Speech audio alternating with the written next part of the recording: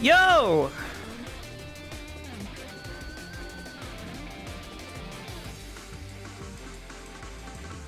I pre-download that.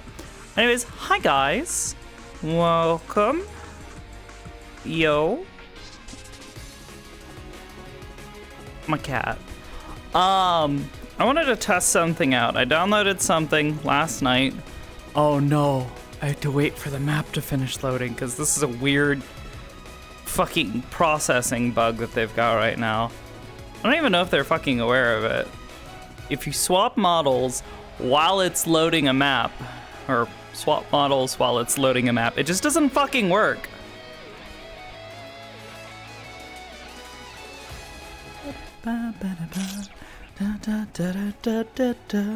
Yo!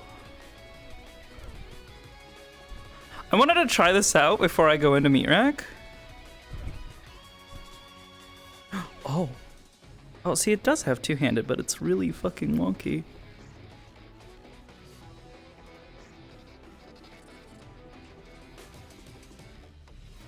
Oh. How does this work? Oh!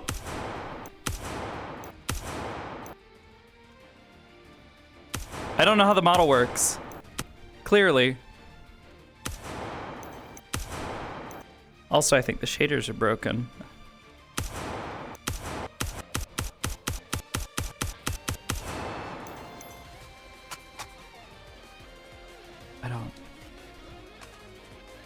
I don't know how this works. Where's my magazines? I don't fucking know.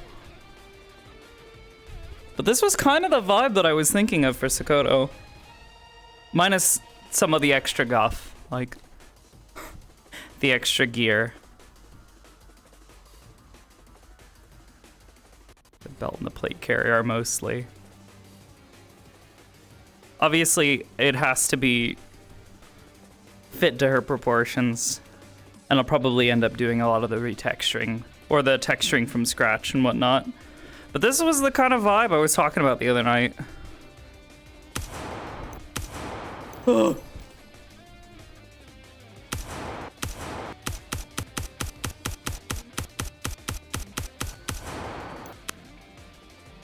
It's so weird. Also, hands kind of funky.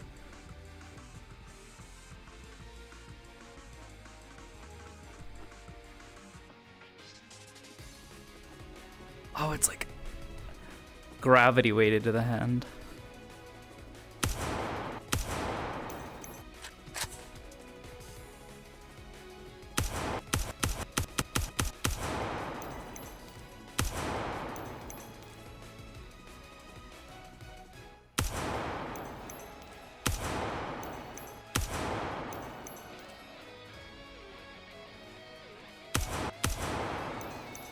Interesting. That two-handed setup is a little bit weird.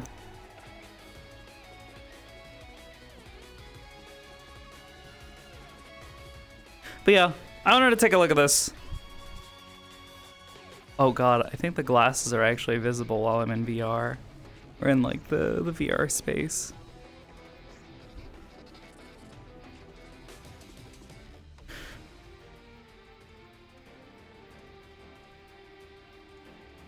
Can't read what that says. Page. Oh yeah, it's got that headset as well. Scuba mask.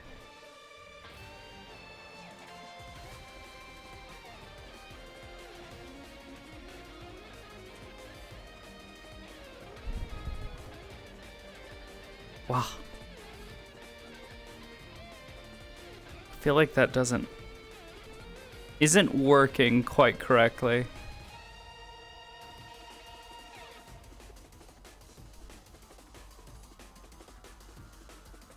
Yeah, I think it's like flipped or something.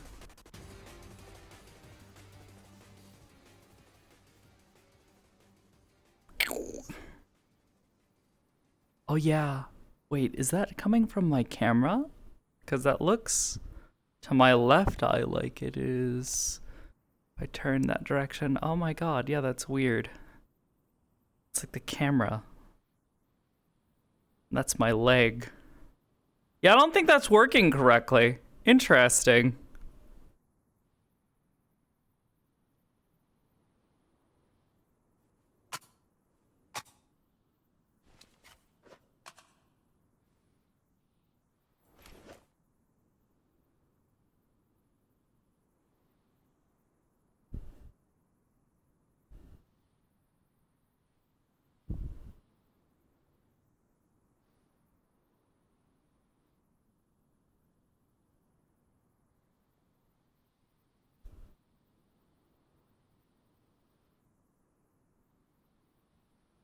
I don't know how that works. Hello, which of you did that? Whomst. One of you did it.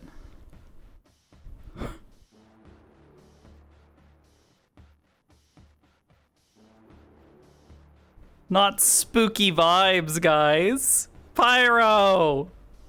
Pyro, what are you doing to me?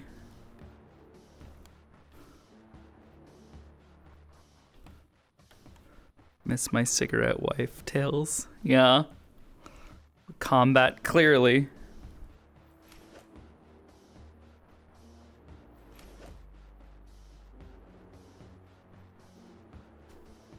I don't know how to... Oh, Jesus! Alright, this is...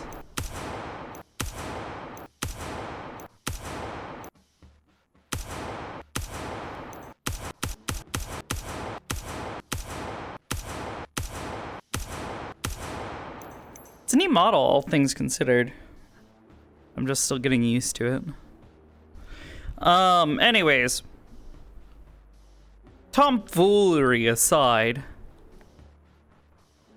I need to decide what Sakoto's gonna wear today.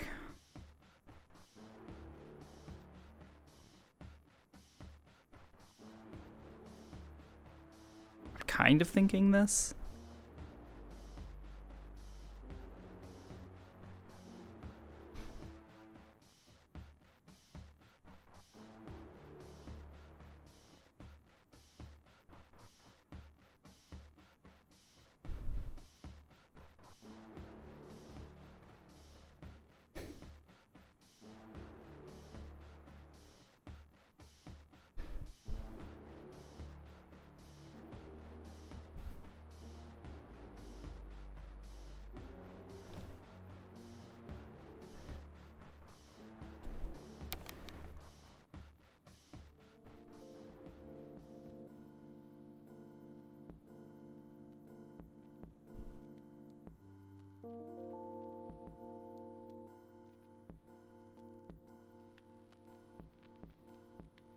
Oh, that's funny. It was getting... Oh, no, it wasn't hidden. I just couldn't see it. Weird.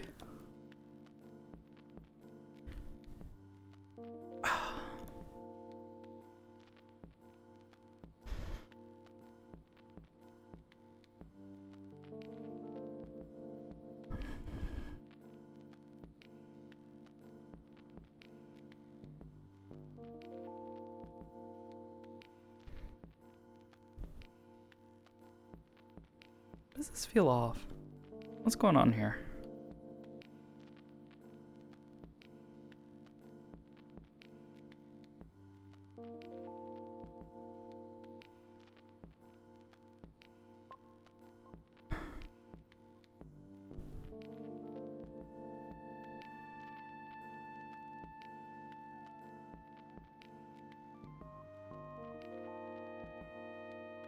Especially should wear work gear though.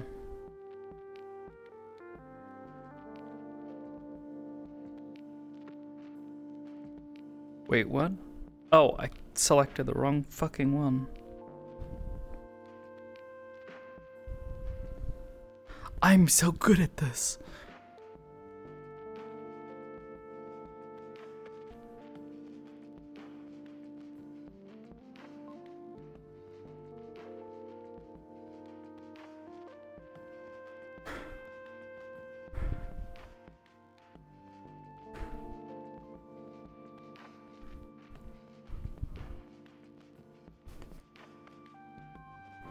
Hold on. So having some mild complications with the headset not wanting to rest particularly comfortably on the top of my head.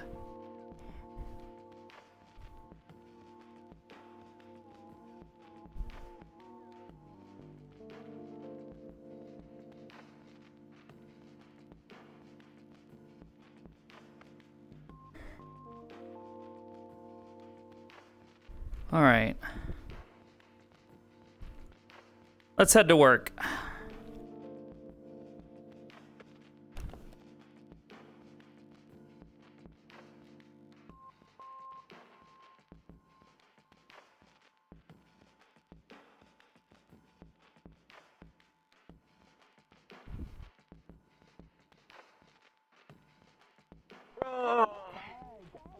Oh, Bibis. Hi, that's me. I'm Bibis.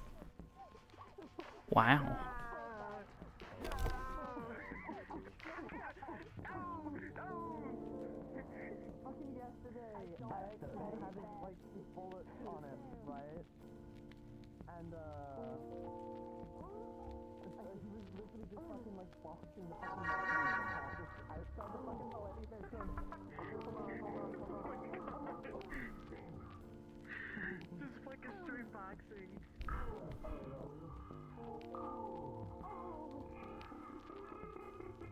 It's so crazy seeing two of them in the same space.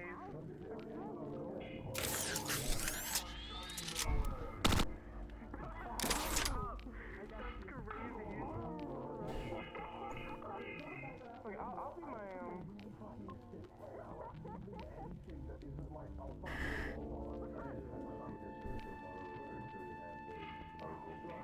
So you have to limber up.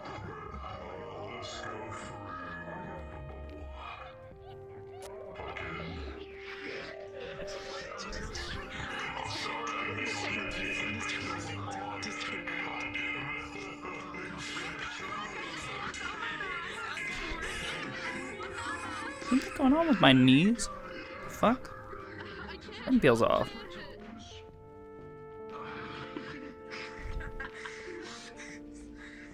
It's perfect for a rise, and it's just so fucking funny.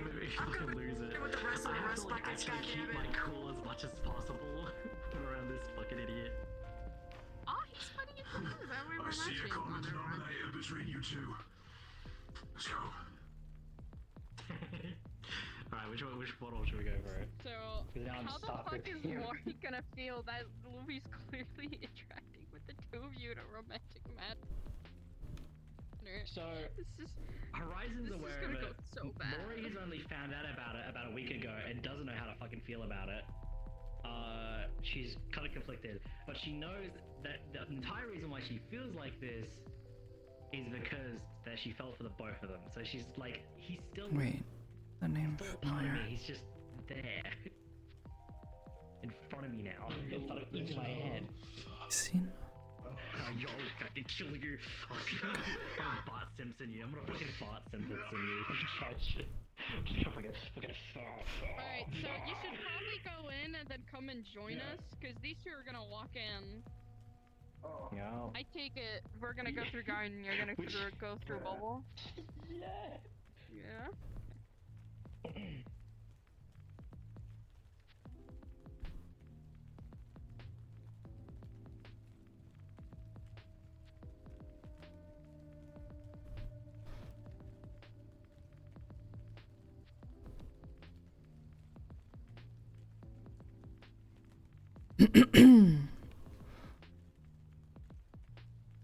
The fuck?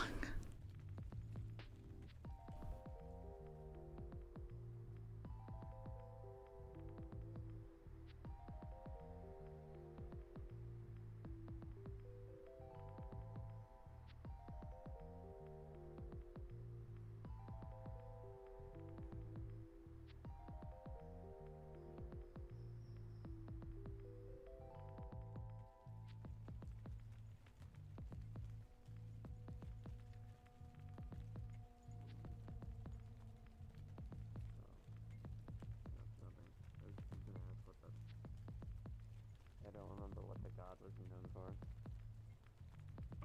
He's basically the son of Zeus. God of music, design, archery, war, yada yada yada. Shares a lot of things with his sister.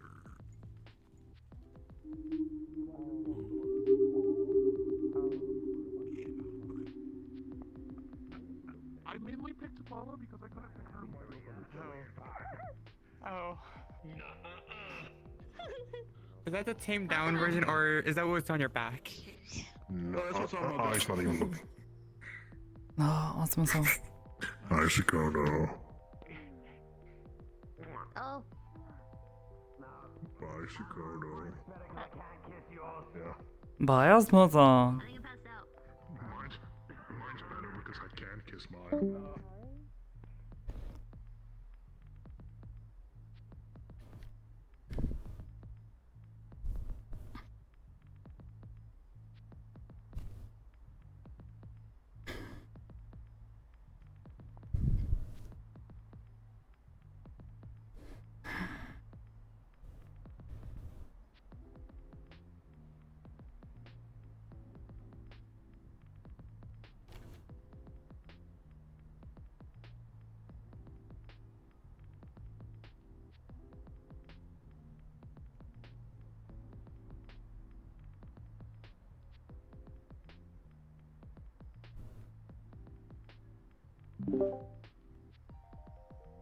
Ohio. Ohio. Hey, Sakoto. Welcome, Skoda. I'm on First Street, nothing's going on. Right. Sakoto, we had a casual conversation about something. Hi, Sakoto. Said Ohio. 아스마상. It didn't make any more sense. It's like you're right. What if I gave the little bird this? Umski-san, what is this about the conversation? It's personal. Do you... You wanna... Where are you? I'll come find you. I'm walking the street I now. like when you take off your mask. I think I look cool I like your with face. the mask. I look so menacing with the mask. Yes, Yeah, but I like your I face. look so cool and menacing with it. Hi, how you doing? Doing alright? Gonna go find Popsky-san. An evolutionary moment. I think he's in the mega building or something. Okay, that didn't happen, Bear. Gonna give him evolutionary moment.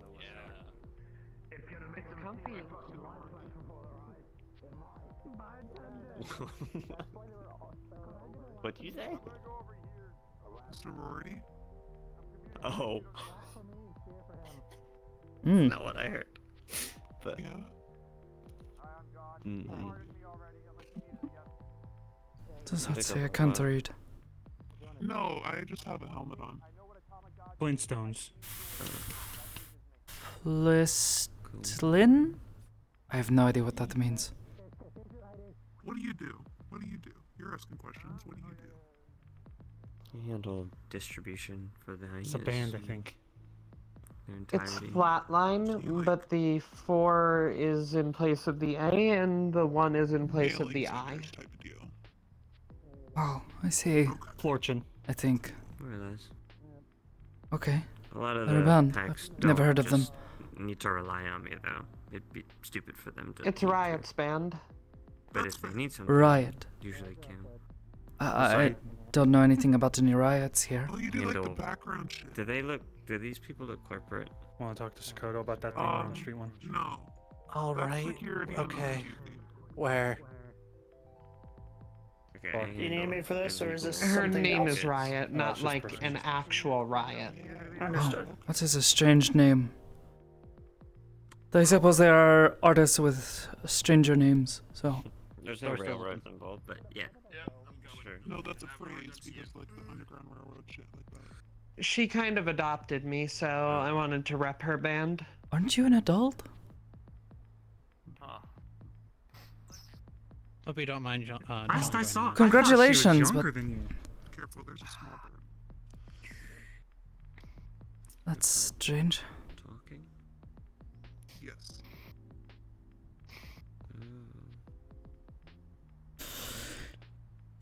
I mean, yeah, I'm an adult, but I also haven't had a mother around since I was 16. Not that one since I was 14. This is not much of a point.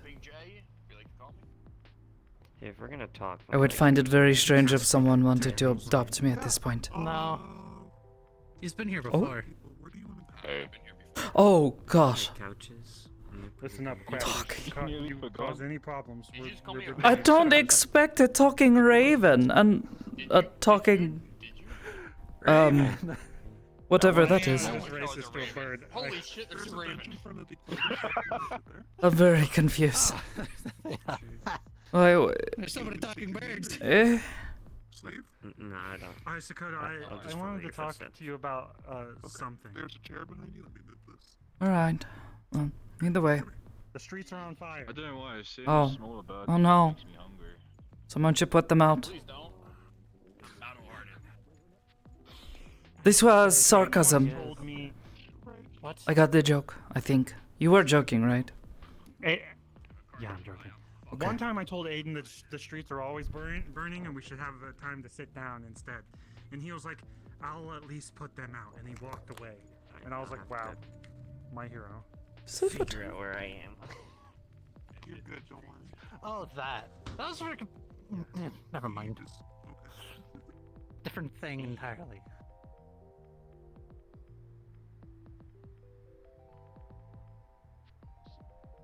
So, I was telling Aiden, first of all, I was like, I need to find some kind of chi master or some teacher or something. And then I was like, I don't know how we got to it, but I was like, Alu.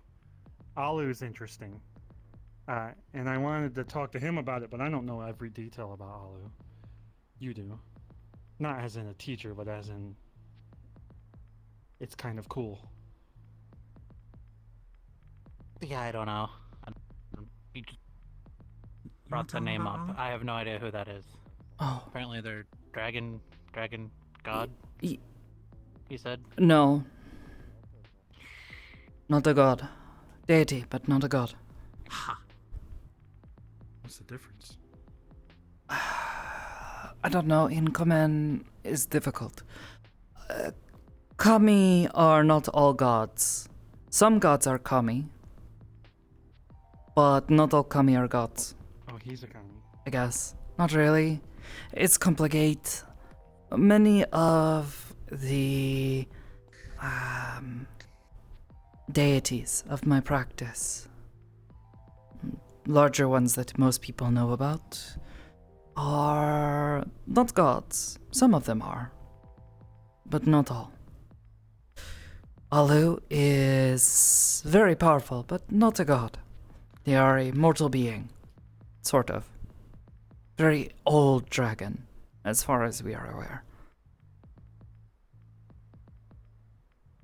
And they formed some of the land from... No. Where you're from? They shaped it. No? But did not create it.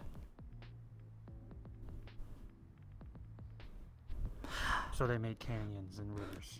Yes. They shaped the land as they saw fit. And welcomed people to live in it. Have you seen them? Yes, I once. don't remember if you've ever Twice, actually. When I was younger. First time I was very young. Don't really remember it all that well. Would have to, really search my mind for that one. But,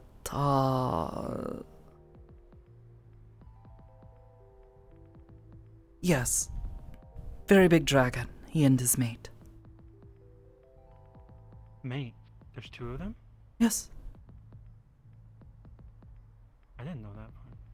I've told you this before. Do they speak Draconic? Probably? I don't know Draconic, so if they did, I would not know.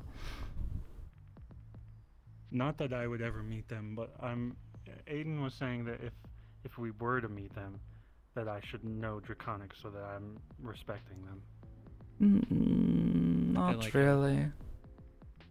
Don't have to. Some dragons are not as picky. Well, that's good. Yeah, no, some dragons here because of their status. Yeah. I don't know. I know when I paid my respects to Alu when I was younger, and throughout the majority of my life now, I have always done so in the common tongue. Well, my common tongue, not yours. Sorry. I know what you meant. Yeah, sorry. Yeah, no. It's difficult to talk about without You know, switching. Most people don't ask me about this. Languages. Yeah. I am just curious. I didn't want to butcher what you said to me because I know sometimes I don't remember specifics, or I don't understand specifics like kami, deity, god. Mm.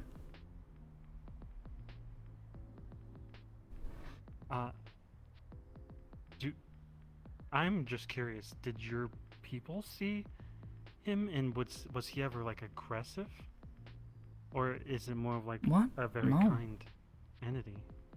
Very kind. I suppose if we had ever done something to anger him, perhaps, maybe, but I don't think our people ever gave him a reason to. Our village up in the mountain was built specifically to help people reach his cave to pay their respects. Our people were taken care of and protected by him, supposedly. Hard to tell, you know. The blessings of a spirit can sometimes be subtle.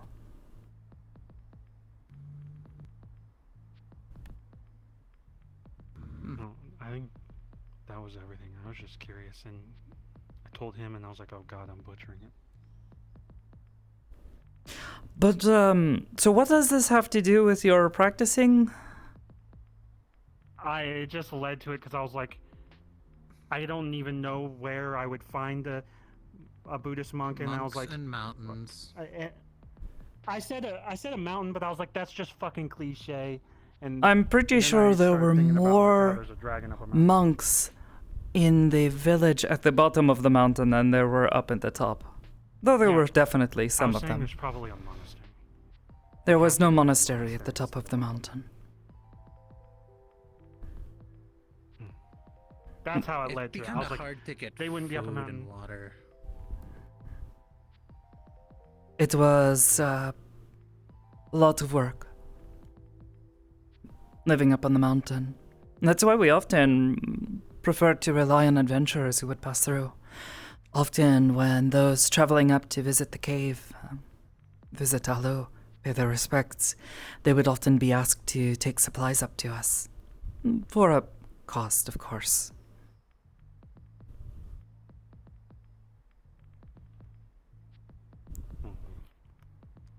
I don't know. I am just looking for a teacher. That was just a side thought. Well, I doubt you're going to find one in Alu, but you're welcome to pray to him for guidance. I think last time I tried to pray to something, they came to me in my dream and they offered me everything, and I was like, okay, fuck no. And it wasn't Alu, it was something else. I don't know if it was a nightmare or what, but I stopped. I'm not doing that again. Unless I can specifically get Alu on the line. On the line? You make it sound like you're making a phone. Phone call. That's how I picture it. Yeah, That well. make a connection to a kami.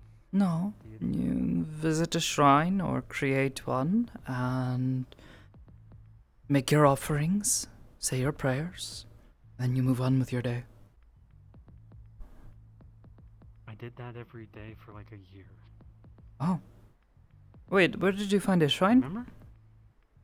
Yeah, you said you were, but... Oh, I didn't know you were specifically praying to him. No, not to Alu, but to others. I don't know what I was praying to. You can I guess pray to any spirits that will listen, pretty much. Any spirits present who are willing to hear you out. Sometimes it works, sometimes it doesn't.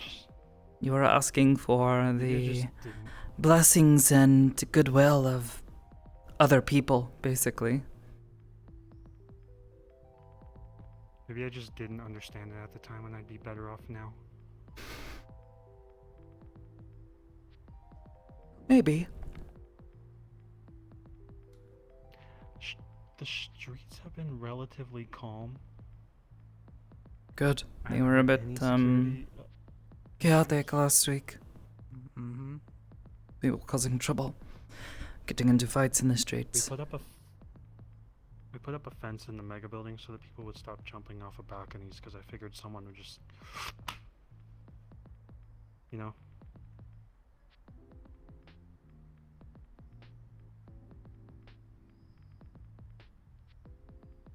Why are you just staring? I don't know. Didn't realize it was a problem. It was. Well, I They're saw going to people try to doing break it I knew anyways, was I'm gonna be a sure. problem. I know. Anyways. I think that's everything then. For the most part.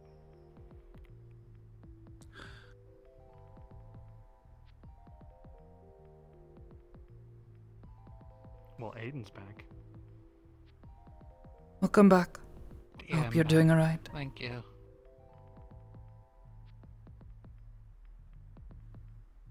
We can go with that. This does not inspire confidence. That's new. No, it doesn't. Oh.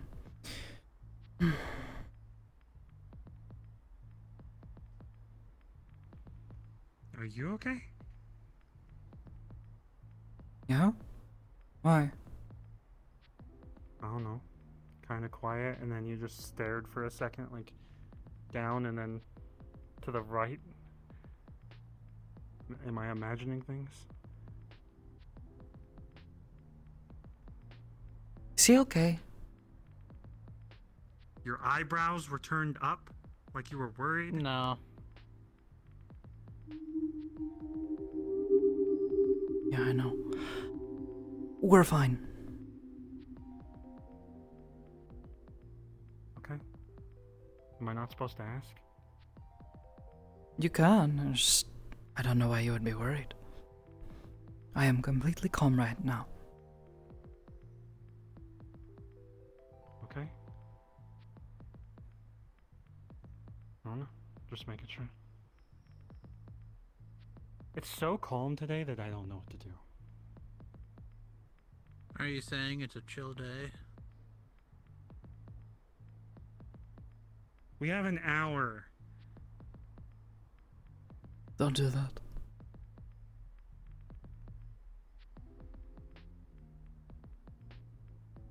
Anyways, I go keep an eye on things. Unless you need me for something else. No, I just wanted to talk. Alright. Helping. I'm sure to be fine. No problem.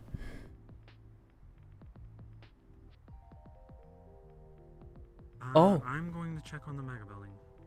That is a What? very big synthetic. Yeah, there's a lot today. There's a lot of synthetics that can rip me in half recently. I'm pretty sure that's normal.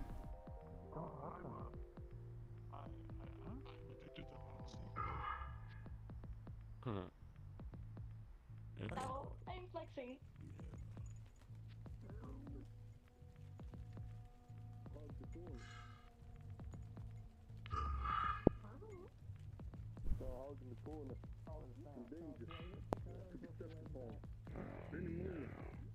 Small creatures got it on.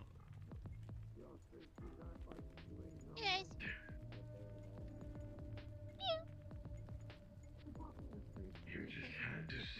You know, considering how big some things get, it's a real damn shame that some things are that small. I would be terrified. Howdy. Well, Now where have you seen the banana person? I wanna make fun of them again. Speaking of which, they were, last I saw them was, they were down at the, arcade, near the arcade. Oh, it's not good.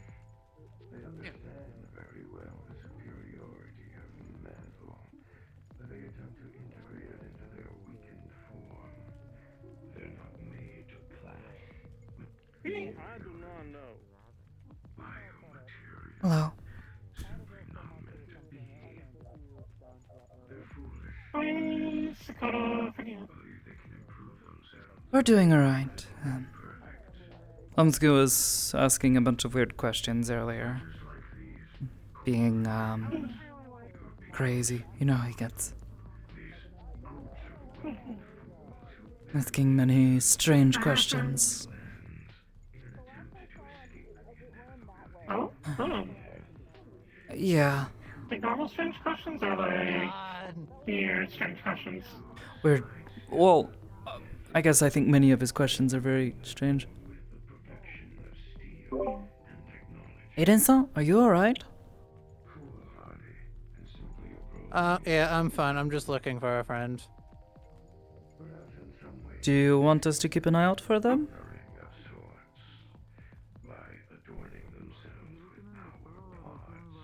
Actually, yeah, that'd be great. Yeah, he's like half a foot tall. His name is John. He's the duck. The little black and white duck. Yeah, I'll keep Yes. an eye out. Thank you. Thank you very much, y'all. Okay.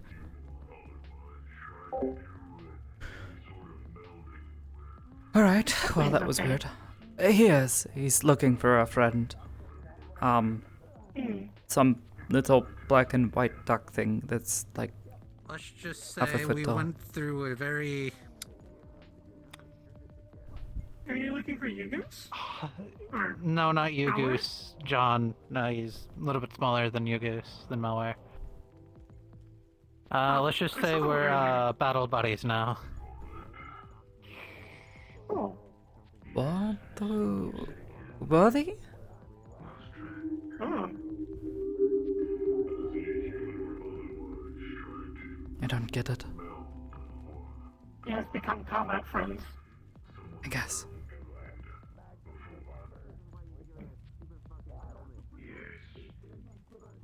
You have a moment. I suppose? I have a potential good news, but it is something to be shared in private. Sure. Streets are pretty calm for the moment, but so long as it doesn't take too long. Shouldn't.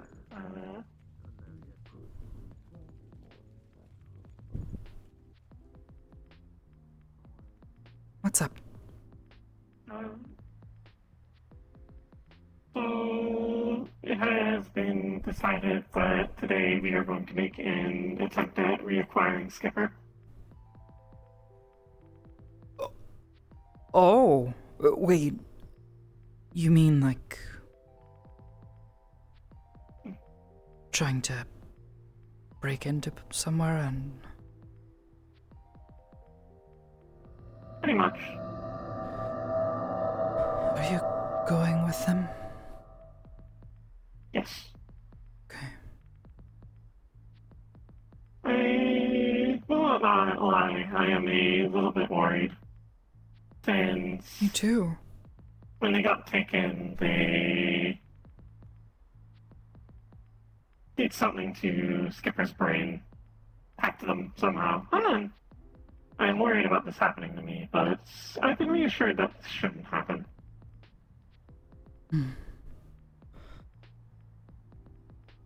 With any luck, we'll bring them home, and then we can work on getting the bad stuff out of their head.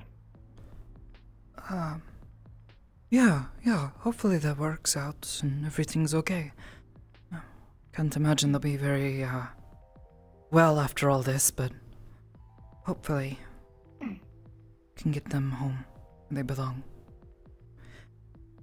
Just And finally have the ice cream party I promised them. yeah. I don't want to give you commands or anything like that, but do you think you could promise you'll be keeping yourself safe? I will do my best.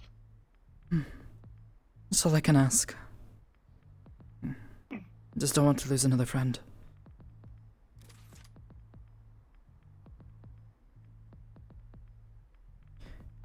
If I can ask, are there many others going with you?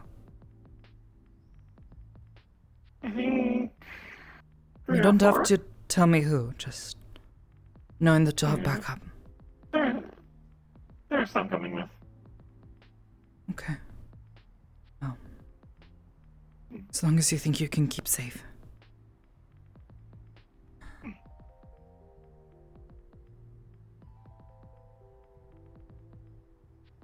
you hold on to something for me? Sure.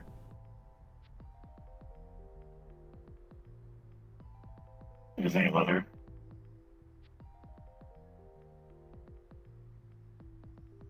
I'll be by to collect this afterwards. Oh. Sure. Is it for someone? Do you want me to deliver it for you? No, just hold on to it. If things go bad, you can do whatever you want with it, but I don't think they will. No, hopefully not.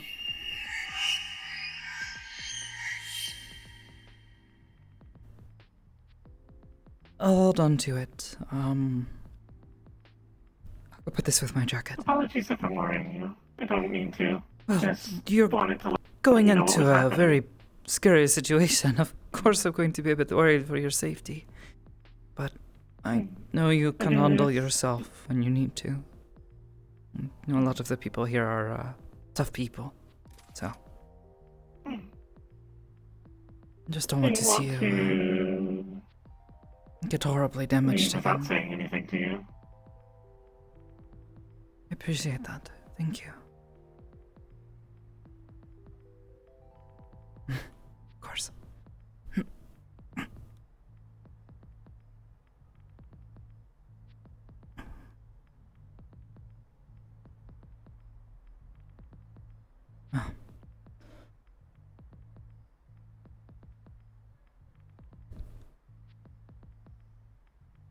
Not much else I can say, but you need any help or you need somewhere to hide, lie low, just let me know. Try to reach out if you can. I don't know if phone will be We'll see. safe, but yeah, we'll see. Be safe. I will let you return to work. If things go well and I'm able to, I'll send you a message as soon as I'm back home safe. Just so you don't have to spend a while worrying. I hate when people do that, like when they don't message after telling me they're gonna go do something stupid. Okay. Well, I suppose in the meantime, I'll get back to work, but good luck. Work?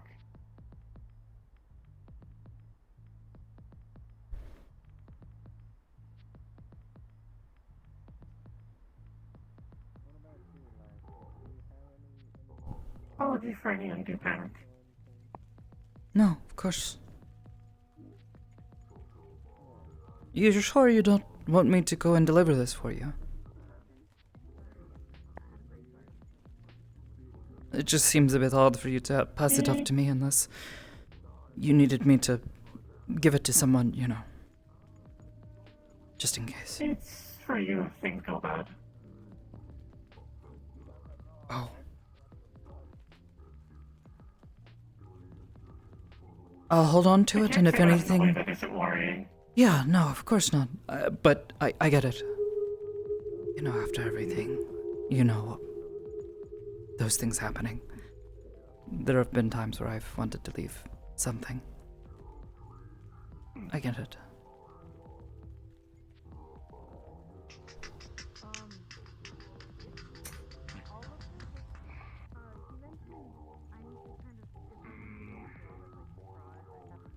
Right. I'm gonna put this somewhere safe and hold on to it. Please let me know. And if you never mind. Hopefully this is the last time I'll be doing anything like this. Oh, no, nothing. I just like to love your, like, your creative style. Oh, huh. Sorry. Oh, they're not working. What the hell? Okay. Oh, hi! Sorry about that. Looking at something. I can tell. Something broken. Excuse.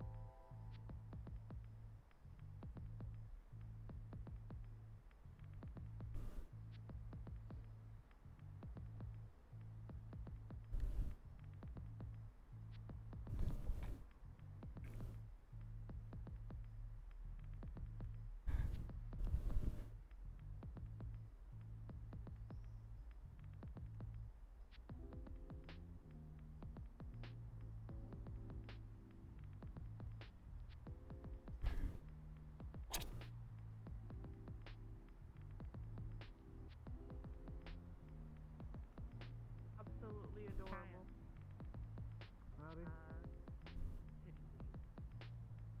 How many? Just one for me. I'll take one. One. I'll take a titty. Alright, parent Yeah. titty's coming up. 3 titties in. Not literal titty. Next.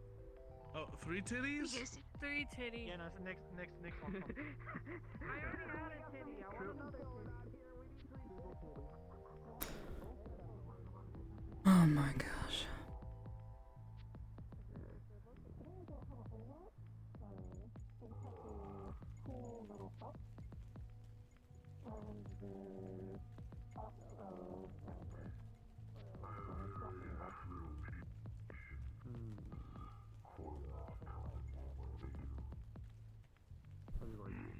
Or band-aids. The humans and fleshlings typically find wonderful ways to grant death themselves at the hands of others. Jeez. To kill them. One does find somebody Hi. printed damages for like given the circumstances. They're not that.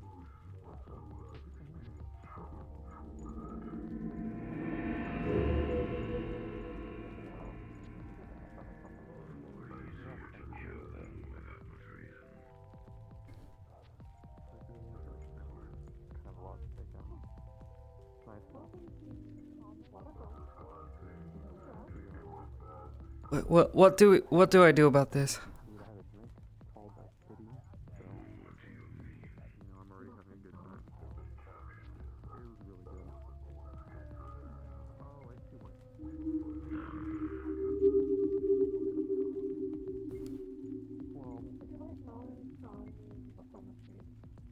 Yeah. Yeah, I would love.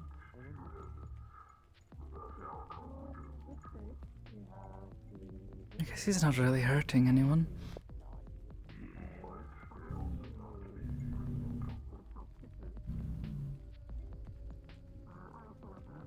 Indeed, I suppose he can always come back from his injuries. He rebuilds.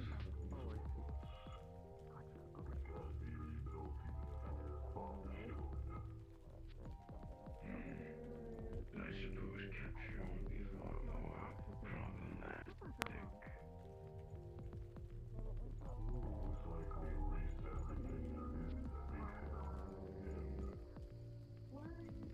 No doubt. Though it does lead one to wonder, why are they so very keen on chasing after him? What is the value that his chassis has to them? Considering they have means to procure him, perhaps he's more than just a faulty machine. I don't have enough alcohol in my system to ask about the fucking giant I've been next to. They would kill him, be rid of him, and move along. But he must hold on to something. of acute value to them. If they want to collect him, probe his mind. There's no way they keep such a heavy,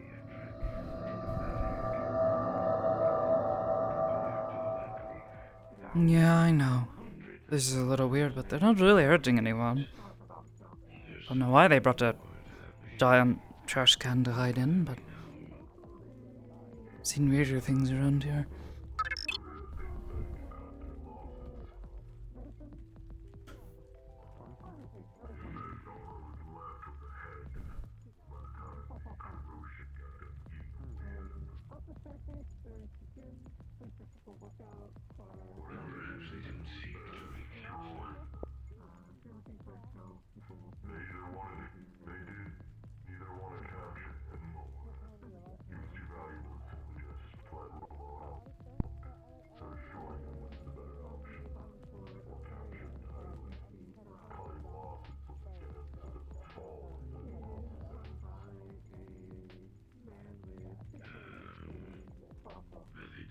So do you just hang out by trash cans? Or is that like a thing that you do? No, I usually hang out here. I'm security. Do you normally hide in trash cans? Yes. Oh, why? If Toronto walks by, I might jump out and try to stab him. It's consensual. We're friends now. I'm gonna have to ask that you don't stab him. If you wanna, like, jump out and scare him, that's... I mean, I'm not gonna stop you if you wanna scare him, because, you know, he probably does deserve it. With the knife in him. No, please don't.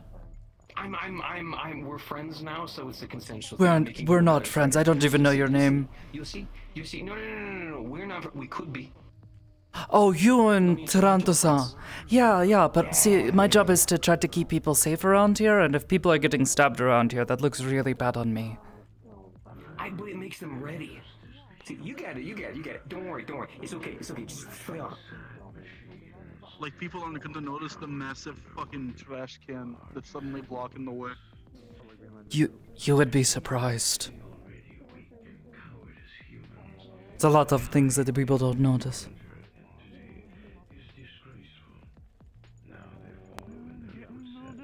I hope they'd notice that. That is a big trash can. Yeah, it is. I see somebody pointed it. Why? Why?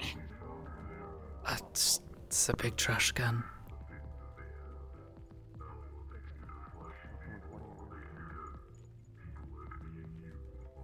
Oh. It's not Toronto-san. They were red though. I see.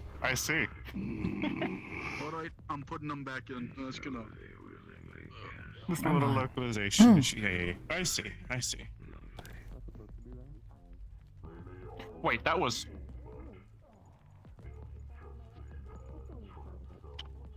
I'm gonna assume things are somewhat peaceful here at the moment, I'm so man. sorry if you're having to deal with this. At the moment. My condolences. Though I think they want to stab someone. Mainly Toronto-san. I've asked them Toronto, not that's to. fine. I do, but it's a consensual thing. We're friends now. Oh, understandable, yeah. Also, it's Toronto, so it's funny. Also, don't worry about the whole... Don't worry about the whole LF contractor thing. I know they hate me. They're not big fans of me. I just like fucking around and having fun. Oh wait, you're out. Oh. Yeah. Oh. I have to Wait, you were a really say reject? that because people get really pissed. No, I'm just really good at my job, and they don't like that I make money without having to be in a space station. It's the whole thing, Mark. I see. Oh. Fuck, I'm letting Takana. I'm gonna figure it out. Oh.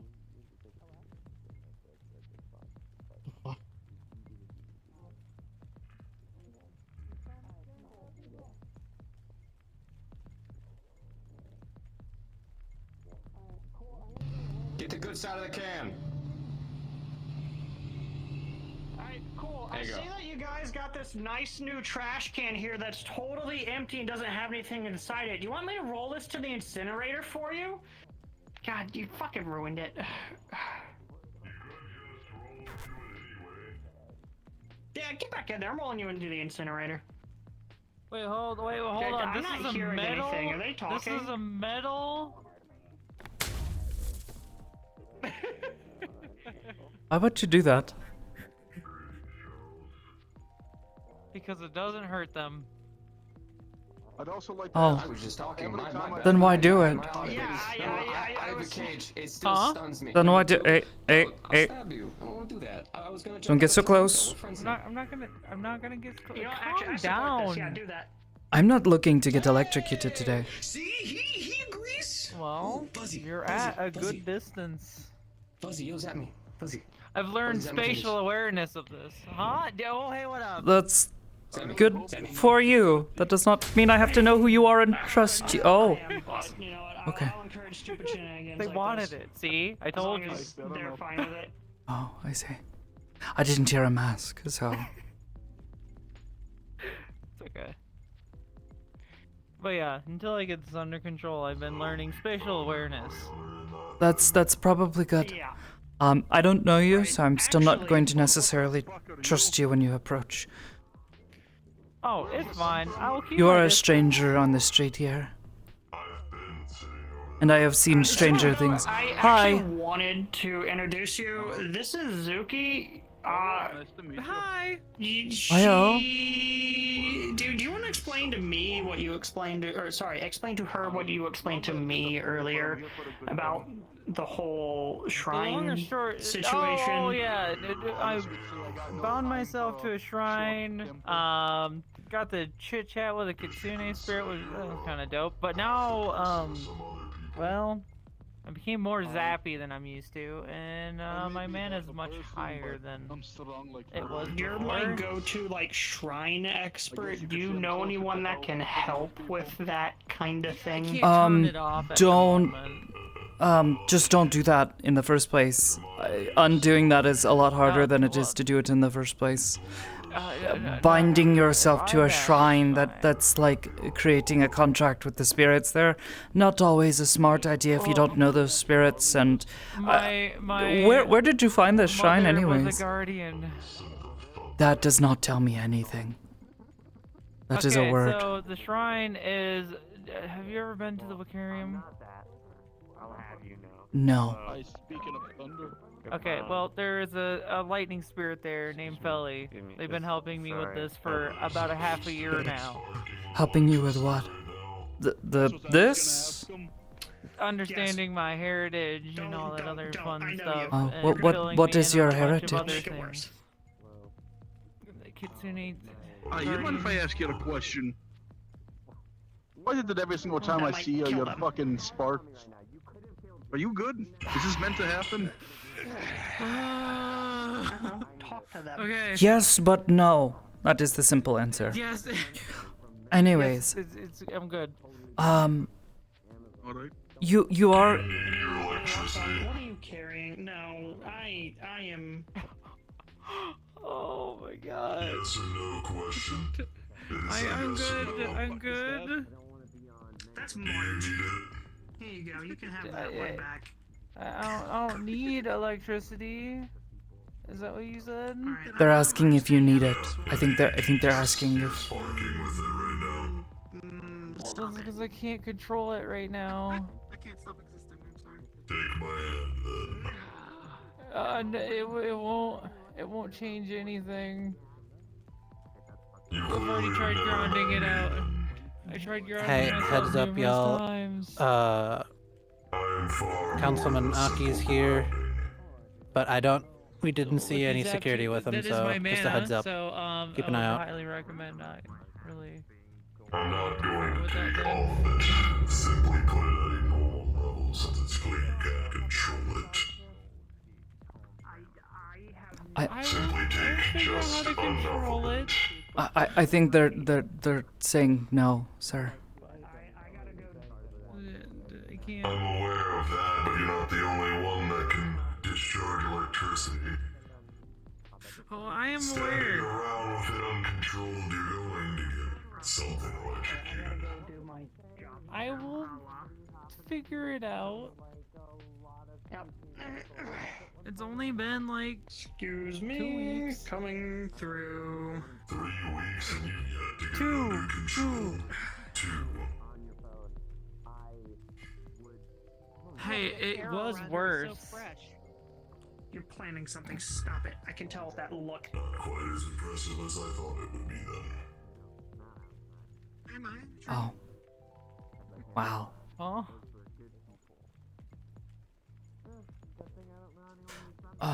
Either way, I understand wanting to know your heritage. That's very important, and I think it is It wasn't very knowing, respectable. Mother was guardian. I follow Mother's footsteps. See, I've I never. also am guardian. I don't know anything about guardians and shrines. That doesn't sound Shrine like. guardian. If I die, my physical body will be dead, but That- my spirit will protect the I shrine have that I'm grown up guarding. around shrines. I have never heard such a thing. Okay. I've been practicing for many Very years. unfortunate.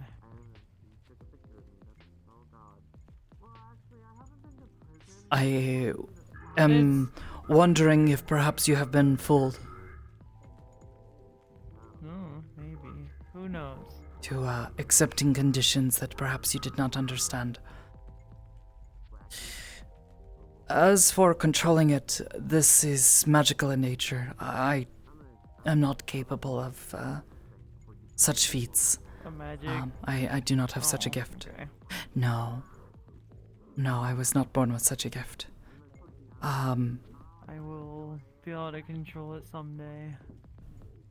Perhaps. There are many, I find in the streets that all do sorcery. It's a bit strange, actually, how many there are. There's a lot. That's why I mentioned. But if you can't Ethereum, find everyone there a is, like, proper wizard to teach you how to wield magics properly and safely, Just walking around here I'm alone. not gonna wield them. I just need to figure out how to get. The clearly not if you cannot control them. Under control. That's kind I of was the. controlling it just fine before that whole There situation. with the weird blue eye. Oh, that's good to know. It used to be a funny. It used to be a funny joke way back when I could, just trigger it at will, but now it's just kind of stuck there. Okay. Hello? Okay. Oh. Hi. Hi. Sorry, don't worry about that Sleep part. in there? No, I'm waiting for someone. Don't worry about it. You freaking. Oh, did something happen to one of your eyes? Are you okay? I thought you had 3 earlier. That one. This one? Oh, it's an eye patch. Sorry, my eyes are a bit bad.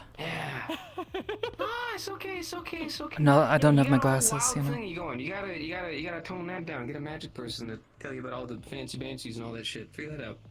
All right. I will figure it out. But, yeah. This shrine, you say it is at the Wicarium? Yes. And an onsen. And an onsen. I see.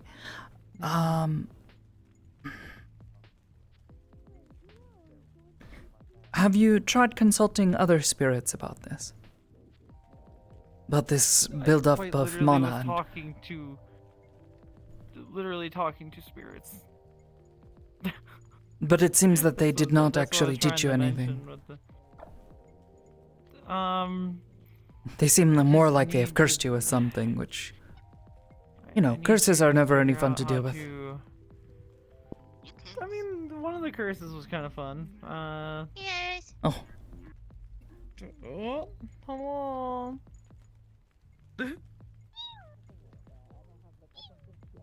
I would pet you, but I can't pet you right now because it's a little shocky. What the fuck is that little thing?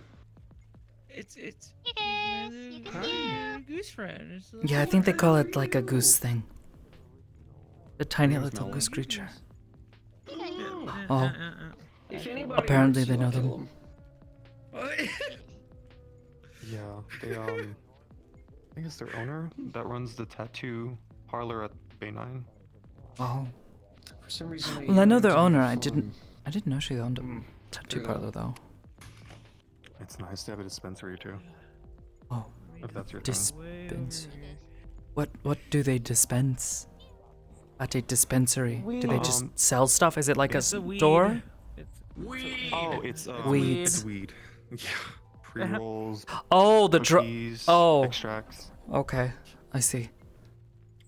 There.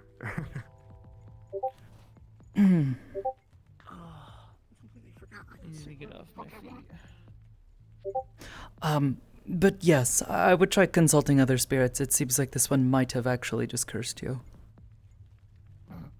Great.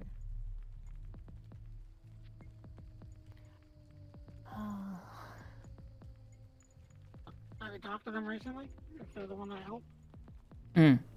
Actually, if I can ask, what is your job, your occupation? My occupation? I own Vixen Armories.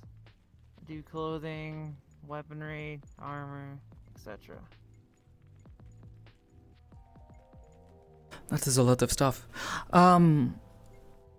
How to put, spirits are heavily influenced by the positive and negative energies of a space and the people in it.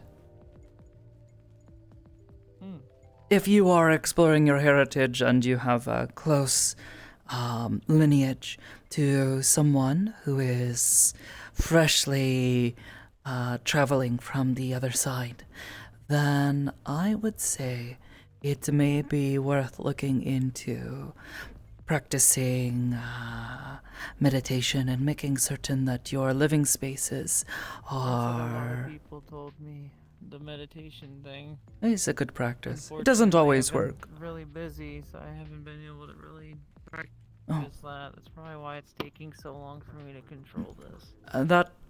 Well, if you are always busy and you're not having time to rest your mind and clear your thoughts and emotions, that can definitely have an impact on Damn. your When was the last time well-being. I actually had a day off?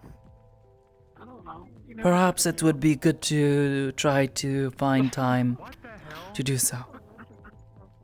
I know it is important. Another person is telling me this. I'm gonna start taking days off.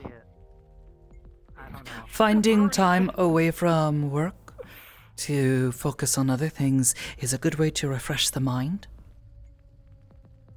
I run a company and I work at like 4 other But jobs.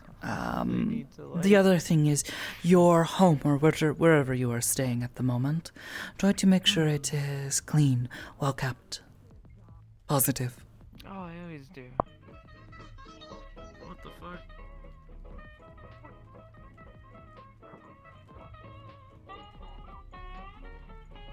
Oh, I see.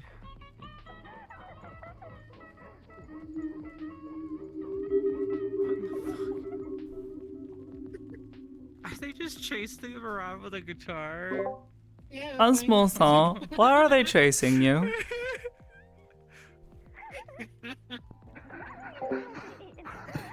I used my blast core ash cheeks up against them. You used your blast what?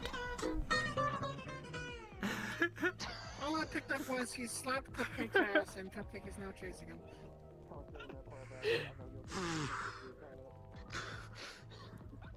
Oh, and eat good food. Good food always fixes things. I always make sure I eat good food because that's why I stay away from eating food at other places. I tend to make my own meals at home. That is very good.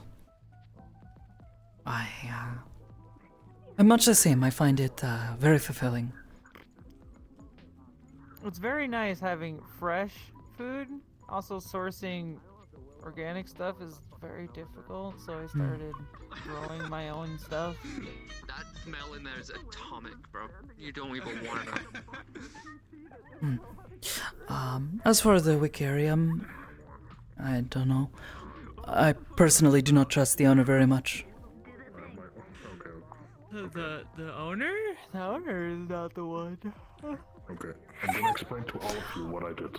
Yes, but he has a tendency to attract people with certain motives. Muscles in my body, and if I use all of them at the same time, I can like use the big technique. It's just a big trash can. Which is like Glasgow, right? Or they can also use it in an alternative way, with my ass cheeks. And I did it against Cupcake, and he got really mad. Oh my god. I'm gonna fart all over you. Jesus Christ. Somebody else that uses funny abilities to Alrighty do fun then. things. Like Today I learned electrified something. jets. Oh, is that what we're doing today? I love them very much. Excuse me? Happy for you. I thought that he Stay was with just this calling her. I is thought. because I keep yelling Blasco whenever I use the Blasco technique. It's really funny because I'll walk up to someone and be Maybe like, who's the owner then? I mean, you don't need one owner. Hmm? Yeah, I mean, like, who's the primary owner and who's the secondary owner? You said Dylan's the secondary owner, so who's the primary owner? I'm pretty sure they're both the primary owners. They both. Okay, They're who married. is it? Have I ever met this person? no, sorry, go ahead. I've only seen Dylan. Hobo in the street. I don't think I've ever seen Dylan. At that point, it's like I'd have to. If you have to make a decision, or if you're like, who is the primary owner, you can't say otherwise. It would be Dylan. I hated Because Breaking. she's That's the not a sidewalk. magic one running the magic. Said sidewalk. They're on the sidewalk. Got it. That's not I. Sidewalk on the sidewalk. Cyber hobo. A cyber hobo. What does hobo even stand for? Is that Just a just hologram homeless? sitting there. There's a wall. Someone put that in my way. There's a wall. That's okay. That's the council member. As he. Yeah. That's some sweet tradition. Hello. Oh. Aw. His mask is very hard to understand. Yeah. I didn't even realize that was the That's alright. People do. Did you see this giant pot? It's a big trash can, yeah. It's a little closer to the right for me, but It's behind it's behind it's behind you right there. Is for me. Is Make sure they don't go into like the armory area. Weird. do you see it? It's a big trash can. Yeah, you should take a look inside there. You throw it in the incinerator, you die. Why? Bucky to infract security. Yes. First off, rude. Secondly, my name is Mad Dog. You can call me Go ahead. There is a Vex skulking around the streets.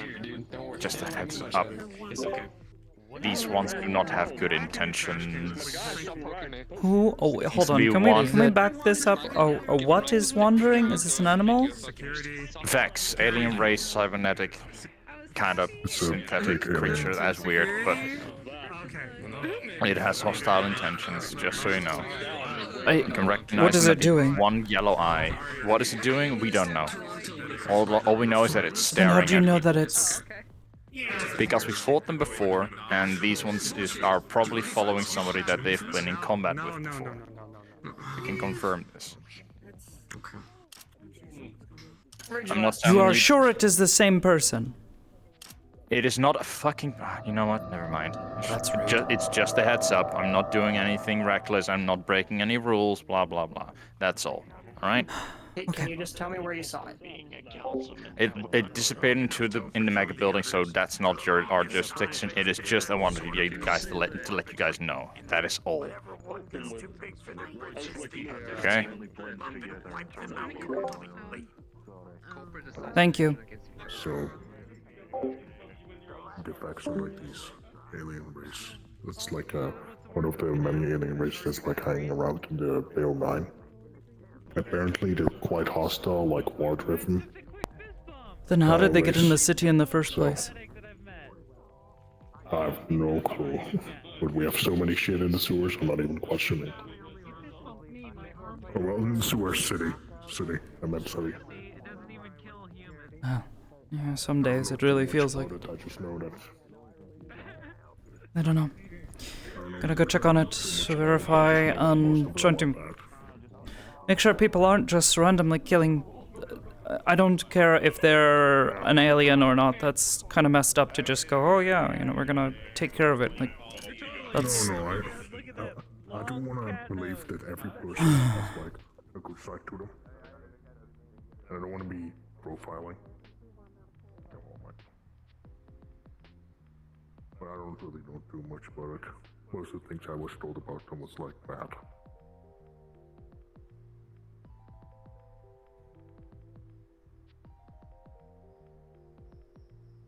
You've like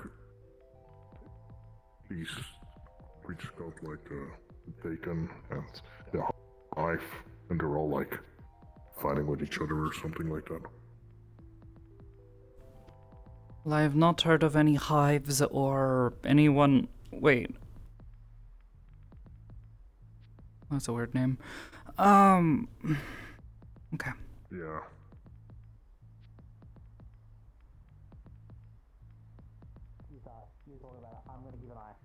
Okay, so pretty much there is a alien race named the Vex.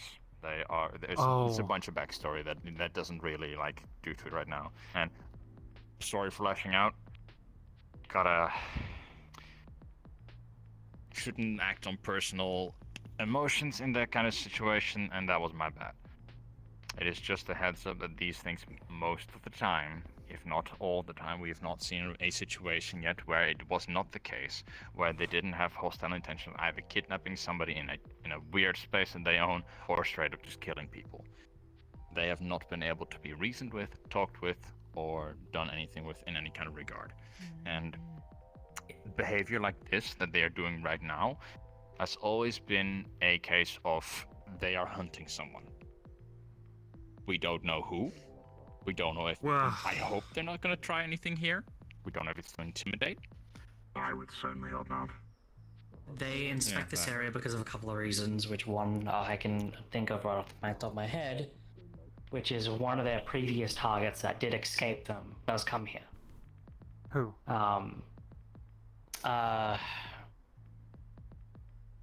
Powder does. But Powder was rescued, we got them away from all of it, they stopped showing up. Now they only would show up again in case they have a new, I guess, plaything they want to try and find. Interesting. But essentially what they want to do is they want to try and take whoever it is, usually, and they want to run simulations on them, based on them. Understand how they tick, they work, and keep going and going and going. Gets in their way. Yeah. I am exhausted with trying to keep the apartment safe. We should just scour the area and make sure no one's gonna get abducted. You said they were staring at individuals. Who were they staring at specifically? Do you know? Well, they were staring at a group of us, so we can't really decide who. And as soon as Tibbs and I walked through the alleyway, If I had to estimate about who he's staring at, it would be Real. But that's a wild guess. And if we're going to protect a single person and the target is not that person, then we put the other in danger. But then again, this is mostly also in the mega building, so not our jurisdiction. Oh, by the way, I can. We'll try my building. Start up a little bit of work, but not all. We'll try and keep it as And I'm much tired off of of your desk as possible, so you don't have to worry about it too much. Just don't want you to be If in my this security team- data moving around. The thing transmitted. Great. If my security team It's wants to still walk around. through and check for anything, I'm going to let them, because at this point, the Actually, mega building has you- been a massive issue. We already still have jurisdiction because of the other issue. That's still a thing. That has not gone away, so we technically still have jurisdiction. Yes, So we're fine. I'm in We can still do agreement this. with Aid on this front, just because we don't need any more trouble in here.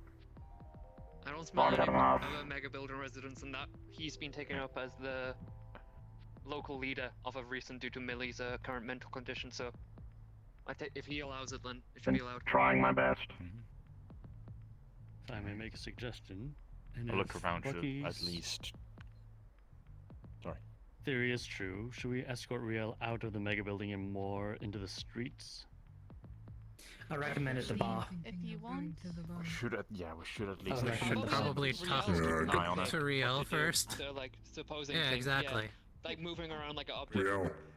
I didn't even see her. Riel, sweetheart. What you want to do?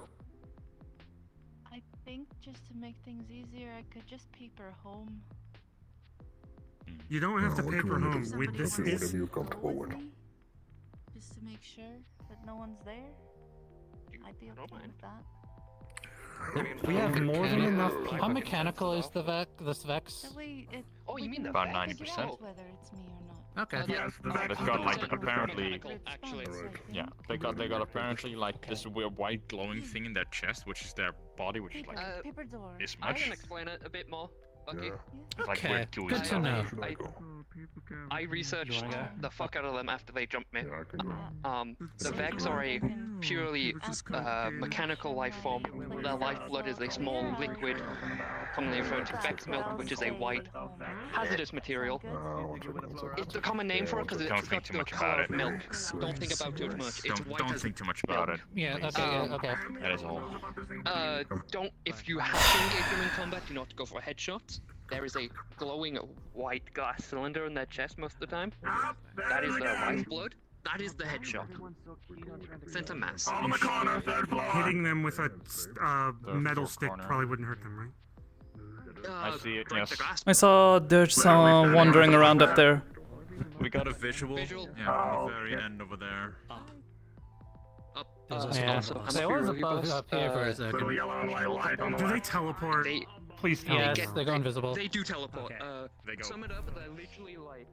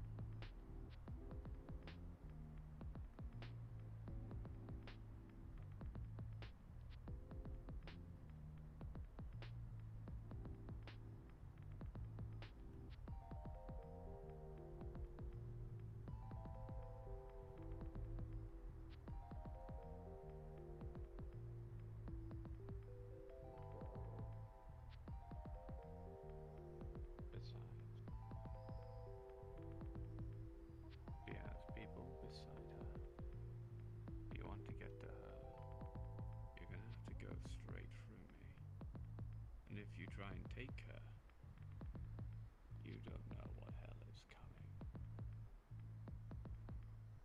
Then let's put your words to the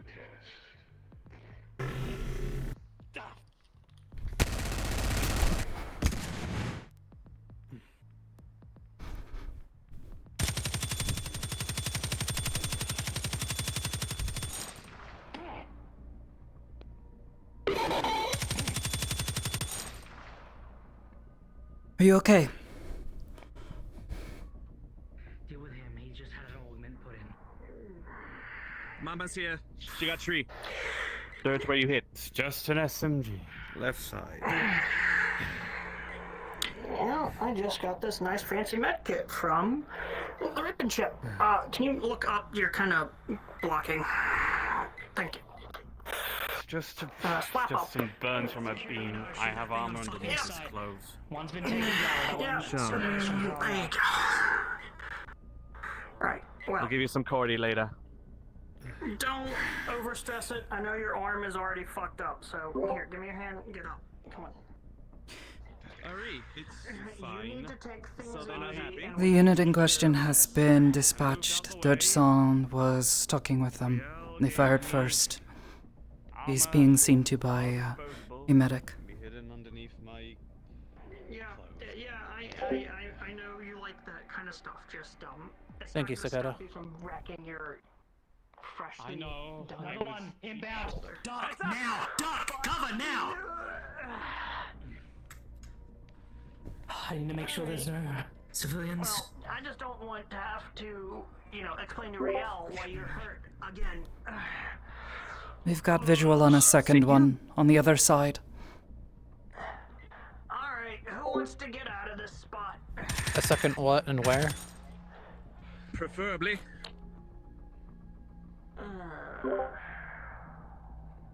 Another one of these units.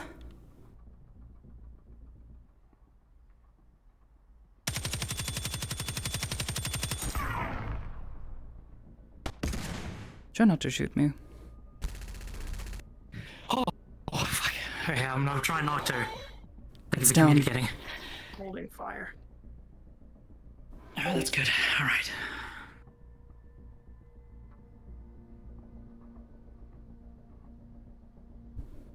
As long as I can remain conscious, I can keep them from trying to transmit fully out. The ones that are here are here.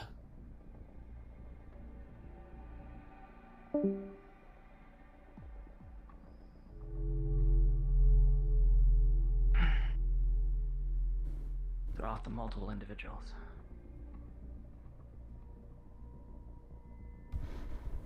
Man, you could just disappear like that. That's so cool. Thanks.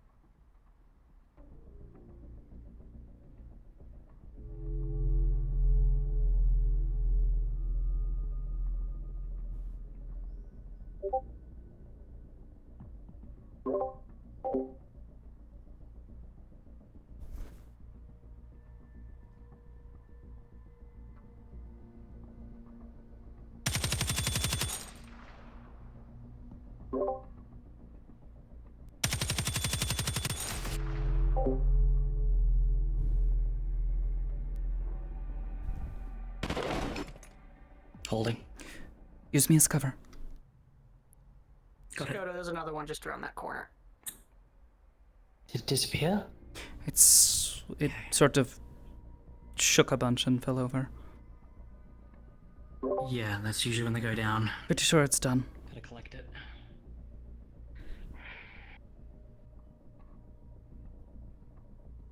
One, two, and three. Okay, that's three now.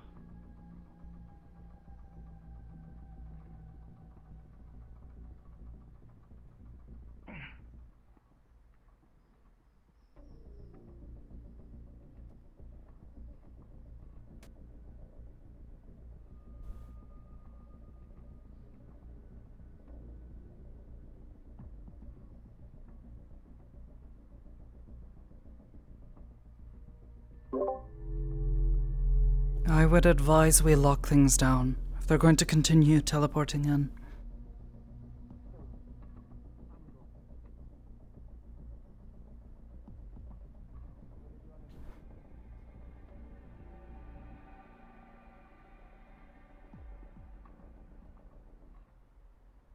Yeah, that's a good idea. If we can, let's try to... One more, lower Close floor, off the mega building. right side, by the street, next to the arcade. It just disappeared.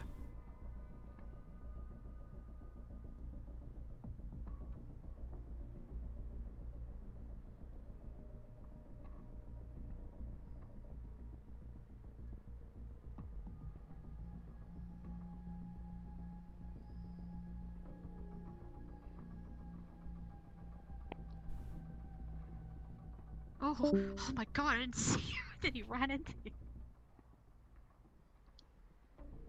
It's fine. You didn't notice me, that's all. Oh. There's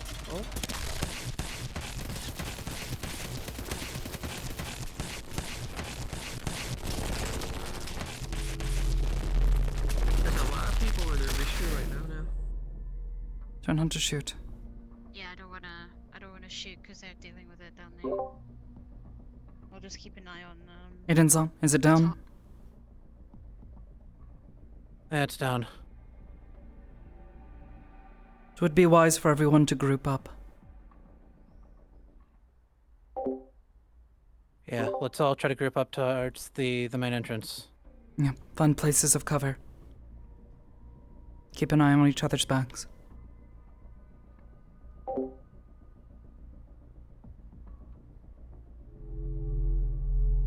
Excuse me. Kind of what we have to do. Going to have everyone group up in a safer space. Try to keep cover. Yeah, I agree. Come on. We can block off a section if need be.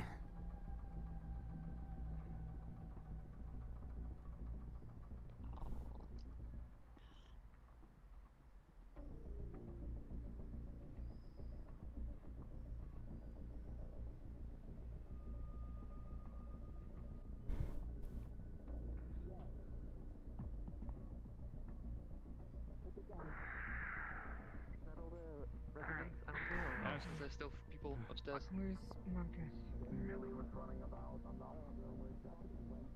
Directly behind.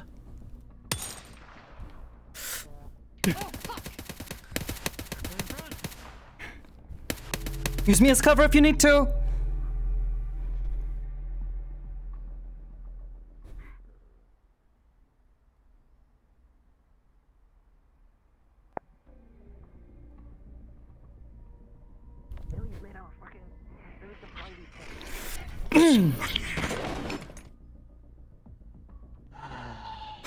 You injured? All right, come on, let's group up. Down the stairs. Yeah, let's go. Come on.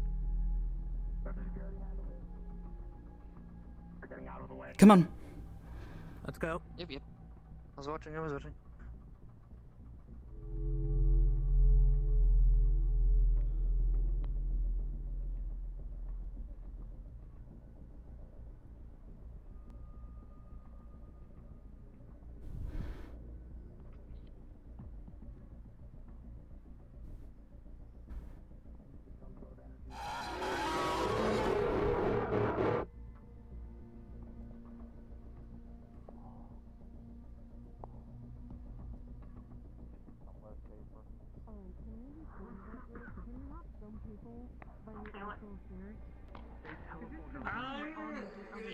You guys seem to have this covered. I'm gonna go check and make sure the other streets are fine. Cool. Please do. If you can get these streets clear, let them know it's closing. We're going to have to close down early. This is too hot. Can't let people get hurt.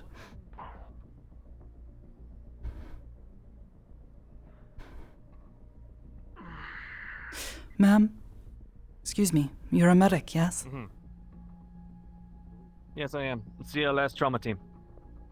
Trauma team. I'm not sure what that means, but if you're a medic, you're a medic. Not just that. Combat capable med. What's up? Okay. Just want to make sure, verify we have someone on hand who can help with injuries. What I'm going to say is, you see that little booth there? If we have anyone who is injured, we're going to place them in there, okay? That way you are... Yes, that way you are covered from multiple directions. Harder for them to hurt you, okay? Shana, if you need Mama to go ahead and examine the tunnels Jason, underneath, can let you her know. move She people can out of surf around and streets take 1 a and check. 2? We're closing, and also this issue, but don't tell people Well, about we'll this see. issue because they'll panic. For now, I think we're just waiting to see if any more show up. She'll be a good girl and watch the gate. Appreciate. I think I'll stay here with you just in case anything pops up anywhere along here. If I don't have a gun with me, so if you see me glowing at all, feel free to use me as cover. It'll be harder for them to hurt me, alright? What type magic you got? Not magic. I'm a scion. Ah, mental. Hi.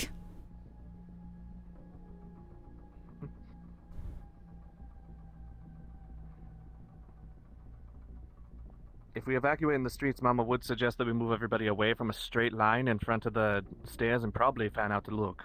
They're evacuating the streets right now. My bigger concern is any residents here, making sure anyone is kept safe. Well, that's why Mama's thinking that we need to have a couple of people on each floor. Harder for us to keep everyone safe.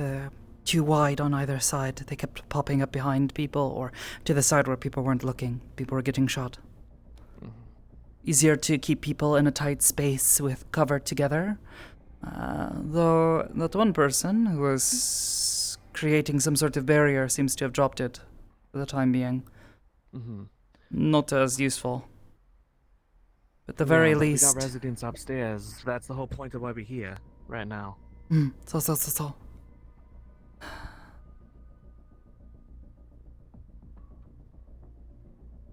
Sadly, if they can teleport inside people's homes, there's not very much we can do. We will be spread too thin. That's why we need to move then. We're not here to defend ourselves.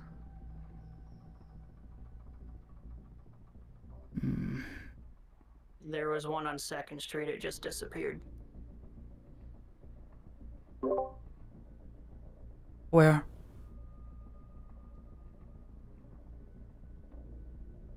Near the gym. Was it targeting you, or was it looking for something else? It's looking for something.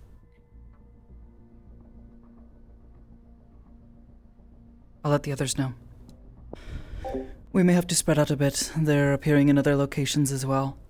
We may have to fully lock things down, but sure. There's very little we can do about this. Right now. And then live here. Amen. Amen, really. About 12. We can have 16s or 2 then. I don't know why I feel like I'm being talked down to. That's a good idea. But I've been through so much shit, and I'm ready to fucking murder this shit, okay? So let's just... Excusez. Others appeared out in the streets outside.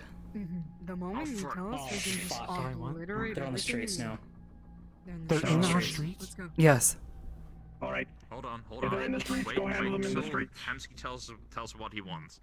Before we start running off and spreading out. I'd actually suggest we have people split up into smaller groups. Yeah, that's what we were suggesting for here, but then I thought we were choke pointing them with doors that shut. Okay, if everyone here can split off into a group with someone that has a weapon. In the Well, you don't have a weapon. Yeah, we just got attacked right in front of the gym. That's what we were just telling him. Medical. Let's go. We go through the garage door. Hoodie. Hoodie. Yeah? Us. You ready? Yeah. Try to stick to groups of 3.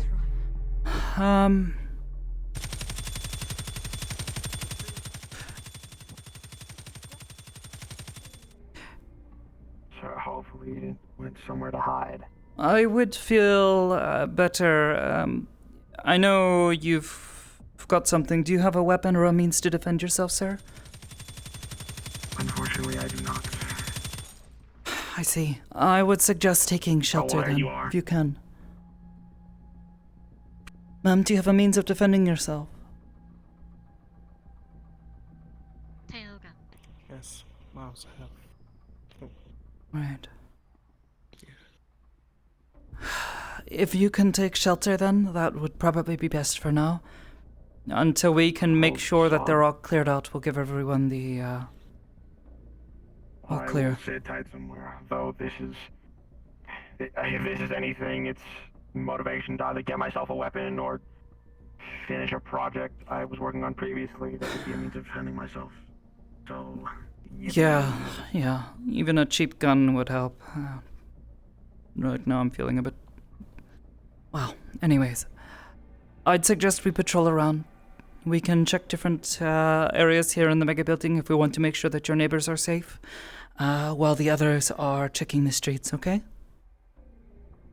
You have a blade with you, yes?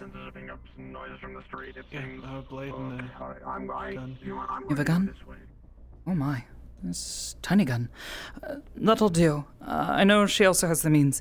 I don't have a weapon or any sort of guns with me, unfortunately. So if you start to see me glowing, feel free to use me as cover. I can defend myself, but if you can fire back at them, that would help me a lot. For now, I'd suggest we patrol around, make sure your neighbors are safe, okay? You've been having a lot of problems in the mega building as of recent. Yeah, so I've noticed.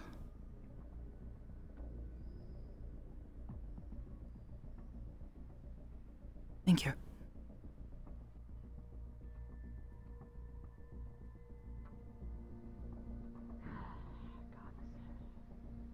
Police cannot catch a break. So it would seem.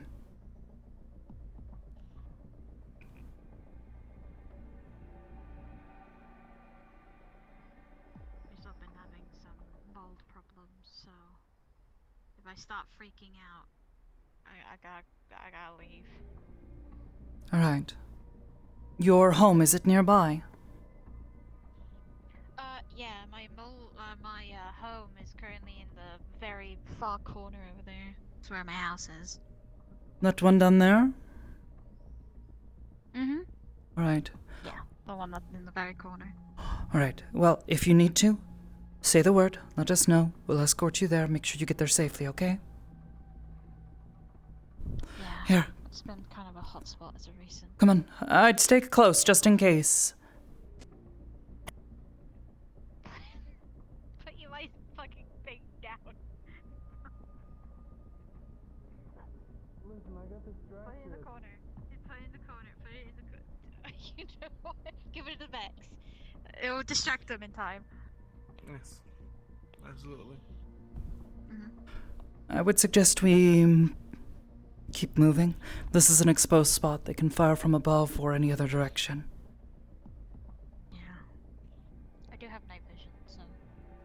Oh, that's useful. I have very bad eyesight comparatively. Really should be wearing glasses. Yellow. Oh. The ground, you mean? Yeah, my eye vision sometimes just makes everything seem a bit more tinted than normal. Well, if you happen to see something, call it out.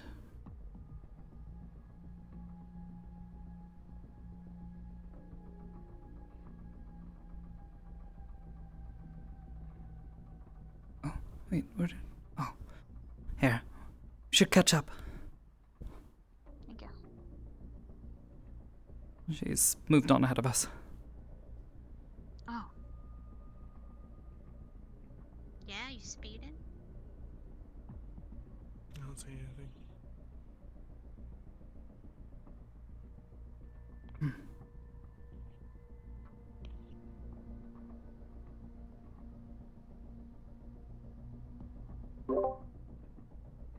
This is Sakoto checking in. I've got 2 other residents with me right now. We're checking different floors. Okay. Have there been any more incidents in the streets? Street 1 is clear. Street 2 has a lot of people defending it. Most of the civilians are out. Some are helping.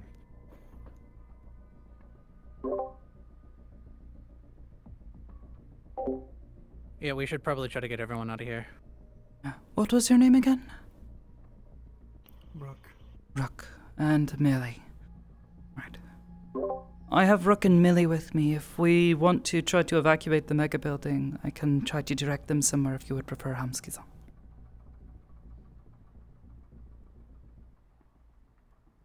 I think the best thing is to stick in a group for now and kill these things while they're here, because I'm not gonna run. Heads up. But, all right.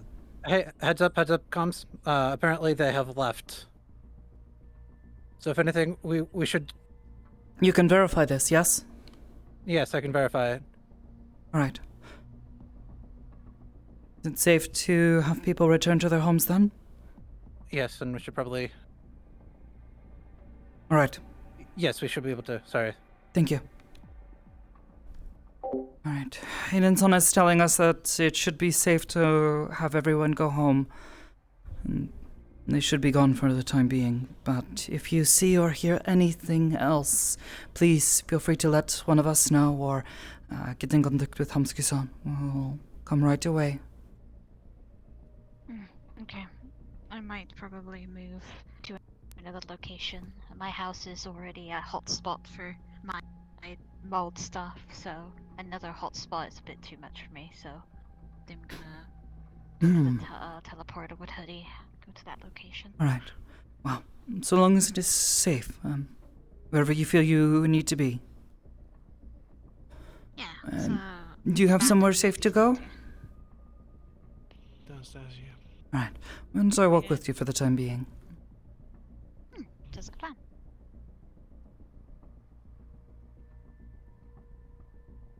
Okay. Oh, I hate supernatural stuff. Oh, when did they put a fence here? Hamzukizan was saying something about it earlier today. Was saying he wanted to stop people from constantly jumping off the ledge there. Was worried about people getting hurt. Reasonable. Yeah. Can't blame him. Same thing happens up at the gym all the time. Almost got squished once. By some big guy in fancy metal armor. Probably would have crushed my neck. Oh yeah, sorry, I'm taking you home, not me. Because I know where your fat is. Sorry. Right. Yeah, you did it. Like, I know where you live kind of deal. I know where you live. Yeah. Thank you for your help. Live in the med building. See you around. Take care. Alright, I gotta find Hoodie. Is everything okay, Sakoto? Gonna see what he's doing. Yes, escorting Millie-san at the moment. One of the residents, Rook-san, they've been escorted home. Millie-san says she's going to head out. Okay. Hi. I We're looking for Hoodie. I haven't seen him. Oh, he might be in Street 1, Street 2. Okay. We'll go look for him. I'll try and get to him. I'm going to tell Mega Building Security that there was gunfire because of intruders, and whatever they do to protect us. Yeah, I'm gonna be closing my door for my apartment. Probably don't go in there for the time being. It's a little haunted.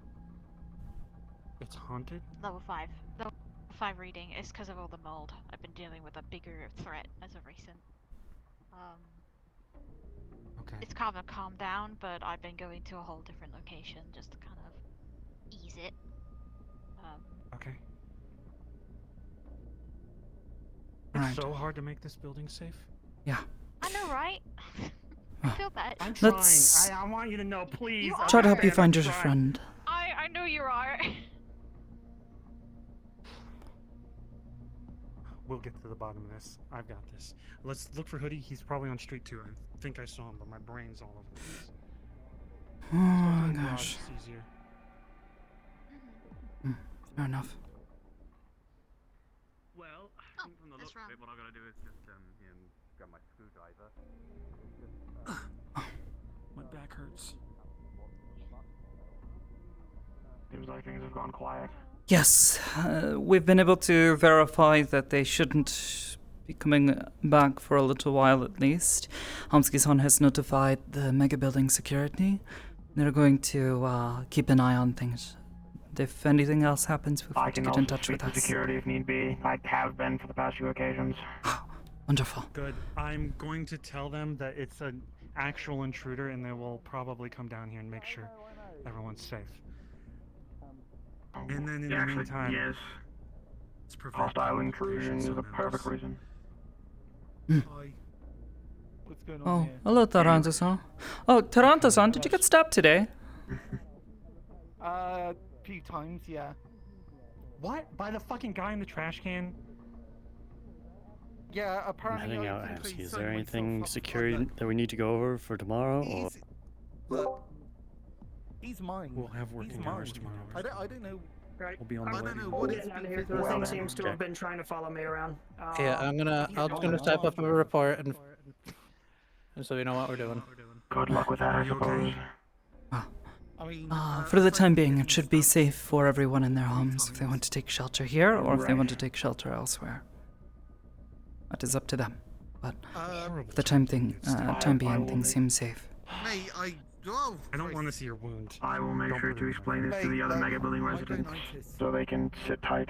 As for me specifically, Go sit down. You're gonna rip stitches or something. I think I may just need to continue on my previous experiment. I've been trying to work with Magitech in terms of trying to defend myself. If they're hunting Something a a bit few different. people, and it doesn't sound like time travel, it sounds like they are putting people in a loop in their brain. I don't know. He was saying time travel. Yeah, apparently there's something. I don't know. I don't know. Well, yeah, no. If anything, That's illegal. So, I'm not touching that. Anything that messes with the space-time continuum can kindly fuck off. I'm with him. Alright.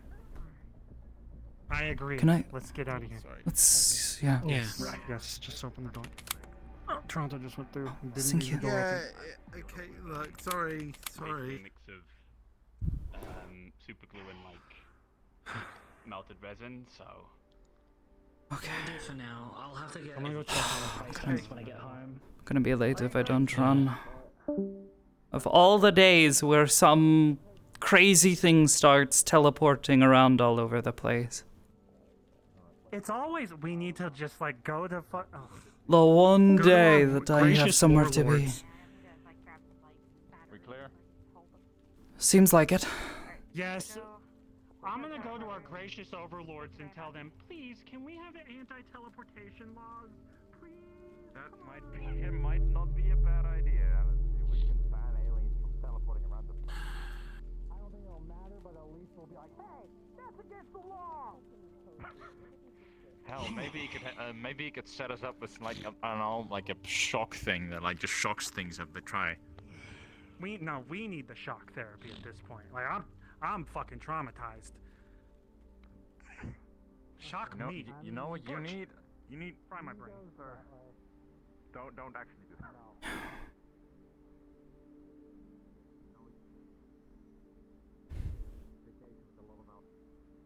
Sorry, boss, but I care about you too much to be doing something Vamos que são. It was a like joke. that. I wouldn't say that to you if I thought you would. Paid vacation. I've gotta head out. Are you good to lock up the bar? Yeah, you didn't get hurt, right? I'm fine. Okay. Didn't get well.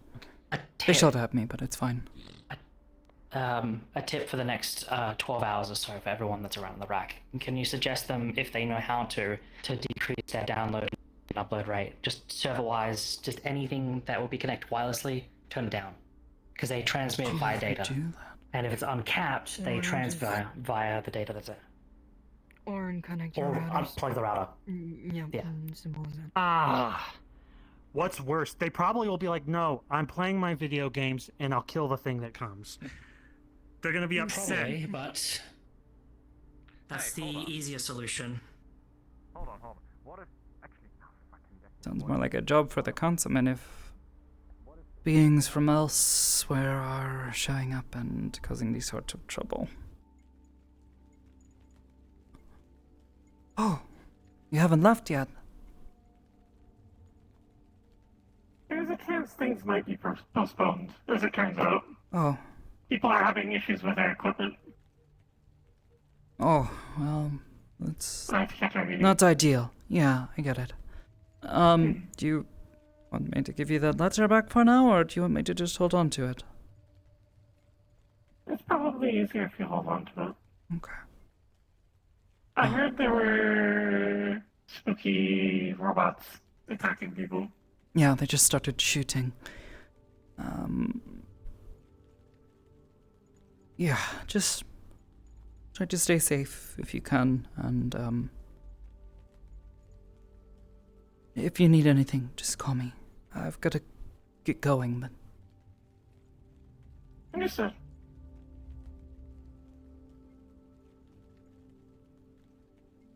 like I'm kind of the one who needs it now. This was not how I wanted to end the workday. It's been a while since we've had something like this Sorry, happen. did I... No, Sorry, did I go it's for okay.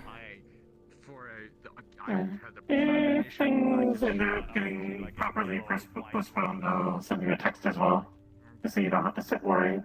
Alright. Right. You didn't get it. I gotta go grab my jacket and then head out. If I don't see you, Jenny, be well.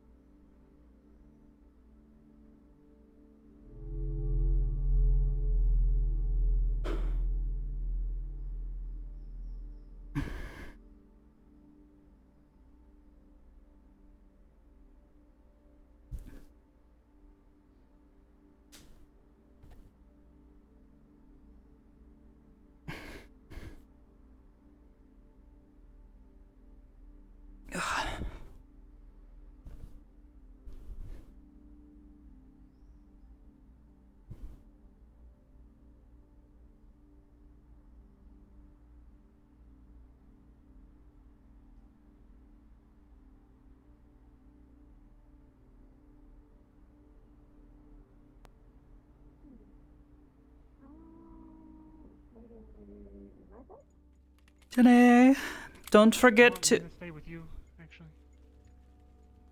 Don't forget to lock up, please. I'll lock it. Thank you. Be safe. I will. I'm more worried about the people here. I'm just gonna go talk to someone. More worried that I put doors down so we could lock them in place, and they went around it. Okay, keep going. Sorry. Yeah. Deep breath, Samsuke-san.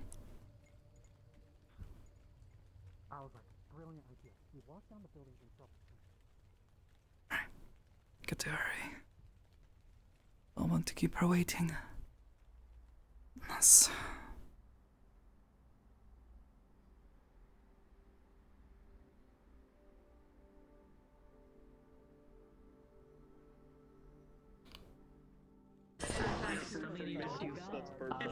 Very much unfinished. This was like something I started a long time ago. And I kind of reopened the product. You know, sometimes you open your blender and you look at all the models you have it and you're like, wait, I made this. And then you're like, and you're like, She does. it's essentially when this original model for the face came out. I didn't have that as stated like one of my favorite indie games. I bought it like instantly just out of support, essentially. I started making something out of it, and then eventually I just, because my brain is basically a bouncing ball that just went like, and just left. I never finished it.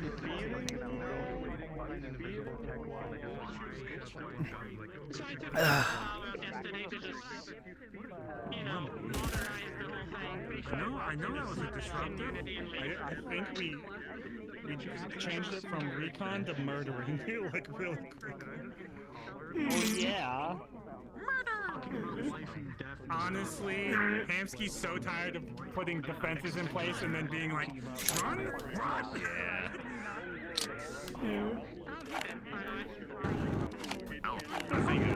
I think it was pretty well. It was alright. It gives me more reason to finish the Star Combat model. Is it? Or did you say you hope?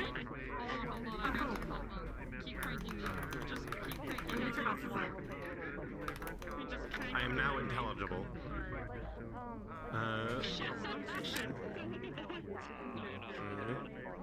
You guys have a scene?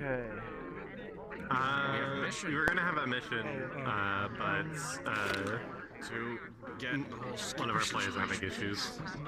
Oh. Cool. Been a long time coming.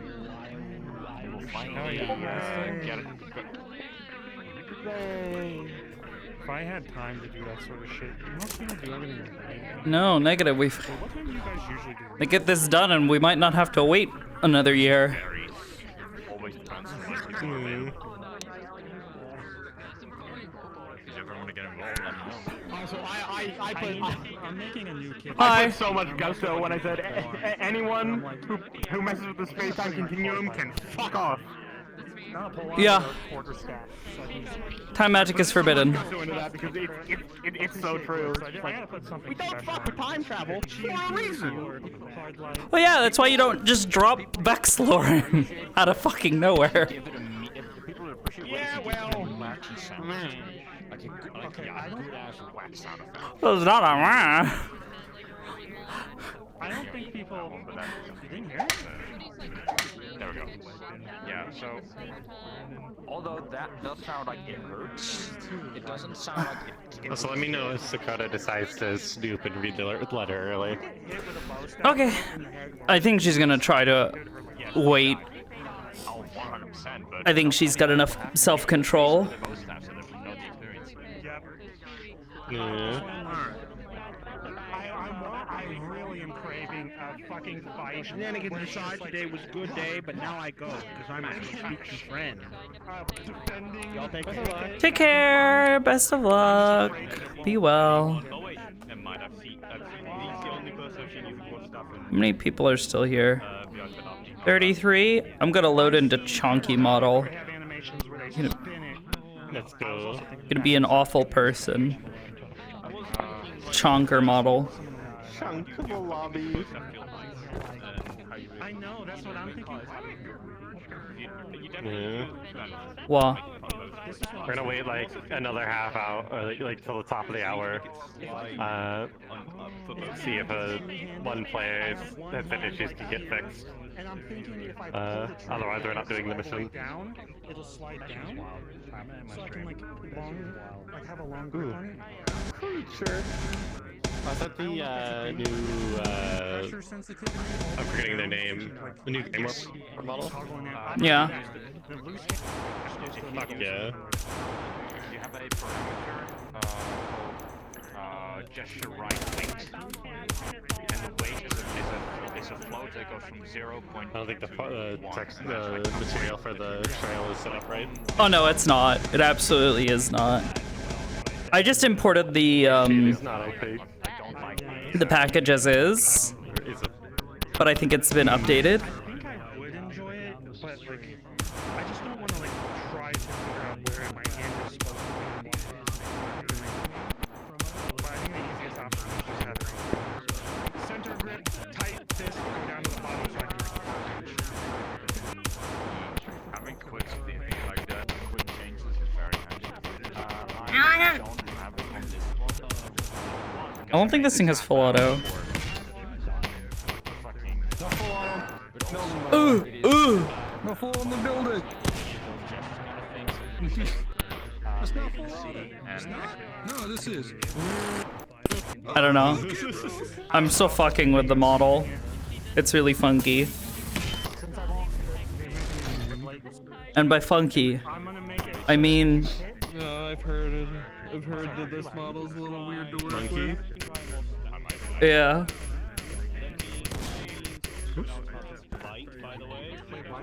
Oh, yeah. Ooh, I love that. I love that noise. Oh no. It was fine for a moment and then it broke. There, does that fix it? No. So it's got night vision and then it was working and then it promptly stopped working. Night vision. What? No. Yeah, this is NO. I wanted to take it. That's cool.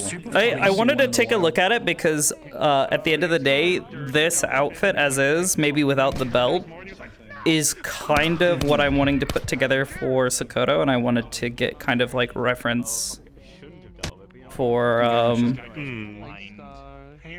her stuff. Put her in the skin-tight bodysuit. Yeah. And then wear some like baggy pants and like a jacket on top of it.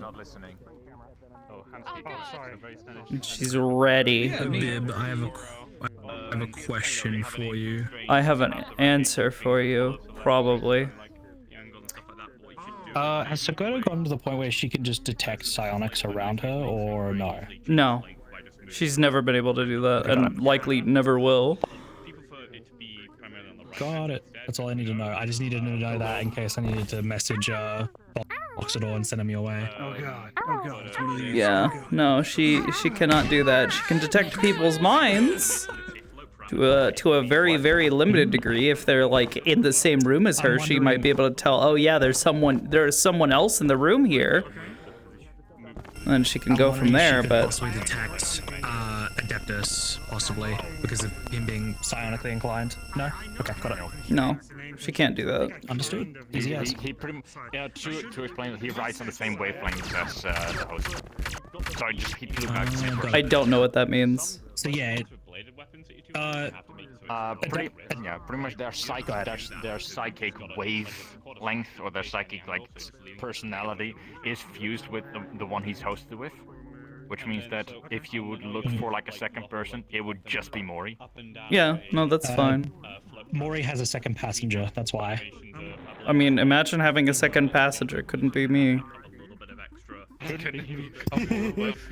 Couldn't be a couple of people. Fuck you. Fucking. Oh, hey, Cora. Quickly do it, not toggle it. So like. I didn't sign up for this. Foxador put this in my lap, and I went, oh. Or spin it. What you think of the funny mask? Oh my god. I find it so funny, honestly. the fucking Sam mask on Roderick, yeah. He doesn't have it yet. I'm waiting on Incog to give me the go ahead of you get the funny mask now. I just enjoy tonight. I'm happy that we got combat in Beat Rack for once. It's been ages. Dude, I've been honestly enjoying roleplay a lot recently again. Yeah. Oh yeah. Partially because of stuff with the boy.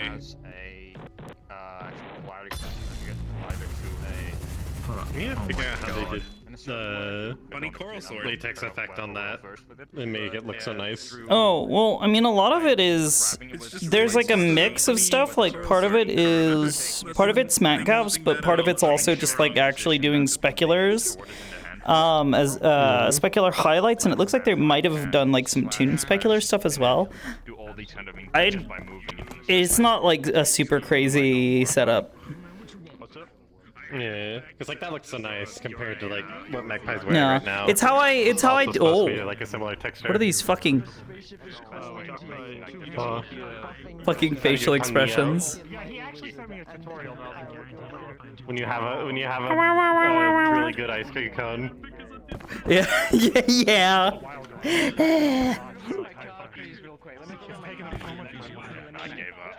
I gave up on that. Oh. I'm at 100 hours. Or like, 700 hours? Finally got around to fixing her runner model so her hands aren't scrungly anymore. I'm lower than that now, I remember now. I had a total of 8.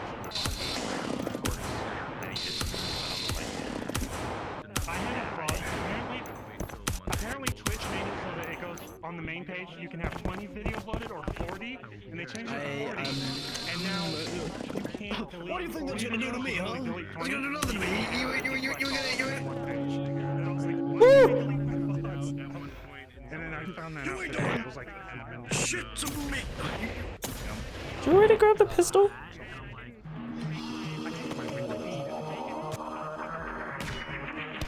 Happened.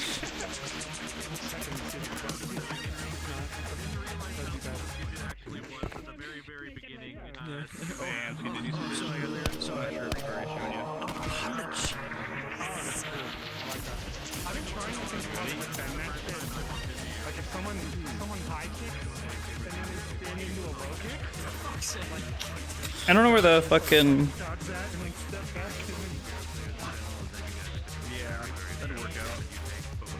No! No magazine for me!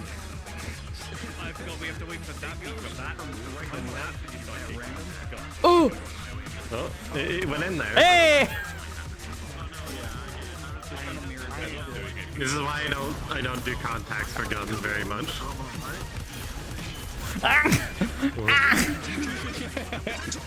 Whoa, decking be upon me.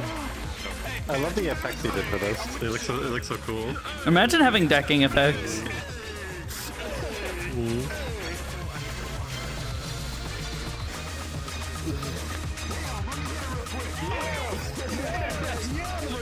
No.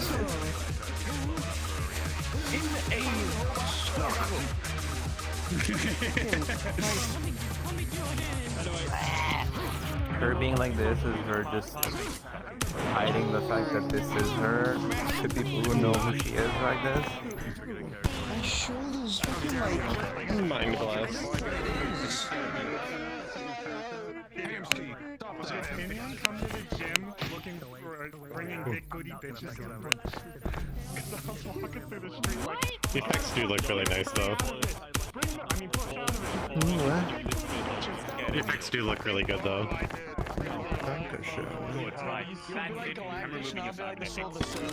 I hope that next week it'll work. Hopefully. Did you have? I am peeved Yeah? about the fact that it was told last minute.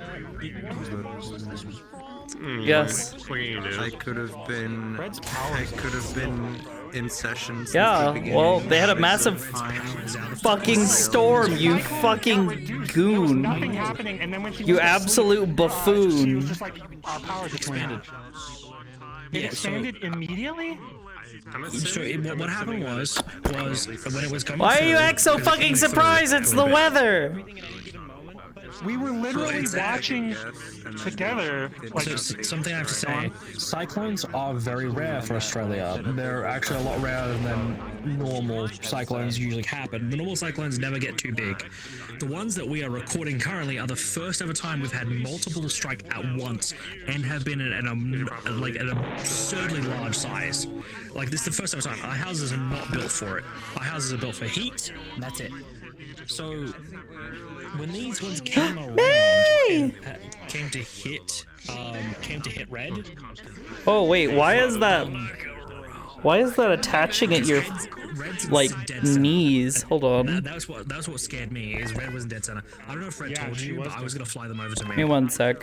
I want to check something. I was gonna fly Oh, them temporarily. okay. Not a good idea to check while using Mira. Hold on. It's calm as hell, and it's barely raining. I was like, maybe you're How? Sorry. And then, like, we got all the way to the end of the night, and she Put was like, these "Oh, away. it's windy now." And then when we were about to go to bed, she was like, I don't know what happened. Our solar panel might have like sparked or something, and then she just didn't come back. All But she right, was let me check this She again. was okay for the most part. You may want to. Ah, yeah. For some reason, your chest collider is going down to your feet. One of the biggest fucking cyclones that was Is coming that through. what it is? We were wondering about that. Yes. For some reason, when we go to the world for I watched clips, right? I watched like the caliper, right? The full body caliper. It puts my like hip all the way down there. naked, sliding against Yes. Yeah. Sizzle needs to reset it. Bye bye. I'll let her know. Cause yeah, the torso collider, if she's got it set to automatic, it may be generating it and sticking it down in the ground. She may also want to double check the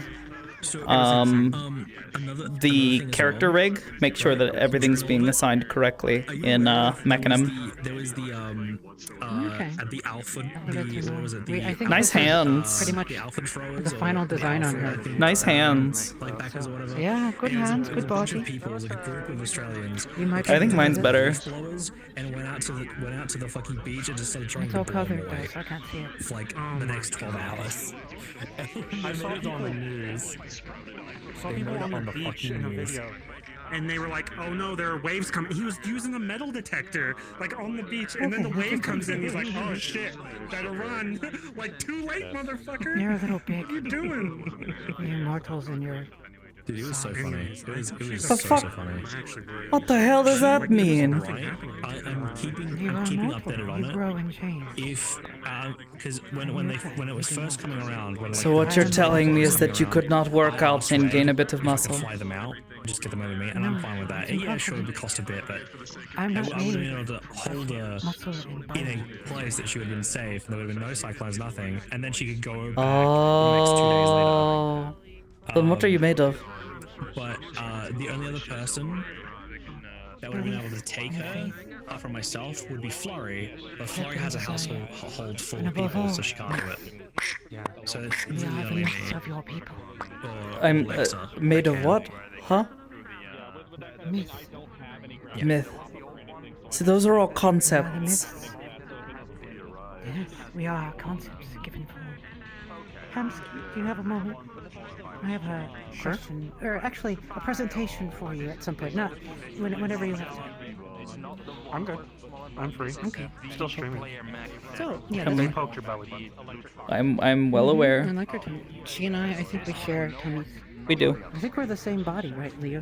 Yes, I just did some adjustments to the textures and I took Sakoto and I adjusted her proportions. I gave her a more solid torso and kind of made her like shoulders a little more broad and her arms a little more beefy. Hamsky, I want to take you to She looks more at some muscled. point to the world, dancing world, and show you the boy dance. Because I don't know if you're still looking for that sort of thing. Ninja. This is besides what I wanted to actually bring up to. But okay, we'll worry about it in the future. So here's my presentation for you. Every couple of, I think every 6 months to a year, they ran this thing. It used to be VRCon. I know Oblivious is aware of it.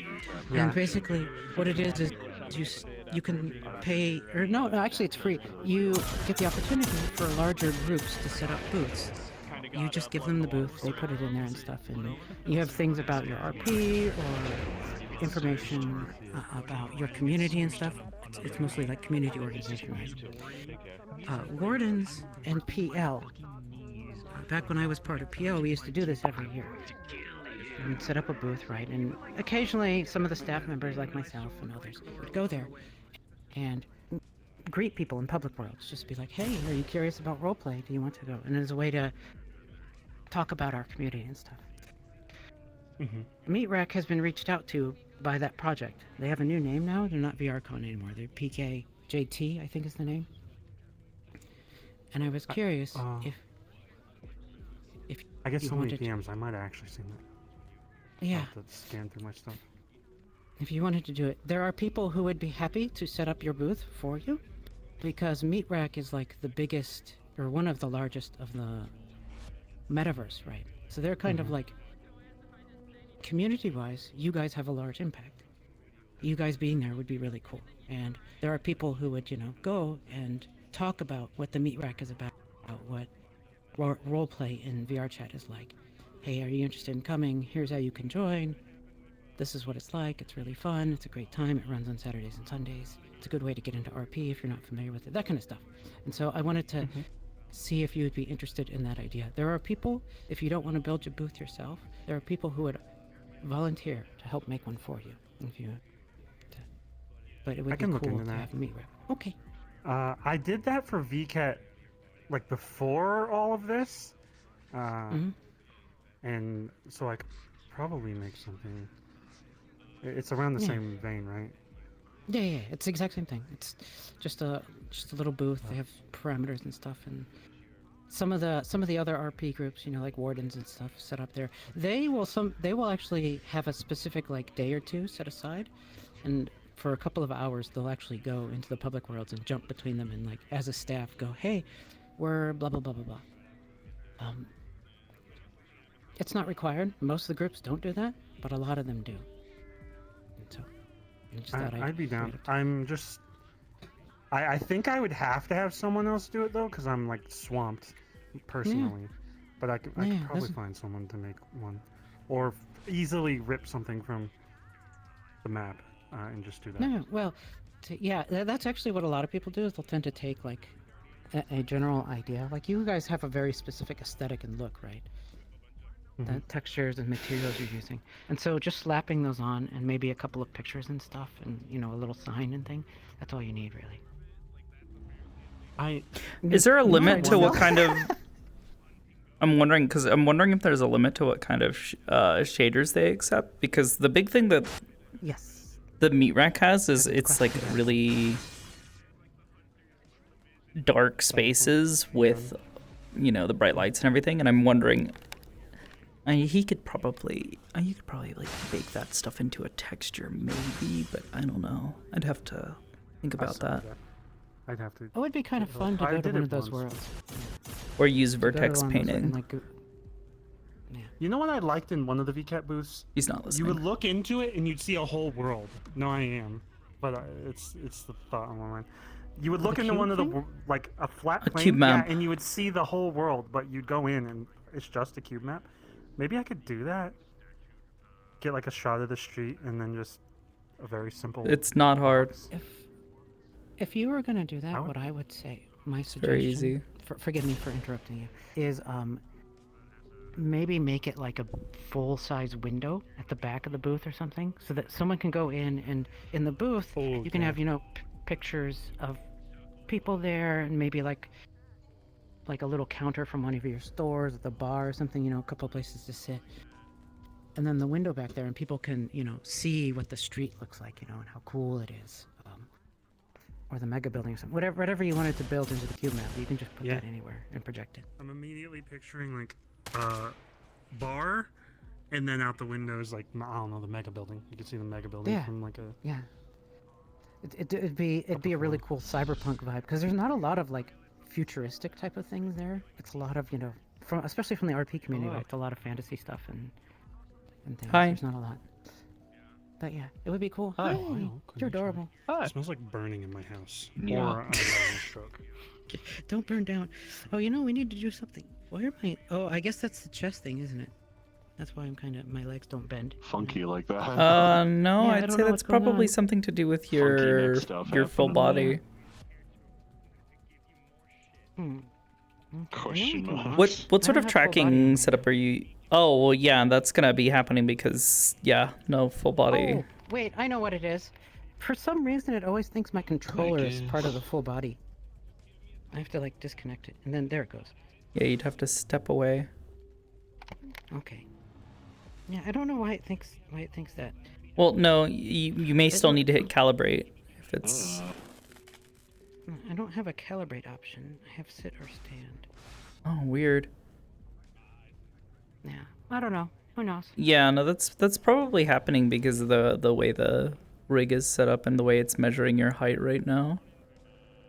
Well, I'll talk to Sizzle about it when she's feeling better.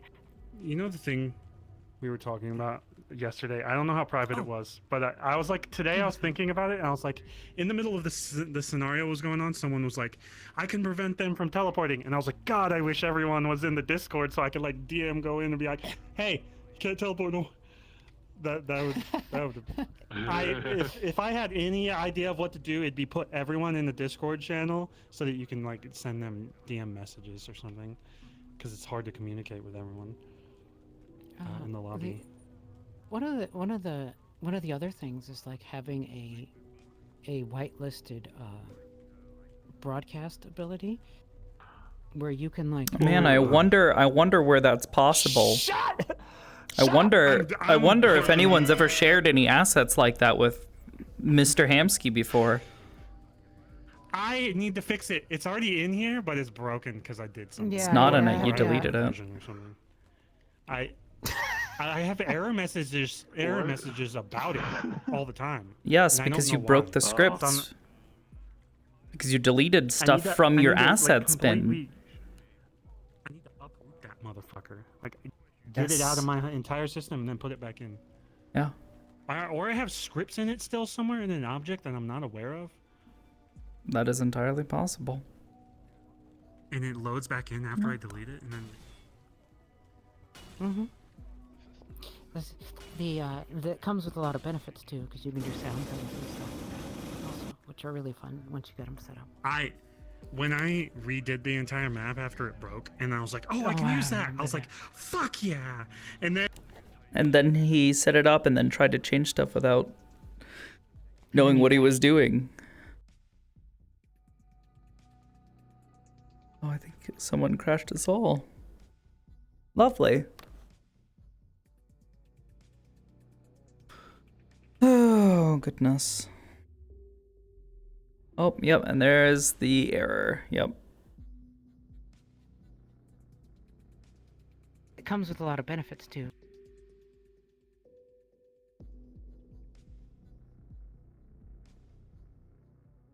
Bah.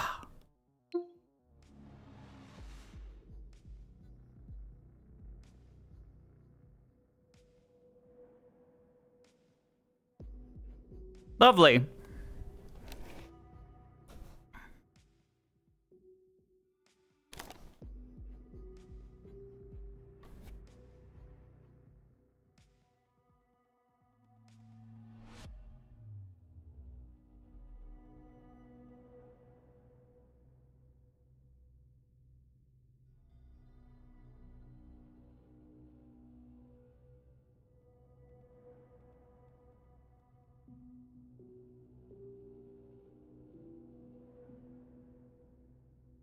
I sit here and I cookie my feet. I might actually go grab some more water. I'm like really, really thirsty this morning. I'm all like dried out. My throat's kind of like getting a little bit scratchy. Keith just went online. On stream or?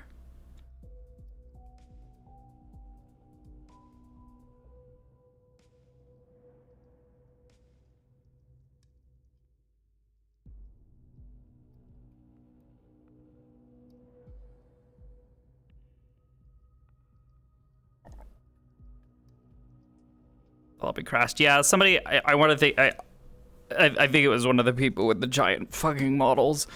Yeah, she just went live. All right. Well, so if that's the case, what I'm gonna do is I'm gonna BRB.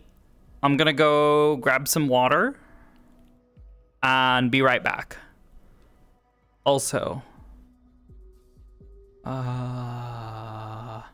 here we go.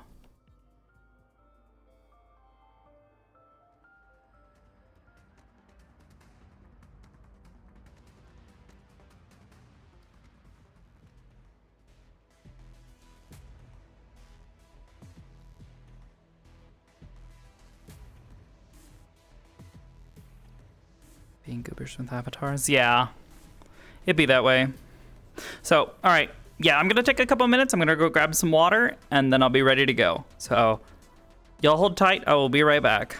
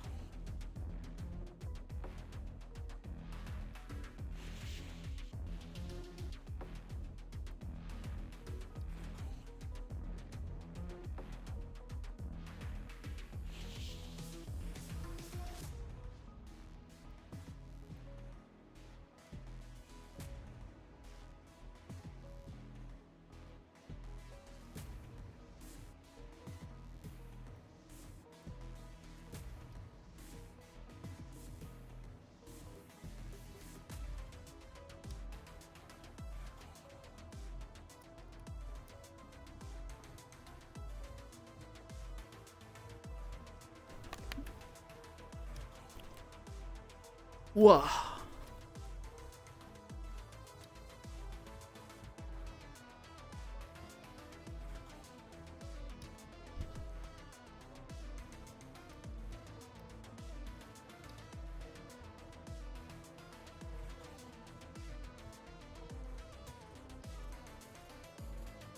Here we go.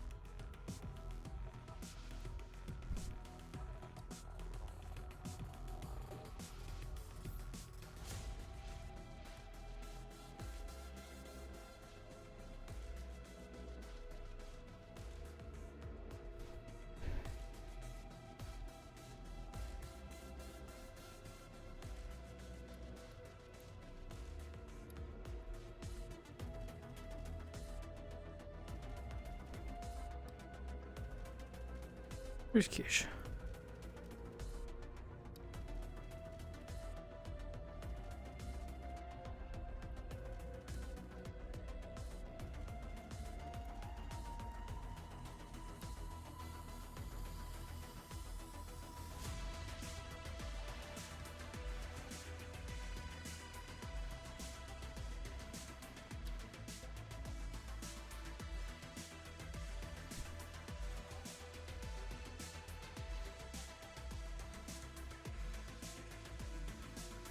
Yep, not Band-Aid. Queesh. I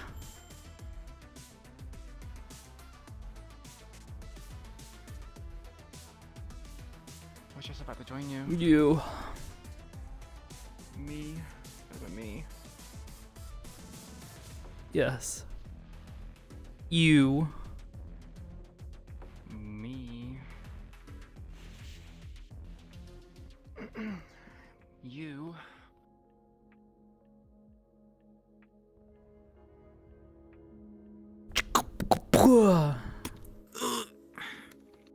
Was the map you sent not the right one, or you just? No, that's just my home world.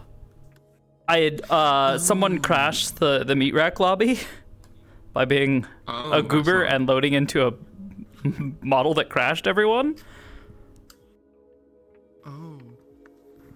Yeah, I think only a couple of people might Deliberately have. or by accident? By accident. What enough did they have on the model that would cause everyone to crash? That's a good fucking question.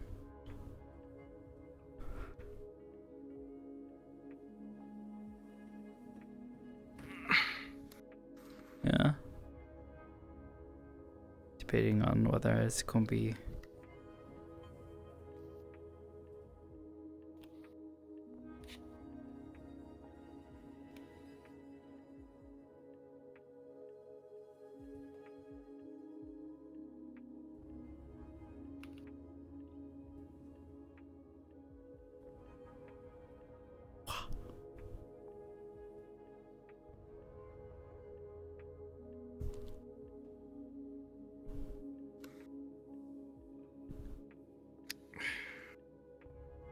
Yeah, that should be fine.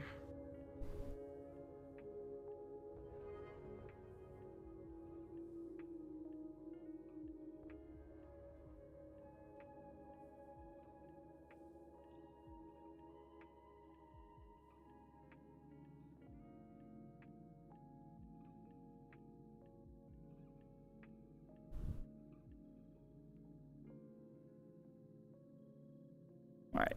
Anyways, you ready? Yep, I'm ready. All right.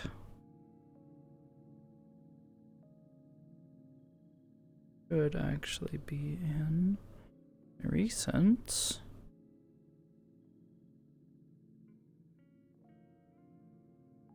I think. There it is.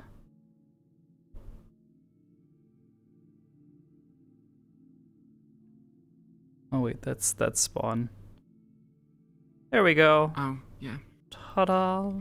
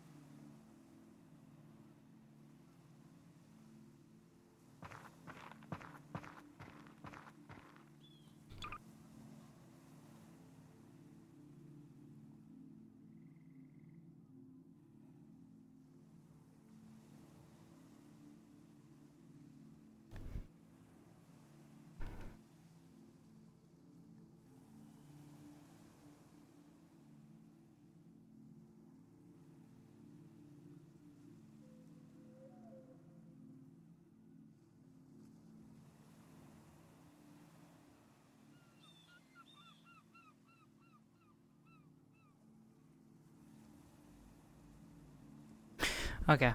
The only thing I personally suggest is turning the footsteps off, but that's a personal preference. Okay.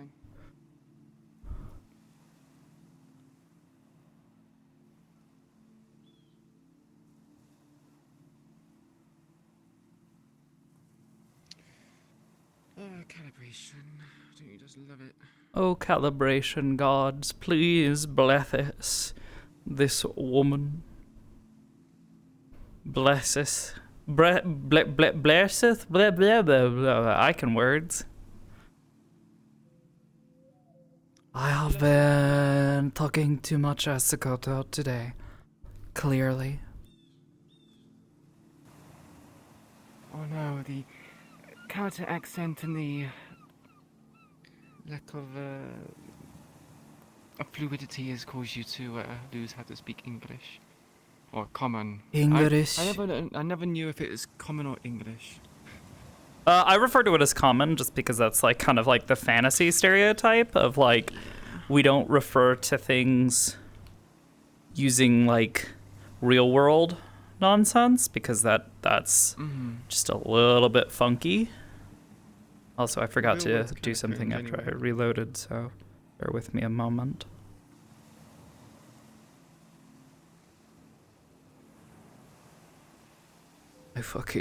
We died. I just died in your arms tonight. Mother man saw me share. Anyways. How's that? Position-wise, that's good.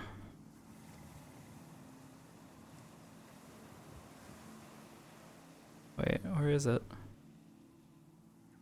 What the fuck? Oh, I didn't turn that part on.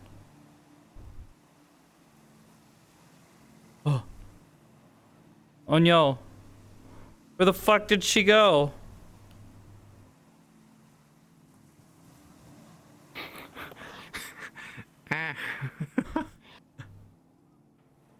I see camera. Oh. Gotcha. Right, so I'm assuming we took a boat here? Which means you see camera. Yeah. What? It's mine. Anyways. All right, yeah. So basically, context. So taking a small ferry off the edge of the waterfront, a short boat ride, mostly quiet. It's kind of just sitting there, head down, not really making much eye contact. Fast. Where are we going? Well, simply say it's a place I've been to with Magpie and Hamsky. Getting off of it, she'll start walking along the beach here, generally avoiding the water. She mutters to herself. We get here. Okay. So, you ready? Yep. Ready?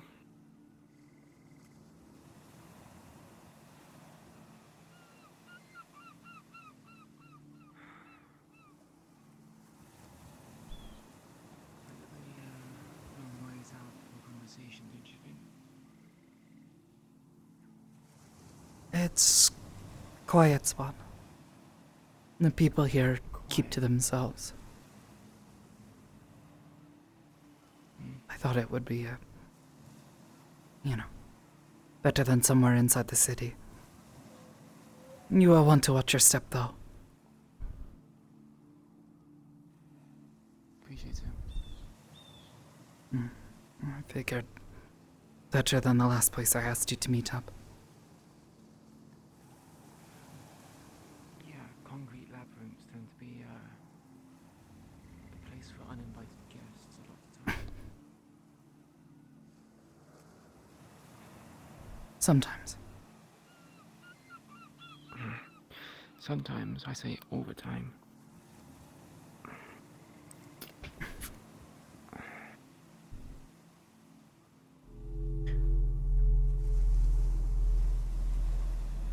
I don't know how things are in District 0, but he usually doesn't do that to me. That was... Usually implies that he does do it from time to time. It happened once before.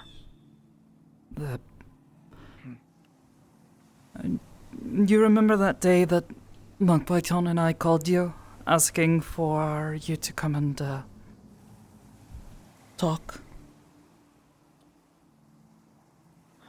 When he decided to show up, or... No, the first time. You guys will refresh my memory. I don't quite... Was a couple of months ago now. Monk Python and I, asked you to come and, well, he had approached us. I don't think Monk Python remembers much of that night. I had memory problems, but... Oh, right, the one where they wiped their memory, right. Yeah.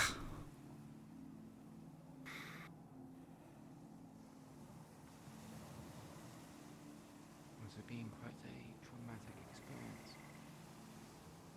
I wouldn't exactly call it traumatic, but...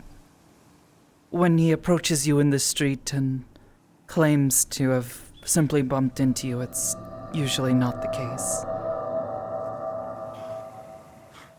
Bumping into someone in the street, especially someone who's familiar in a place like Sophia, is highly unlikely.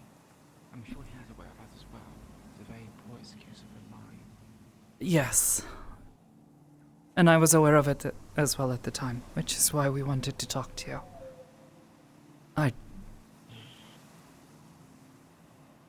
I wanted to check on you more than anything. Check up on me? Yeah. He told us what had happened.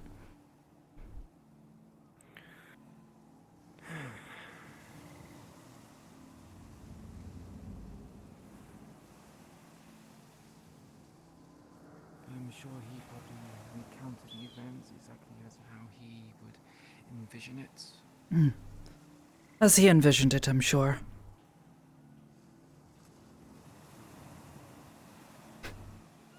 Not that it changes much. Tokusan did the same. What do you mean?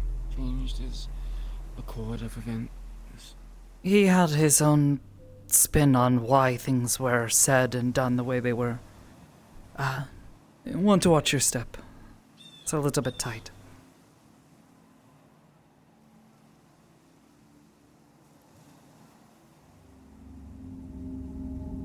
Paris, it's fine. We've been up here before.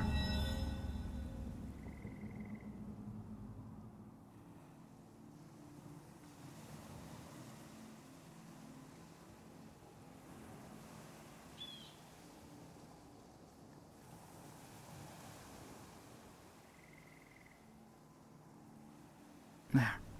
That's the dangerous part out of the way. Dangerous part, huh? It's a bit of a tight walk. I'm used to such things, but I grew up on a mountain, so I consider myself a bit of an exception in that. Isn't there better places to, build houses? I guess. It's really the only place they could build. I guess, but it's a nice spot regardless, so I'm not going to question it too much. We happened upon it while we were out, you know, exploring a bit. We were traveling through the nearby power station and ended up walking to that cave nearby where the ferry left us off. We found our way up here. It was a nice spot to sit and talk. We got some things off our chest. If you're not afraid of heights. Oh. You... Oh. Are you afraid of heights? No. Oh. Good.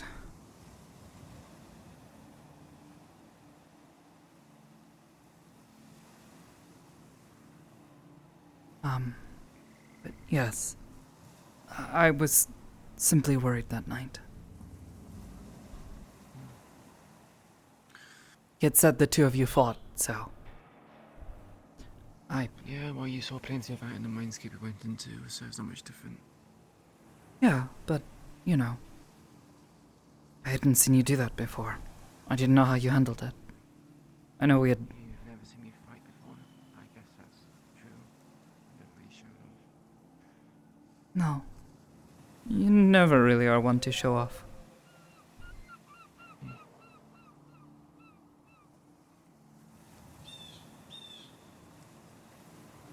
That's how I know you can handle yourself.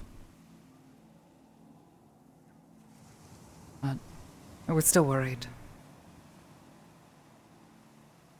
I remembered mentioning some, you know, things about how to handle yourself in such a situation before. I believe you said staying calm was one of them. But, yeah, kind of hard to in an environment like that. Yeah.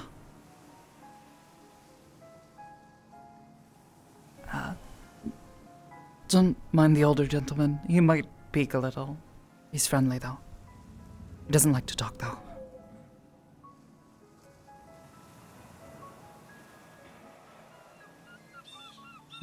But, yeah. Do you frequent here often? I can't say quite no, but... We've been here before, and Humsky-san, you know how he gets... a little too nosy, a little too loud. Had to apologize. He took it well. Said he doesn't mind people passing through so long as they don't bother him.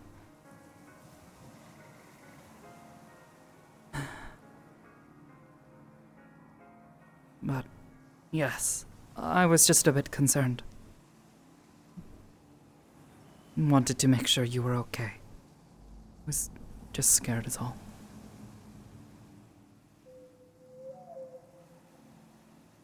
Are you trying to justify yourself to me? You knew I was fine. You see me afterwards. We had discussions and conversations at the meat rack. Yeah, but, you know, after an encounter like that with someone like him, I don't know. I don't know about you. I guess I'm just not made of the same stuff as you. Even with all of my training and all of my past experience, I find every interaction with him a bit, unnerving.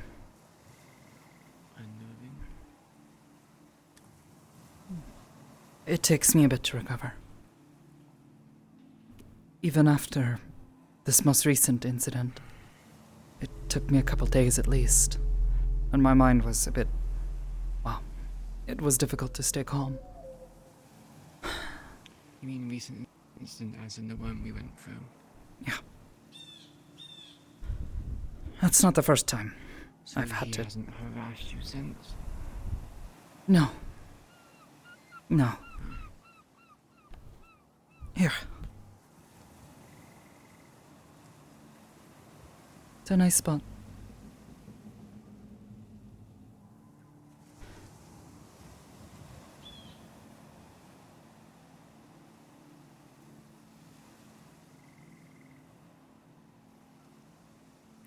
Yes, I mean, nothing like it in District 0, so I'll give you that.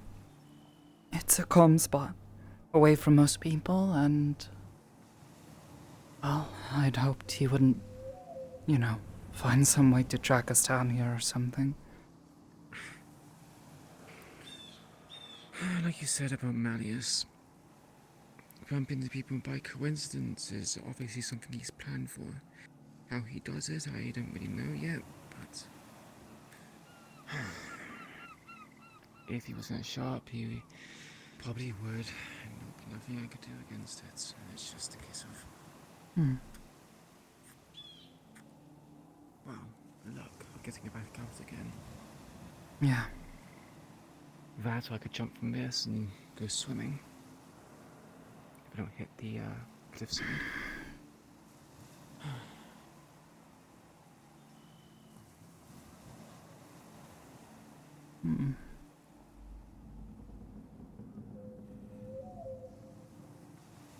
I don't know.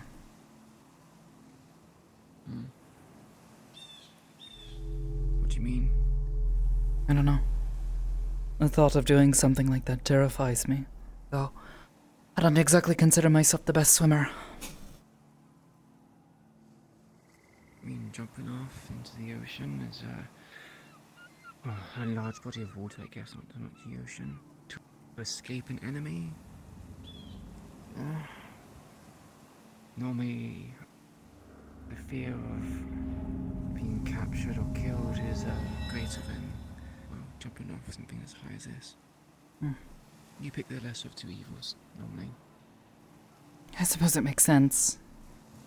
I guess I'd be worried he'd catch me anyways.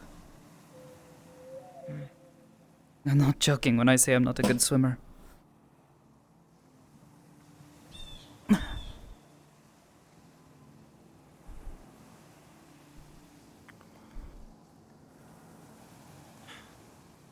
I suppose there isn't many opportunities to learn how to swim in Sevilla, so, it's understandable. You don't float? A little, I guess. I mean, I have swum before, I just... You know, not very good at it. Growing up on a mountain, you don't exactly have many opportunities to, learn. True, I guess I had a bit of a privileged life to be able to swim in Sevilla. The one instance I had of learning was not by choice.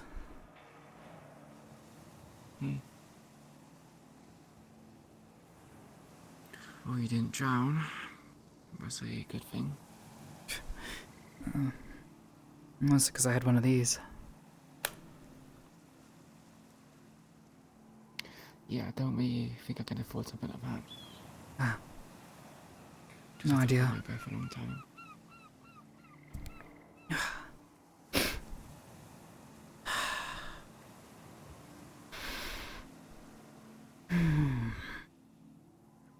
Do you use it all the time? When I'm in Zafira, yes. It helps. Otherwise, I end up, you know, coughing all over the place, and when you're trying to keep a low profile or sneaking around, tends to help. Yeah. The more exposure you have, the more you get used to it. I coughed up the first time I was in here, but I think the damage has become somewhat permanent, and yeah, it's not so much of a bother anymore.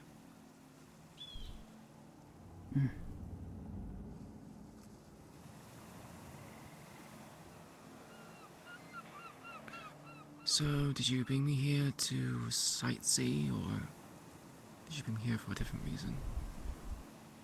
Well, I wanted to talk. Gas. Talk away from loud noises. Could we not rent out a room in Sophia somewhere? Yeah, but... That'd be quite enough. Well, I figured after the last time we met up, be nice to not be on Zafira and... I don't know. Do you think I distrust you? I wouldn't blame you if you didn't. Even if I did.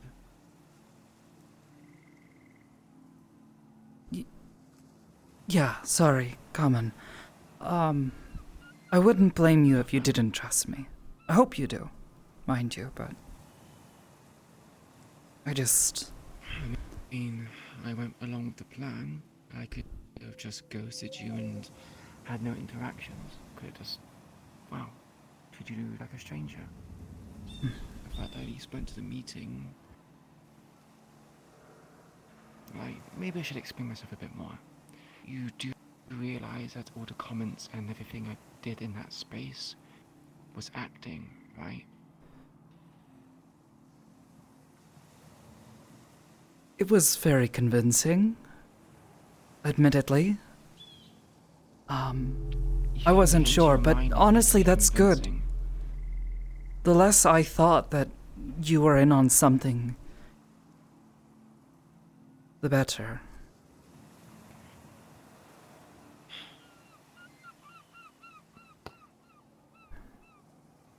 That was the whole reason for it. Being put into situations that I have very little control over is something which I dealt with a lot. I kind of get used to it. Especially in the life I live. You're expendable to a certain degree. If you go there and there's a Hulk, well, you have to fight the Hulk. You've got to improvise. No one said anything about the Hulk in the mission briefing. Or, you go to claim something and there's a giant fucking crystal emitting radioactive energy and it gives you mana cancer. That wasn't part of the briefing either. You make do. You just kind of just... Exactly. No, I get it. I don't know.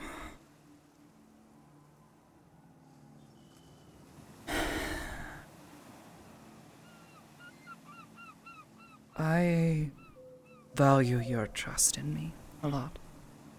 And having to do that felt awful. That's all. I didn't like having to lie or feel like I was misleading you. I feel like you probably deal with that enough.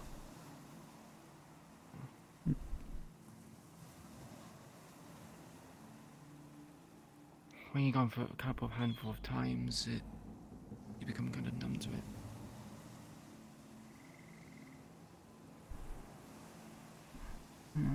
Not saying that what you did wounded me in some sort of way. Although, if I'm honest, the willingness of you willing to throw your life away for mine did kind of piss me off.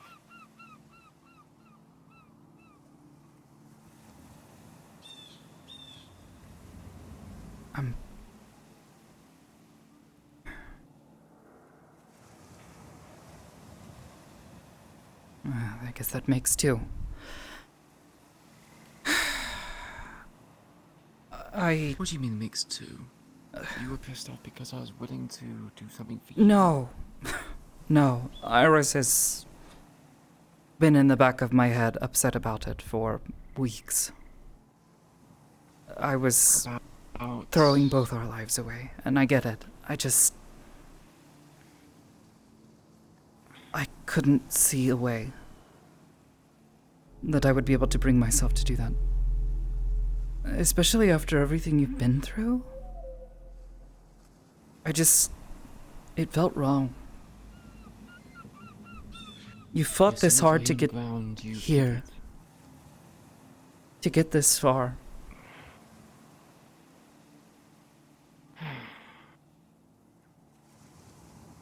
Be that as it may, you're part of Aegis. You have a lot more standing.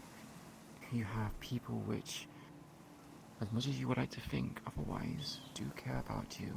They value us as an individual. You recently became a priest, a head priest at that. not saying that my life is worth less, but I already have one foot in the grave with this cancer. And, well, other things as well. I don't find that as a good reason to put the other foot in for you. If that claims your life, then so be it. I understand it's...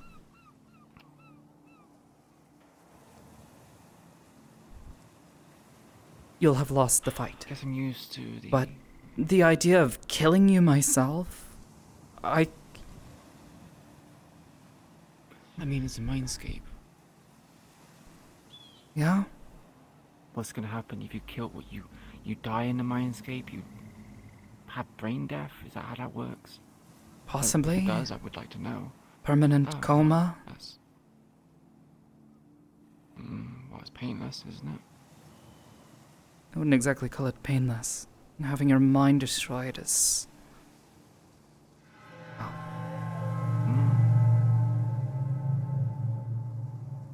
mean, which one do you think would hurt more, getting dying in the mental mindscape or taking a shotgun to the head? I'm pretty sure the shotgun to the head will probably hurt a lot more. I don't know. Can't exactly claim I have experience. I don't know.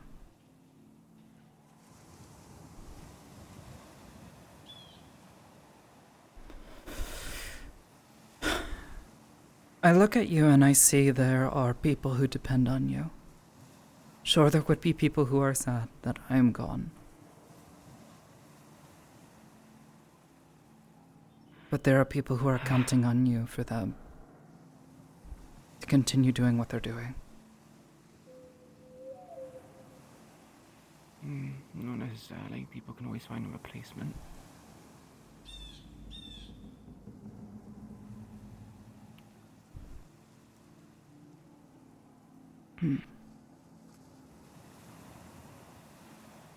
Gangsters and people with talent are a dime a dozen in District 0. Give people enough motivation, enough trauma or experience, and they'll get up to my level. It's not like it's anything special that I have. But besides the sword. The sword's the most probably special thing about me.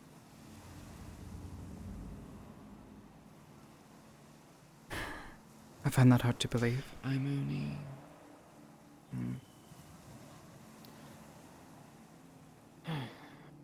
I'm only as useful as a sharp blade. The moment it becomes dull, well, you get a new sharper blade.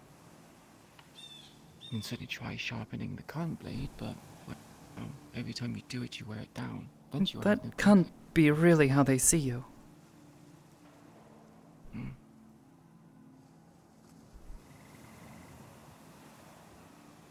Maybe. Maybe not.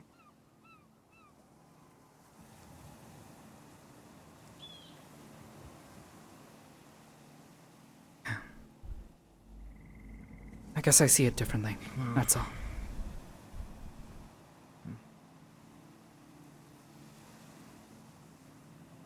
You managed to stand up against Malleus McKay with little to no training. Your mind is... You can train to fight that. Do you think I've been trying to do? And I've got a leg up only because... It's more than that. That's the cover. That's what I tell people. That's what I tell him. But I don't think he's going to teach you how to meet his demise. I'm sure he probably has looked into your mind before and found out all your intentions. Not looking to kill him. I don't think I can. There are... Risk yourself. Because there are hundreds of people out there who he's affecting. Their minds are getting wiped. If I can do anything to try to help them put their lives back together, help them recover from it, that's what this was all about. That's why I'm his student. And if I can find out other things along the way, sure, I'll pass it along to people who can maybe use that information. People who might actually stand a chance at killing him. He's been running amok for how long, and no one's even come close to wounding him. The people who got closest to was, unironically enough, the Whisperers. He wears that scar like a fucking medal. And no offense to any kind of effort that you've done or Aegis, but I just don't see it. I'm not trying to wound him. I'm not trying to kill him. I don't think I can do it. No, I get that. You are being a spy, essentially. You are giving people information that they are better armed to deal with him. But the problem is, I'm not seeing anyone else making good on the information. He's been growing in power, not declining. I mean, I don't even think I even hear the Valentis dealing with him. He has allies. Probably more so nowadays. He does. I mean, District Zero has a fucking building that belongs to him. Of all the places, District Zero. He's not dwindling, he's thriving. I'm well aware.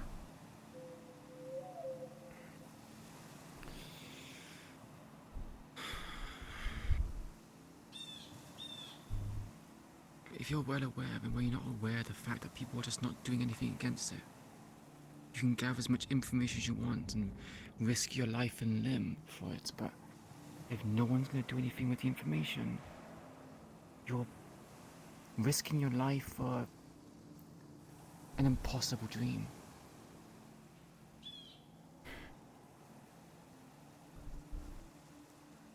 Let me ask you this. Do you have faith that someone will actually be able to take him down if you were to do the legwork? Do you believe that someone will come across and deal with him? No. Like I said, that's not the point.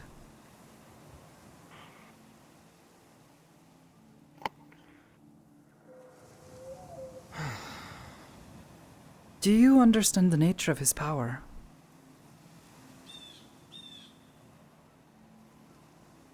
Telekinesis. If there's more to it than that... Telepathy. What's the difference between telepathy and telekinesis? The ability to move something with your mind. Throw your sword, throw a person, hit someone. Versus the ability to affect someone's mind. He's able to mess with people's heads. Rewrite things. I saw him try to do it already to someone. And I was able to help them, I think.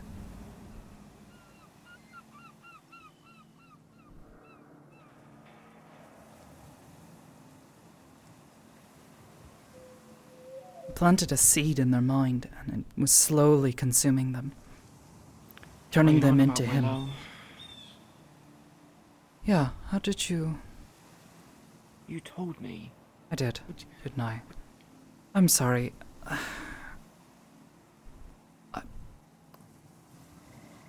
You sure he's not tampering with your memories if you're having problems recollecting that? It's been a while, and it's been a long day. I'm sorry. I just... You're fine. I didn't even intend to tell you that day. I just... A lot of it weighs heavy on me.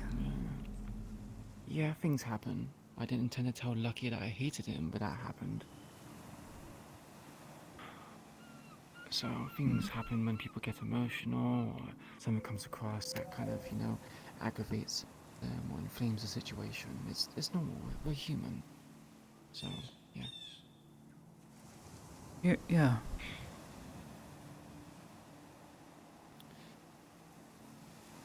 This is probably going to be a big mistake on my part. When I first joined the Hollow Whisperers, there was a group called the Council of Nine. Powerful individuals that were above us. They were basically our boss of the boss. We answered to them. If we happen to be deserving of their ire, we fucked up. Normally it meant you're dead, or you're indebted to them for life. You're expendable, you're a resource for them. Happened to me with Figment. They were untouchable to every whisperer in the gang. Hollow whisperer, regular ones. And I was in a similar situation to you. Very much like my old name, Raven. I acted like a bird. I gathered information, kept the cards of information I had close to my chest, and spent them when I found it necessary to give myself an advantage or anyone else. I didn't have the belief or hope that someone would dispose of them. It was pointless, right? Who would go against them in the gang? No one would. As time goes on, you realize that the only person who's willing to do it would be you. Strange was part of the Council of Nine, and look what happened. I ended up cutting off his head. He's dead by my hand. Again, never would have thought it would be anyone, myself included. And now I'm in a situation where I did do it.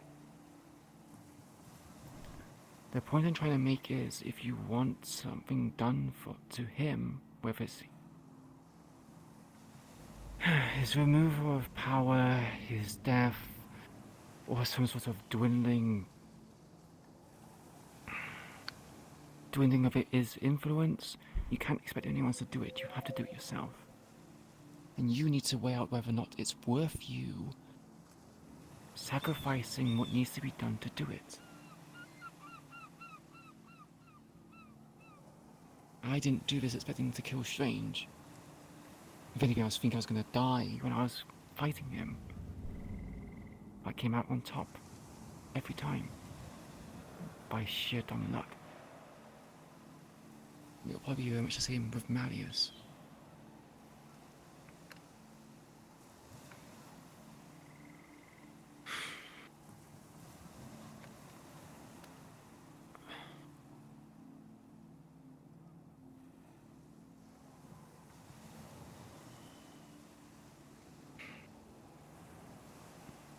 If you're gonna throw away your life for a reason you believe in, I'd rather you do that than throw away your life in the hopes that someone else will fix the problem. Because that's leaving your life to fate. And maybe because I don't believe in fate. I never placed much stock in it either, but... Then die on your terms. Live your life how you want to. Don't just leave it to someone else.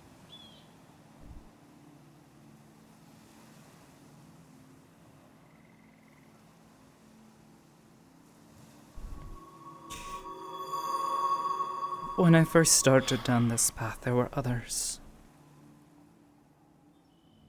Were means there aren't anymore.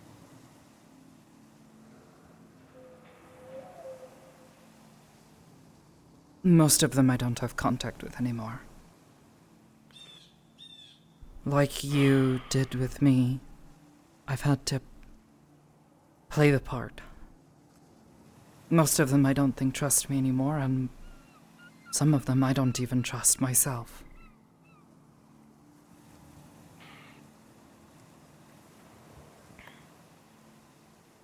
I never got into this because I wanted to kill him. All I wanted to do was try to help people put their lives back together. Figure out how he messes with their heads, and try to figure out how to undo it. That was it. Then why be a spy? Why not just devote your time fully to learning the ins and outs of... Do you know how many other psychic? people I have met who are like this? You could mess around with people's heads, mess with their memories, rewrite things. Only one.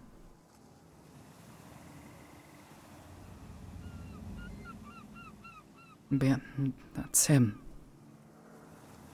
It's put me in a situation where I don't know how to continue. You ever never thought about doing it yourself? Do you think I learned how to do swordsmanship with... Do you think someone taught me that? Most of it was just experience. To a degree, but we're talking about ideas, things inside your head.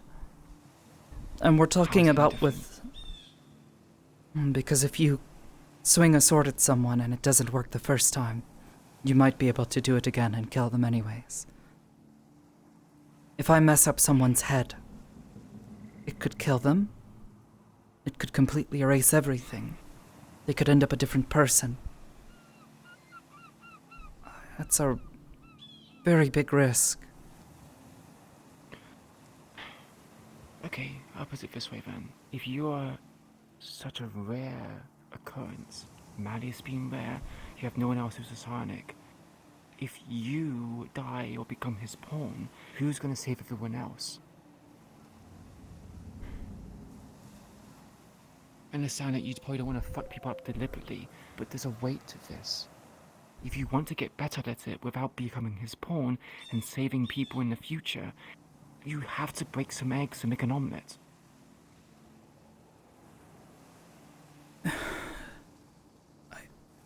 Same as if I want to fight with a sword, I have to have a few scars before I get good enough so I don't fucking die. You're talking about potentially killing people. Sorry, yeah. I kill people all the time. Maybe that's the reason why I'm finding this so easy. Do you forget that I kill people? No. I don't. No. Not at all. I guess it feels different.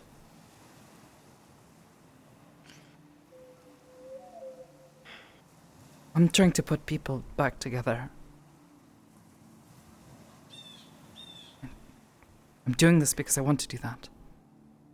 Risking their lives by potentially getting something wrong, just... No. Another analogy then.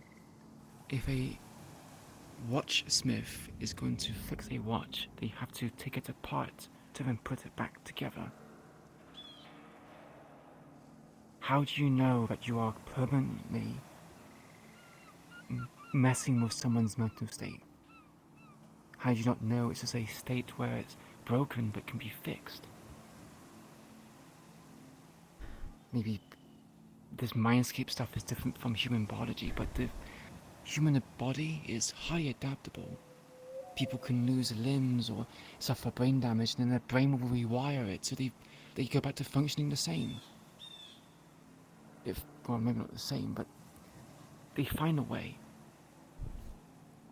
I don't know the science between being a psychic.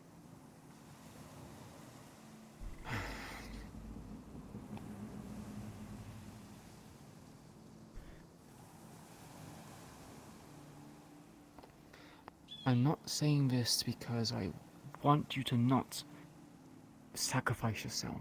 That's your choice. But I'm saying these things because you want the best of both worlds, and that's not possible. You want to succeed, but also not become his pawn. Malleus is not going to just train his pupil to be extremely skilled and then let you go. He's going to put you into a cage.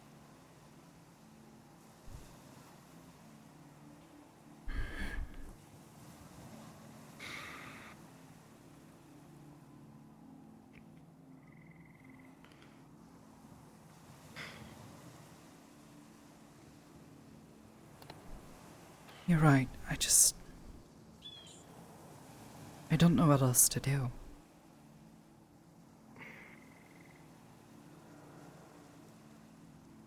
Consider your priorities. What is it you want the most to do? You want to help people? It's like... if you go back in time when people used to make medicine, people who literally mix poisons together to destroy another poison. 3 people die along the way. The people are that unwell to the point where they can't function. You doing something to make it worse is not going to make it much. It's not going to be such of a big impact, right?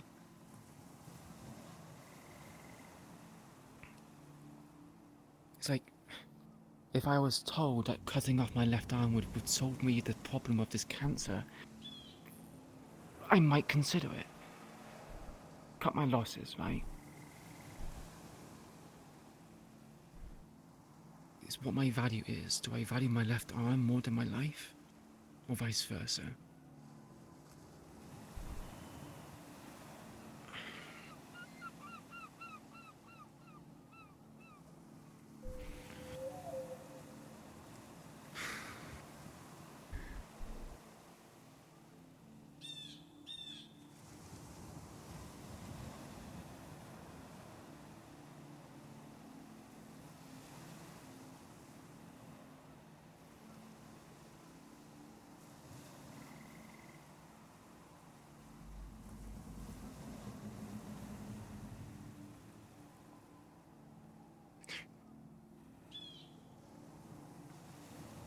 The Whisperers of old, that includes Jackie and Slick, had big aspirations of defeating Malleus. They wanted to kill him. They wanted to take down Marlow City, which was a city that he owned, where he can conduct the most atrocious of experiments. I've never seen it firsthand myself.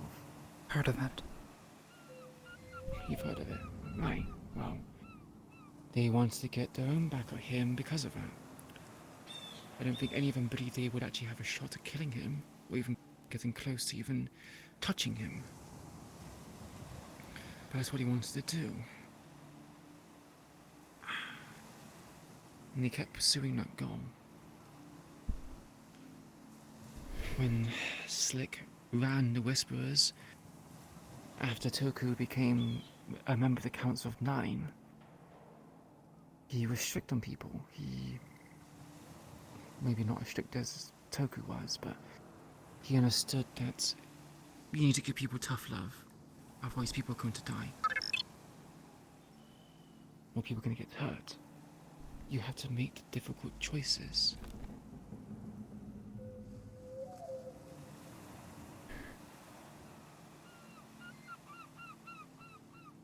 They're not the easiest ones, but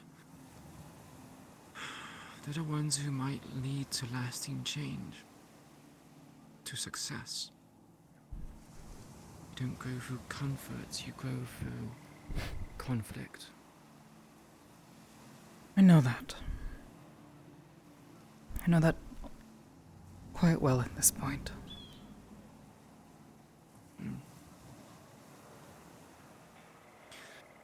Then I'll stop preaching to you.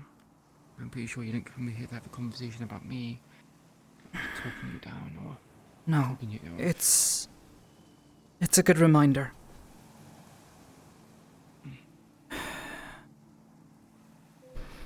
I just...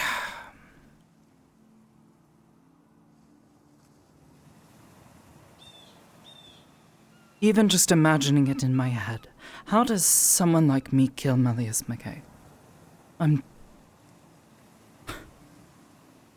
at best, a mediocre scion. Compared to him, at least. I was a readily... barely keep you safe in there. Be that as it may, we came out alive. We got lucky in that we were kind to Oops, and he didn't want to see us get hurt. He's going to end up suffering for it. Is suffering for it.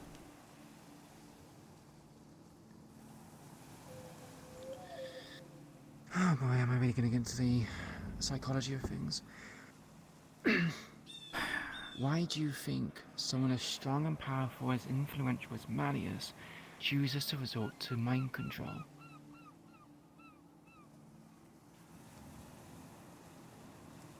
My thoughts on the matter is if you're resorting to mind control, you don't have much faith in your negotiation skills. which means he has problems with communication.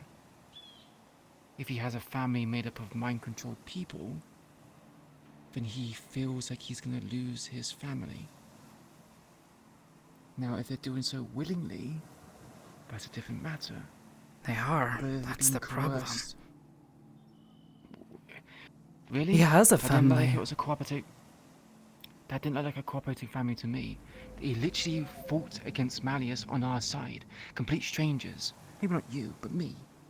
He didn't know who the fuck I was. So why the hell would he fight for someone who they barely know? It makes no sense.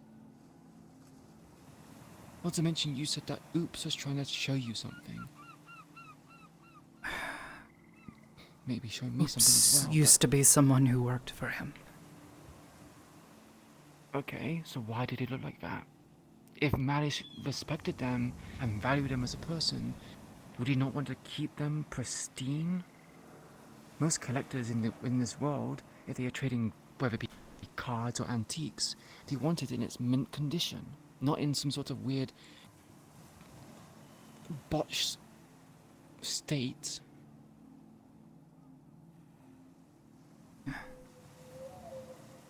Maybe. Has anything like what we went through happened any other time you went to that mindscape? Has there been chaos and discourse when it's happened? No, actually. Right, how many times has this happened? If it's the one time out of 5, that's an anomaly. Yeah, no, it's a good point.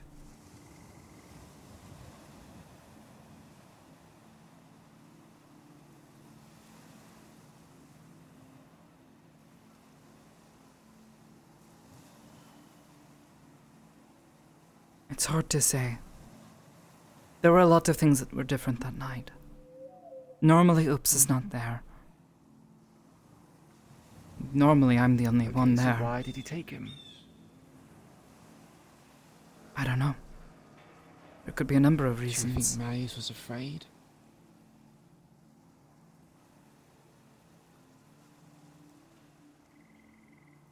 Normally, for me, when I take someone else with me, it's because I wanted insurance, a safety net.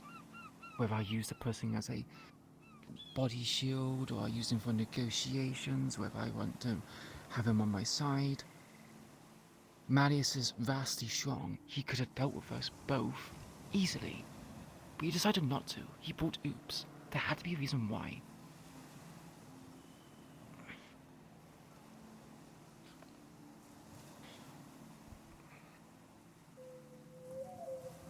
Alright.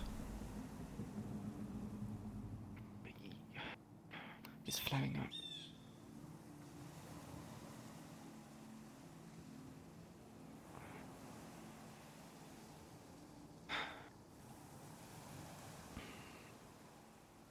I get your point.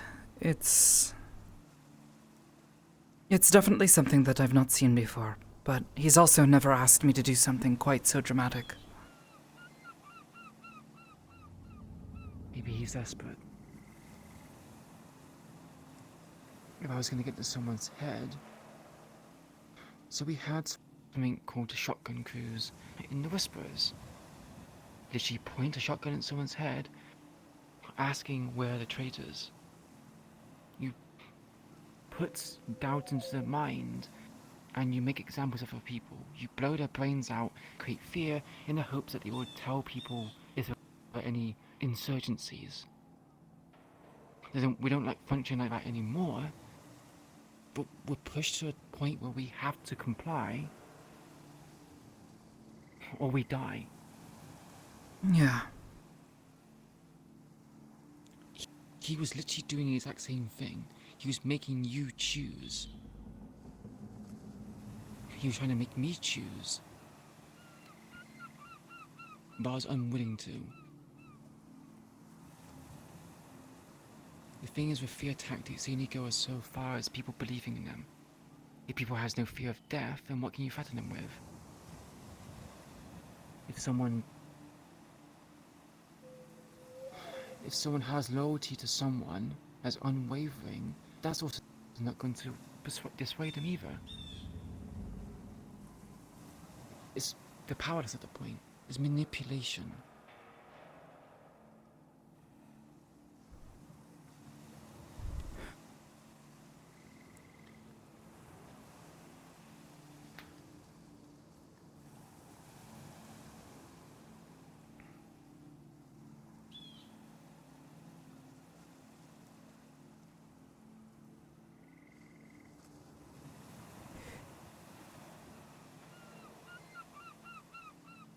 I don't know much about Marius. All I know is he runs, well, he runs the market district, he funds the tigers, he switched to a new body. It has the same scar, but a different face.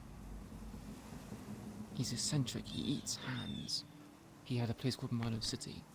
I think you're better well equipped for these kind of faults. I'm only trying, from an outside perspective, I'm trying to provide some form of aid.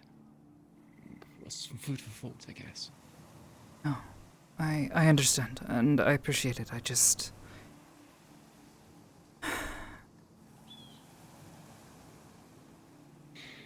There are so many things at play.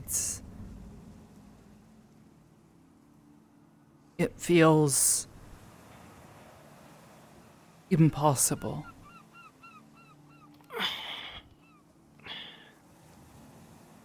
I thought killing a Council 9 member was impossible, and I've done it.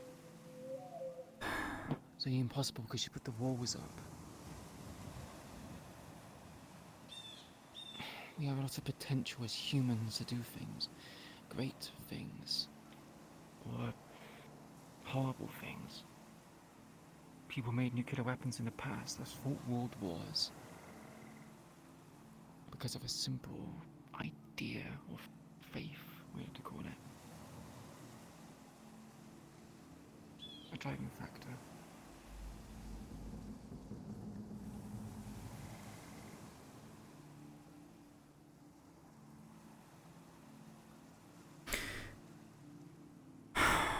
Gosh.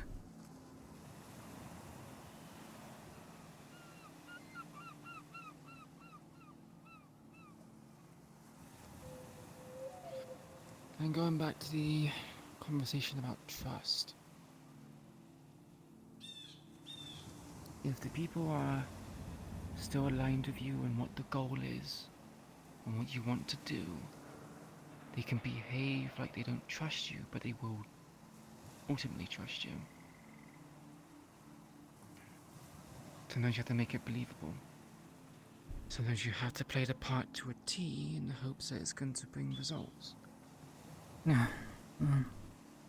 I guess up to this point it just never really mattered to me if people fully trusted me or not.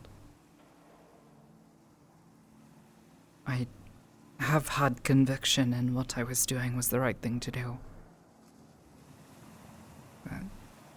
But up until this point, the only other people who knew of what I was doing were people involved in Aegis, and now that changes. Especially when Maddie McKay is a benefactor. No. Yes.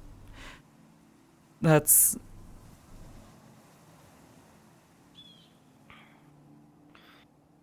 We take his money and we do work for him, but many of the people there at Aegis feel exactly the same way that I do. We've seen the awful things he does, and we're wanting to try to do things, but... And are they acting? They are. Well, I'll take your word for it. If they're doing stuff that can contribute, then it's fine, but there's a difference between saying that you'll do something and doing something. You can... Politicians say a lot of things but do very little. Soldiers do a lot but say very little. It's... Why do you think we're so quiet about it?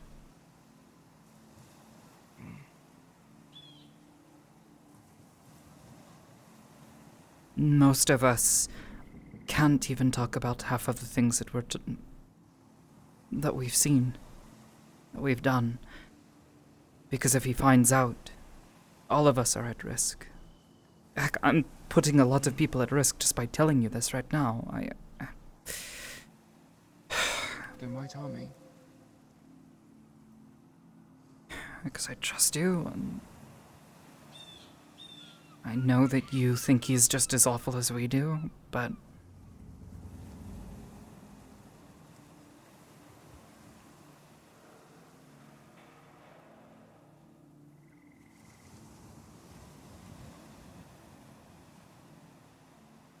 the fact that we take his money and people view us in that light is part of the reason I was okay with people looking at me and just seeing his student.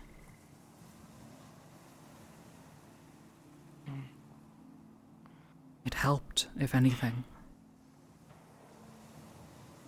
If they themselves aren't doing anything to aid the efforts, then who are they to judge? It's not even about being judged or not judged. It just didn't matter.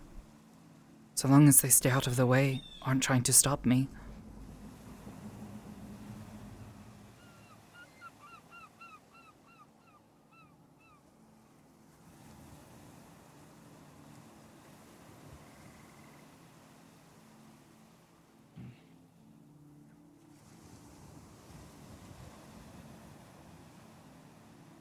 Part of me wonders what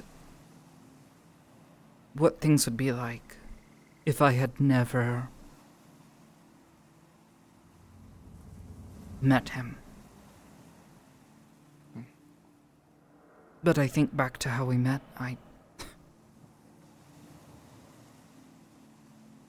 How you and him met? Yeah. I don't think of him. I don't know how you two met. Every so often he would come up to the station. He wanted to visit and see the people. There's a lot of unusual people there, and you know how he gets about unusual people. I thought I would be fine. I'm just human. I had only recently become aware of my power and didn't really have a full understanding of it. Let alone Iris at that point. He was going around saying hello to people, asking who the new agents were, and he saw me and... took an interest.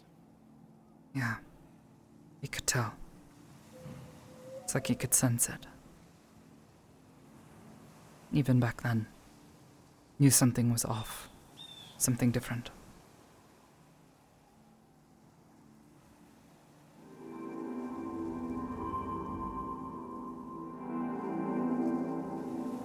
Yeah, I know.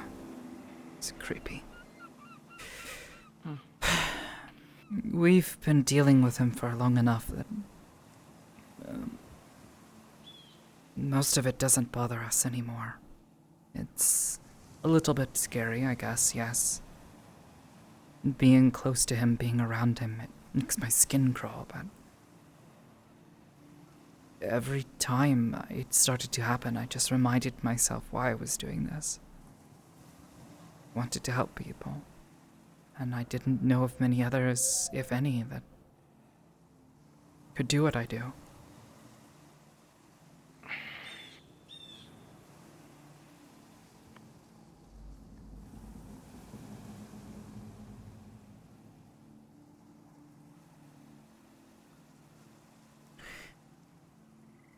I guess it just always felt like the right thing, but... You're right, I have been trying to live the best of both worlds.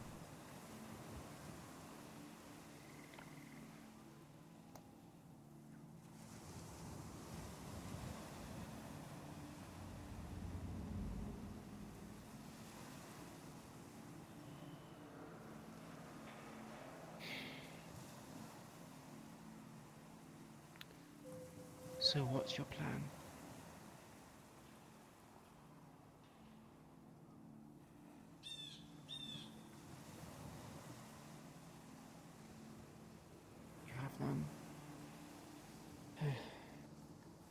I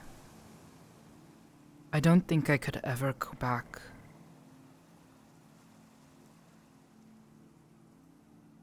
Everything I've seen, everything I know at this point, it just...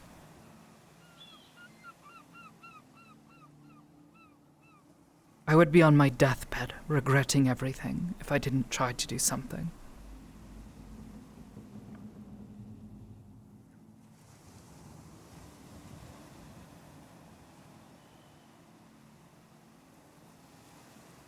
There are so many people he is hurting.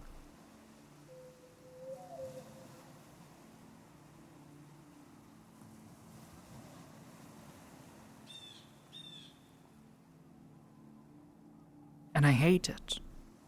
I want to stop it.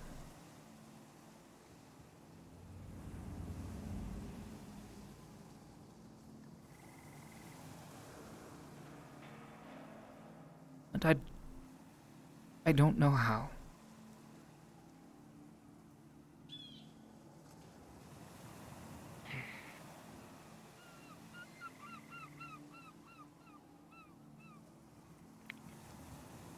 You're in a bit of a precarious situation. Yeah. Because you're playing the part of a spy. You are at the mercy of people who can actually take action to make the decision and pick up your case file. So until then, you're playing a waiting game. There is not much you can do. But the time is also ticking. The more invested you're in this, the more likely you are to become a pawn. And, well... Yeah. I doubt he would mind control a student of his, especially when he's trying to refine up, because as much as it would be easy to just use you as a weapon, he needs your individuality to do something. I mean... He's tried to make others. Other psychics. He's tried to train others. Create them other children. He's had schools.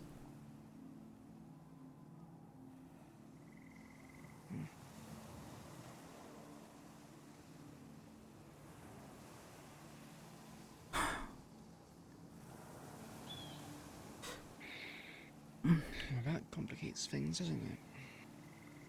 Yes and no. I thought you were to say... What do you mean, no?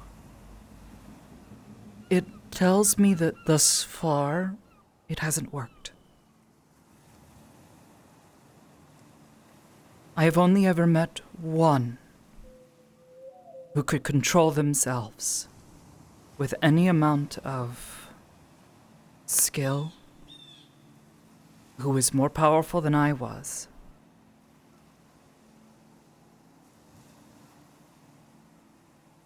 That was one of his Even if it's... projects. Okay, so just because it hasn't succeeded now doesn't mean in a few years' time, or hell, even a few That's what months scares it will me. work out. Do people know he's amassing an army of psychics? Some of us. He hasn't Some... perfected it, no. But he's getting closer, you're right. And in the meantime, he's been using me as a means of testing things, seeing what works. At least as far as I can tell. Do you know where that thing that he created from us is? Because if he's amassing an army, and he's using mental energy, whatever it is, to create new species, he's going to weaponize that. I don't... And if you look at genetics, normally when they look at geneticists, they tend to take genetics from other places and make them work together. That's if what he he's has been that- trying to do. Right, so what are people waiting for then? The longer this goes on, the less likely you're going to be able to do anything against him. He's more of a threat than he was 2 years ago, and people didn't strike when the iron was hot. I don't know. I really don't. I wish I had an answer to that question. It's why I told you about things in the first place. And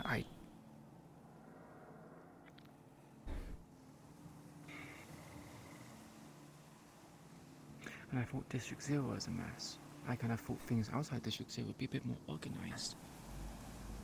No. But it's still just as disorganized. Yeah.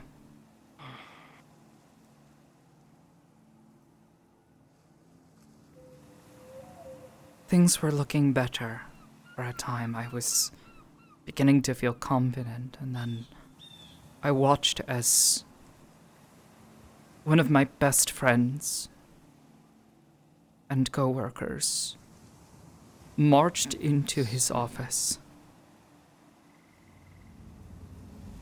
and nearly threw away everything that we had worked for.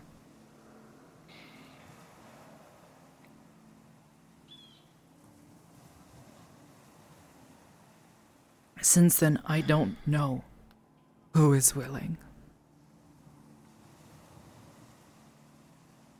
I put my faith in the Valentes, and they struck too soon. You're putting your faith in the Valentes of all people? I don't know many others. The Valentes are a bunch of ex-whisperers who are punching above their punching weight. At least they were trying.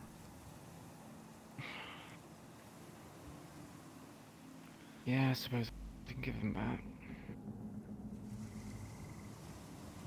The only other person who I knew who had a vested interest was Fable, but I don't trust him. He almost got me killed. You don't trust. Right.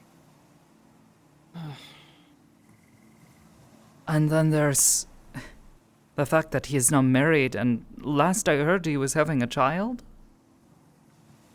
Fable is married. I don't know who this Fable person is, but he's married. Yes, the woman by the name of Dylan. She used to work at, Aegis, as far as I am aware. I don't know much about her. She's... well, I don't exactly have much of an opinion. At least a good one anyways, of either of them.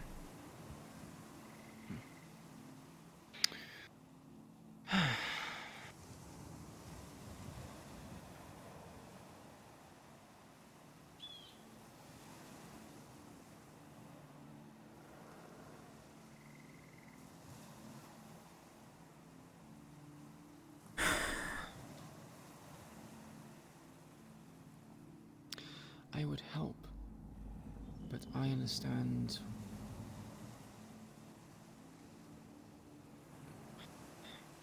I understand my place in this. Something I can interfere with, and I'm not equipped to deal with it.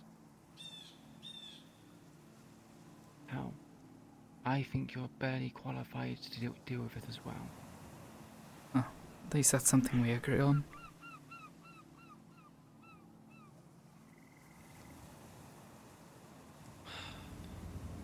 I think that this is just one of those things that you just have to accept and get on with your life. If we all become mindless drones, then, well, we all become mindless drones, and it's outside of our control, so we just kind of accept it.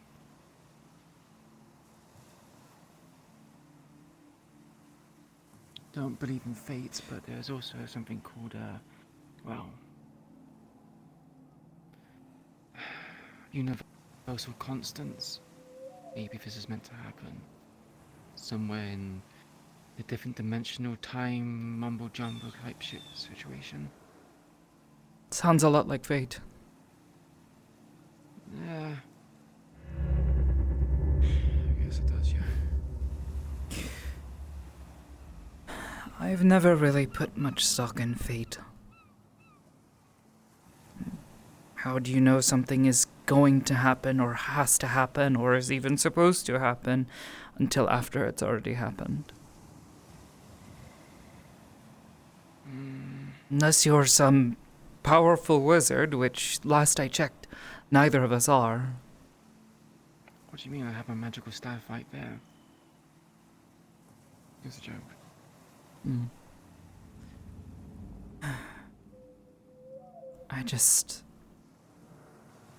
I don't know.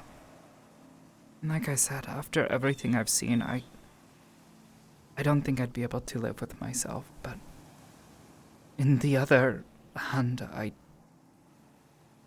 I don't want to see things happen to you. You've already fought so hard to get to where you are now, and to... Nothing is going to happen to me.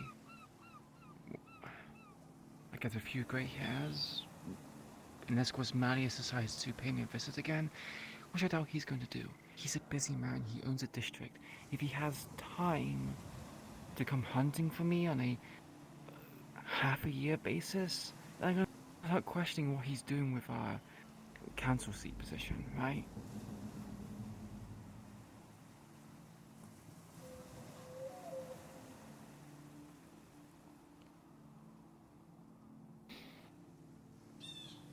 I am perfectly fine and safe. This is probably the safest I've ever been.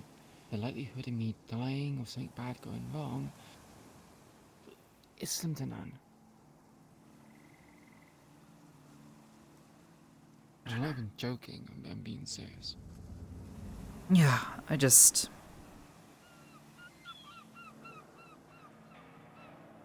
I see how hard you're fighting.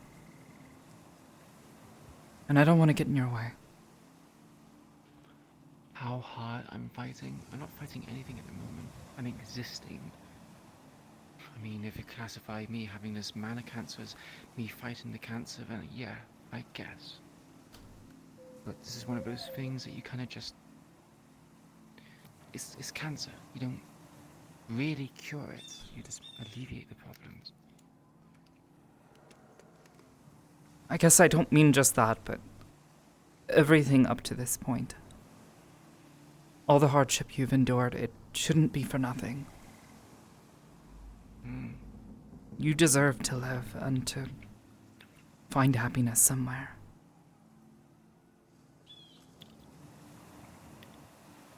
And I don't want to get in the way of that.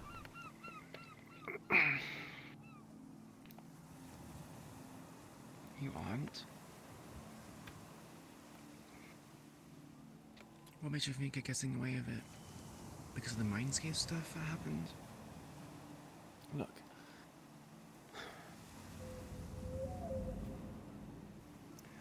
I have a question for you. And this is gonna probably come off as kind of somewhat harsh, but I don't really know how else to word this, so...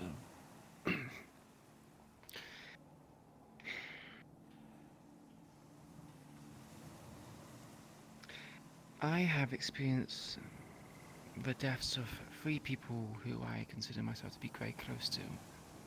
People which I would say are key people in my life. King, Yuna, and Millie. They're dead. Not by my own hand, but by their own actions, which is good for them. But the scenario in the Mindscape where you told me that you wanted me to kill you, and it's by my own hand, consider how I would feel.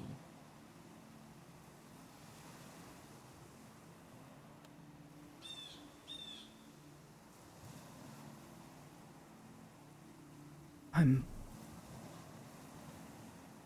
an idiot. I didn't even think about it. I was so...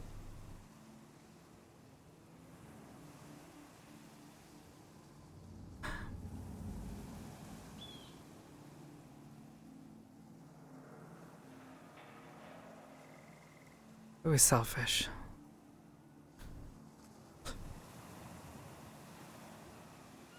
Asking that of you. Well, we were both selfish in that regard. I wanted you to end me because, well, even though I would never do it myself, there's been some times thoughts in my mind where, you know, letting the pages of the book come to an end might, well, you know, be a strange blessing in disguise. But also, if you were to do it to me, it saves me the, well, extra trauma of having to Yeah. do it to you. Yeah. So both equally selfish. I'm not saying this to make you feel bad. I'm saying this to make you aware that what you think you're doing to save or help other people isn't always necessarily what is best for them.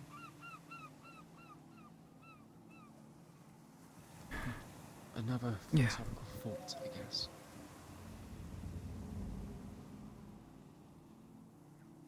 Oh, you're right.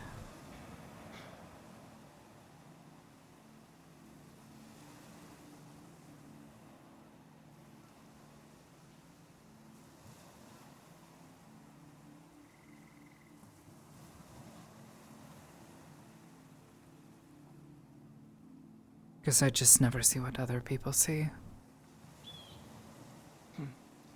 Isn't that ironic when you can literally peer into people's minds? It's one thing to be able to. It's another to allow yourself to. I try to ignore it. Every chance I get.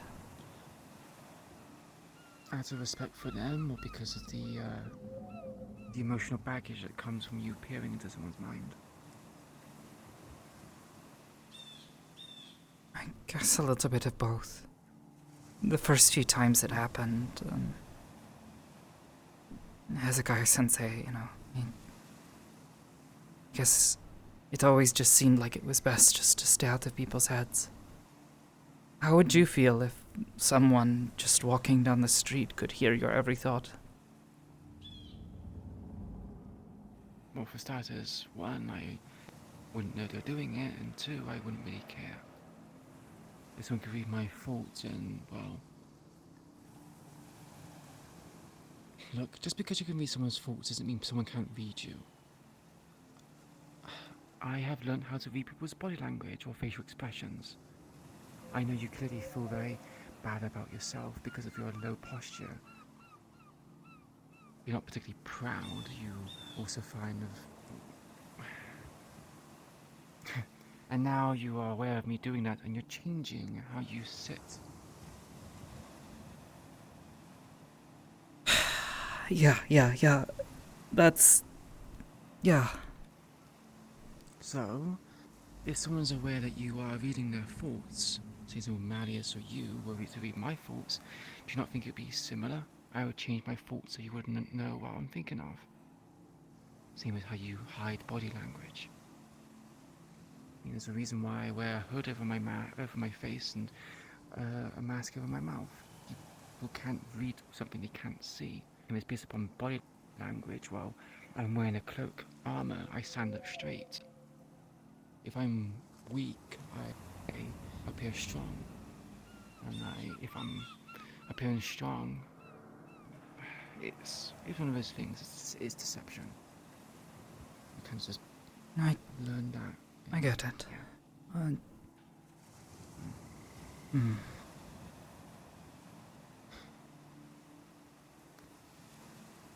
Bit off-handed topic, but man, it must really suck for you to go to 9 hells if you have the ability to read people's minds. Oh, I hate that place. Yeah, imagine if it would be horrible. What is... If you could read people's minds... Even without being able to read people's minds, the floor is sticky, the people talk about weird things that I really don't want to hear, and... yeah. I guess I'm that kind of person. I've tried to avoid it for a long time. You absorb your surroundings a lot. If you focus on something, you tend to block out everything else. I'm pretty sure Malice probably teaches about this when you try to use certain psionics. He probably tells you to blank everything else out. Maybe your cold stuff, you think about cold memories or whatnot. You don't think about, warm memories or... yeah, it's a big rabbit hole. You get the general gist of it. Yeah, it's just not always easy. Blocking out people's minds. You ever tried using it for training? Going to a busy street and just... I have, in the trying past. to focus on one person's mind out of the street? Yeah, I used to do it all the time at the meat track when things started to get worse. I started getting more sensitive to it. But, See, you are more capable than you give yourself credit for. If I were to assume that you're not capable, I would assume that you wouldn't be doing those kind of things. But you are. Which means you are actively trying to do certain things. Did Marius tell you to do this? Did your sensei tell you to do this? Or is it something which you did yourself? Of your own accord? I suppose Sensei sort of suggested it. He'd have me practice different things. It was why things started to get more sensitive, I guess.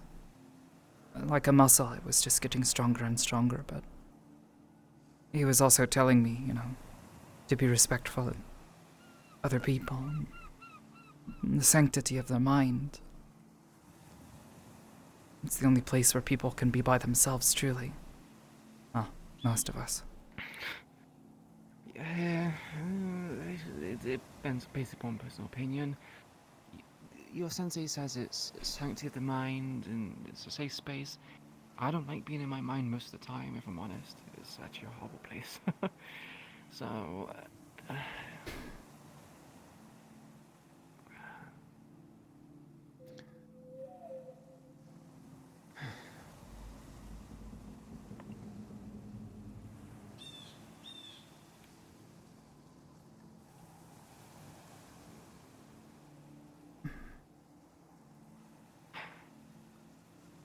rambling too much. Sorry. No, I don't mind it at all.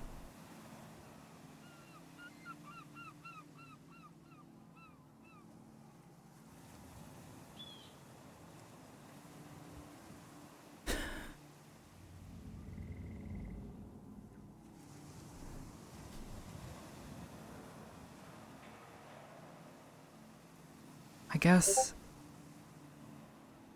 at the end of it all, I've just tried my best to fit in. After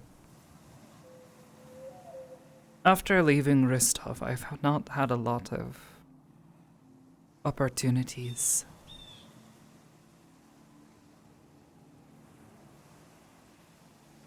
A lot of opportunities for what? Fitting in? Yeah. It wasn't until I got to Aegis that I began to meet people who were even remotely like me, or willing to accept, the weird stuff. Heck, I'm pretty sure they accepted me glowing sooner than I did. That's good. But outside of there, it's the same.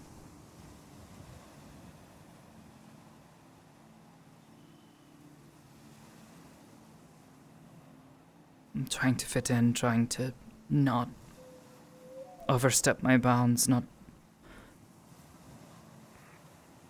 hear those voices. I don't want people to be angry at me because I heard something I wasn't supposed to, or... Who's gonna know? If you find out something which you weren't supposed to, who's gonna know you found that out? And that's what you tell them. They don't, but I guess I just end up feeling bad about it. People which have gifts like yours...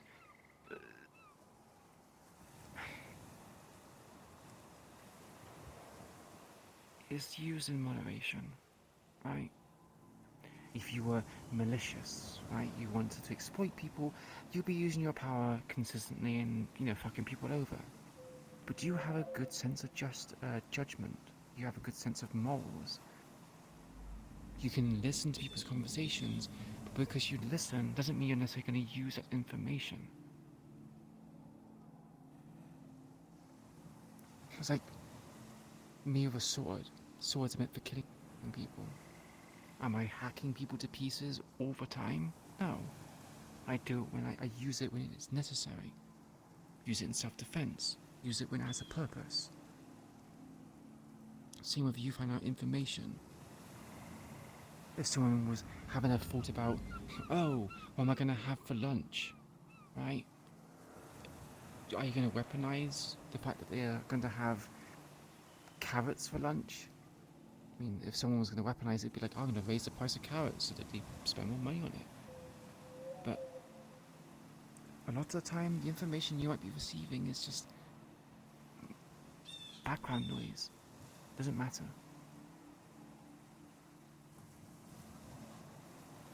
And sometimes when it comes to certain things, for example, if there's someone who you have a deep amount of affection for, if you read their mind, it then becomes a question of, do you want to find out the answers? Do you benefit from finding out the answers? Or are you better off not knowing? Because you want it to be an authentic experience, because you want it to be a surprise.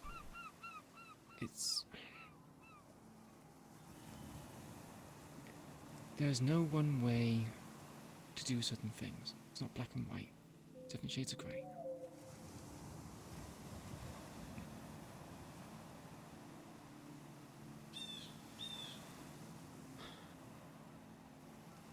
And like a muscle, it only gets stronger the more you use it. You play through a certain amount of shame, using your ability without people's permission. And you refrain yourself from achieving stuff.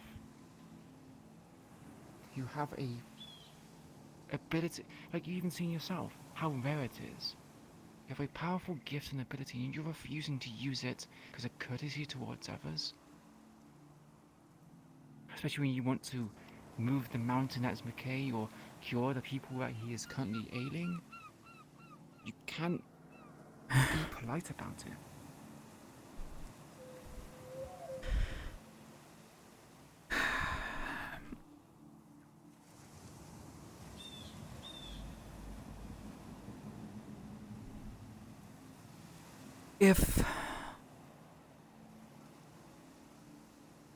If I were to use my powers so openly, so... Well, I suppose I would call it irresponsibly, but I guess that's just how I was raised. How would that make me any different from McKay? He is someone who is powerful, who has had the time to grow that muscle, as you call it.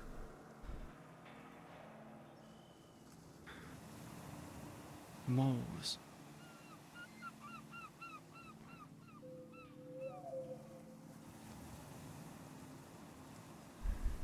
You have a sense of what is right and wrong. He doesn't. Not to mention he was... You are human, right? It's not normal for you to have these abilities, so it's a gift. Malleus was probably part of a race that these things are inherent to their race. That's like a dragon spitting fire. They're going to use it all the time because it's part of their nature. If the human could spit fire, he might use it to light a cigarette, make some food, burn someone they don't like, right? But that's their choice of doing it and applying a tool that they have to a situation.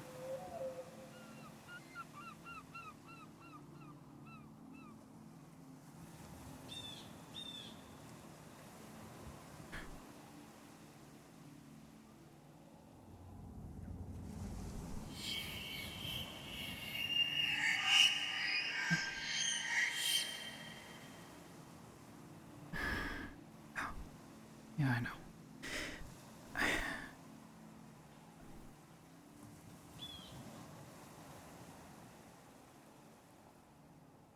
I guess I'm just afraid of hurting people.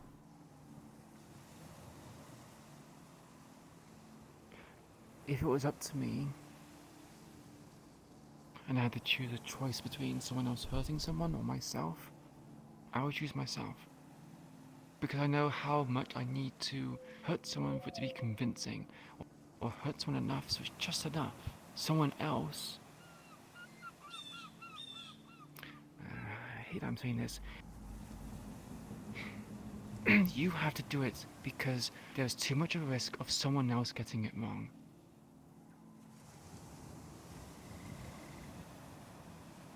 If you do it, you know you're going to do it right.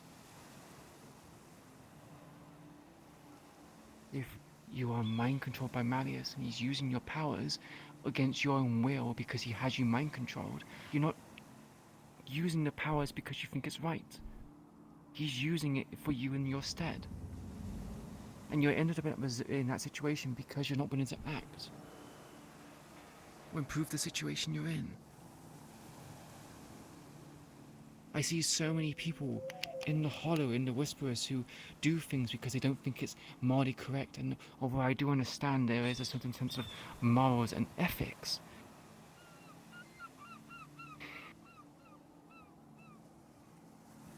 sometimes you have to do bad things to avoid worse things from happening.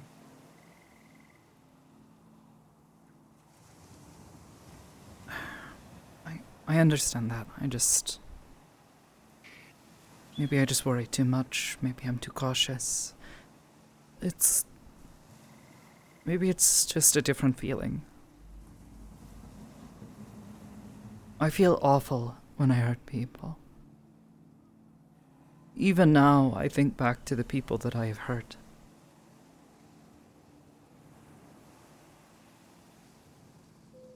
And I never want to do that again.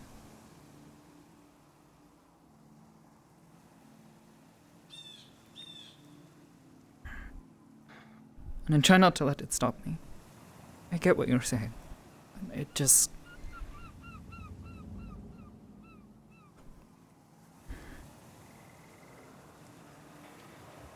It weighs heavy. Exposure to it. Yeah.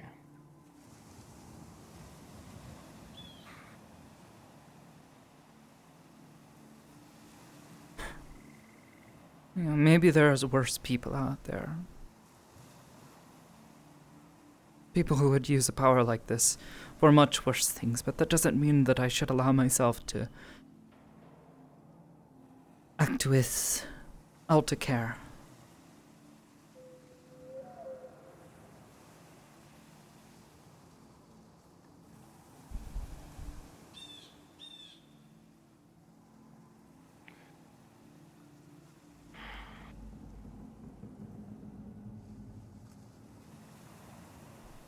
It's your choice at the end of the day of what you want to do with it. I'm only applying what you've said and what you've learned from my own lens and trying to make sense of it. Yeah, no, I understand. And there is wisdom in it. You are right. If I hold myself back from learning and growing, then how am I going to help other people? But that doesn't mean I shouldn't worry, I guess. But maybe I'm worrying too much, and...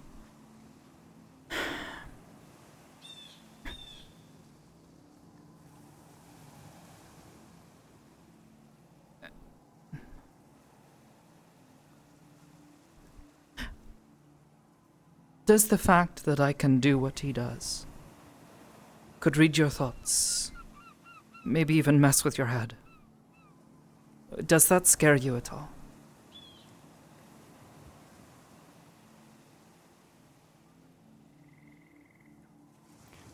I suppose the question here is, am I scared of you? In not so many words. Yeah. Well, I would say that's because I've tried not to give you a reason to be afraid of me.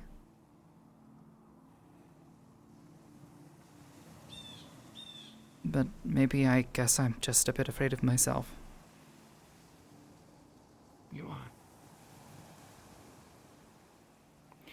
You worry too much about losing control, not having control. But I'm pretty sure your sensei would say this. But you train to gain control of certain things. You just leave it a chance if you... Actually, no, I'm not gonna say this. You already know. 'Cause you told me what's happened before and you didn't have control.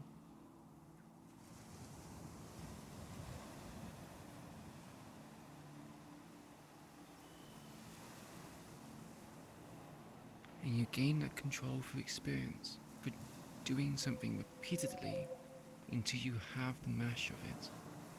The same as riding a bike. You're gonna fall off the bike, graze your knee, hurt yourself a few times, so eventually you can ride the bike without hurting yourself and hurting others.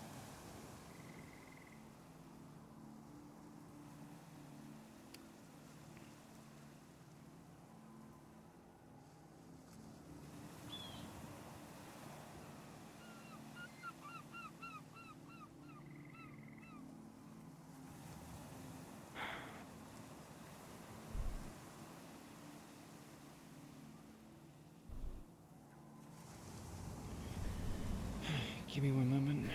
I need to take my medicine. I bought some extra just in case, because I feel like the conversation was gonna last a little bit longer, but... Sorry. I was prepared this time. No, you're fine.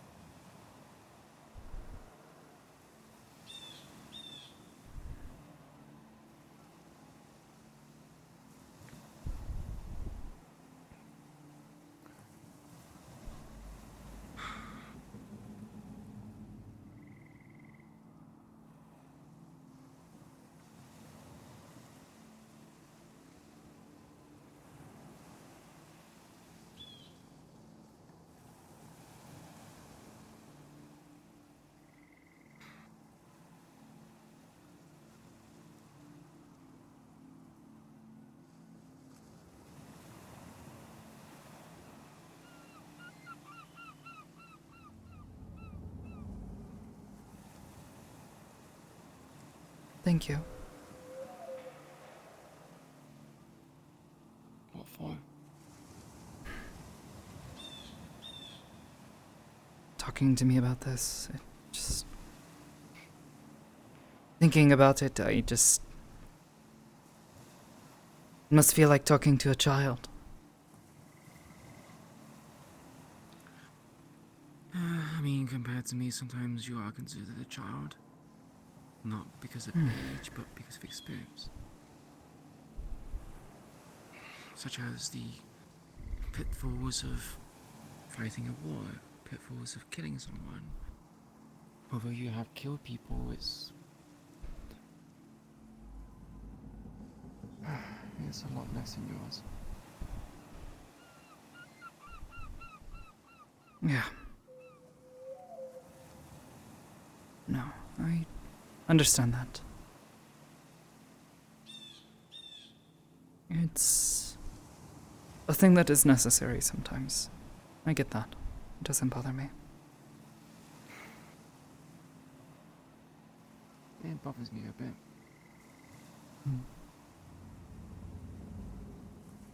There are lives you regret taking.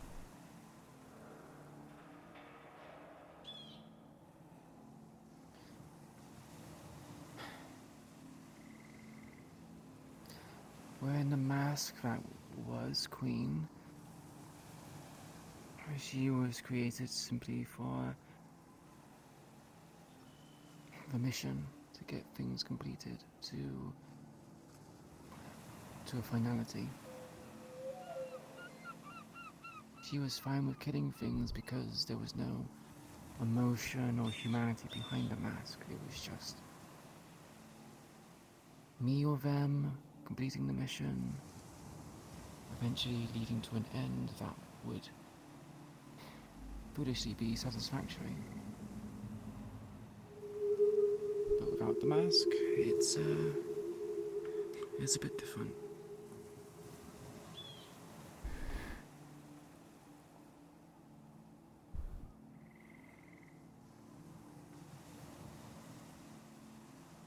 It makes you think. Makes you wonder.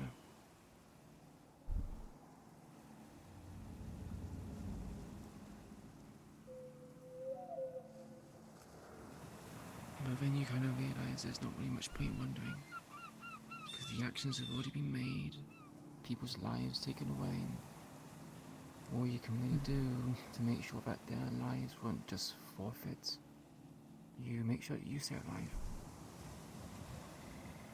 When you kill someone, you take over their dreams, even if it's your enemy or a complete stranger.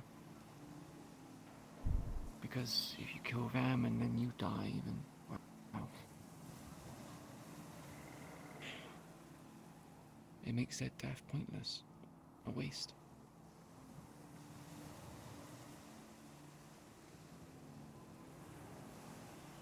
A lot of people don't understand that. I guess. If your ally dies, you often take. I suppose I've never heard anyone else put it that way. You ever heard the term that when someone who has killed someone, they look at the hands and see the blood of those they've killed? I think it's more of a poetic term than an actual literal term. Unless it was a PTSD or some sort of trauma, in which case they would probably see blood.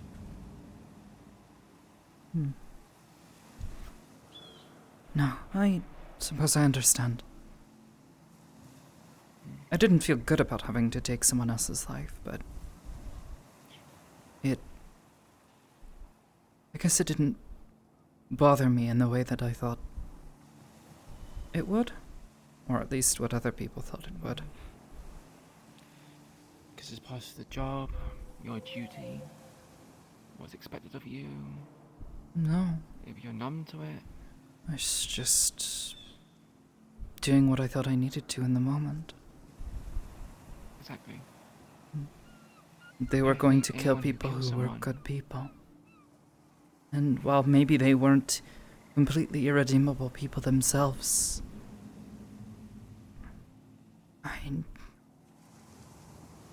how to put this? Part of my practice is recognizing that there is negativity everywhere.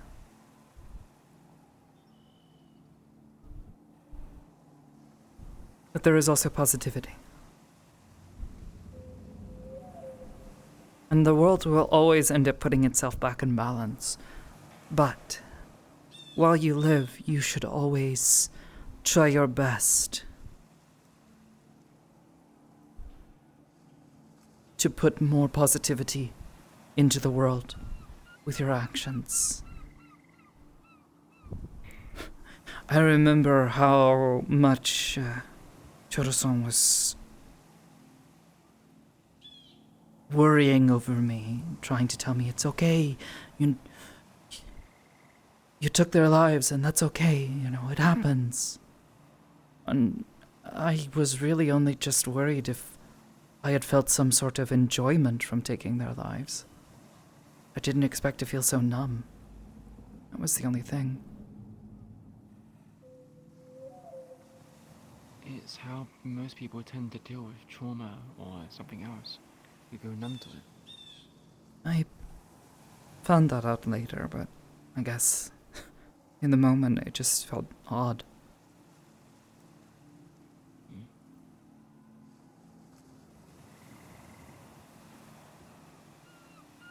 But at no point in time did I question whether or not it was wrong for me to have taken their lives. I was trying to protect the lives of many others, and they would have died if I hadn't done something. People were dying.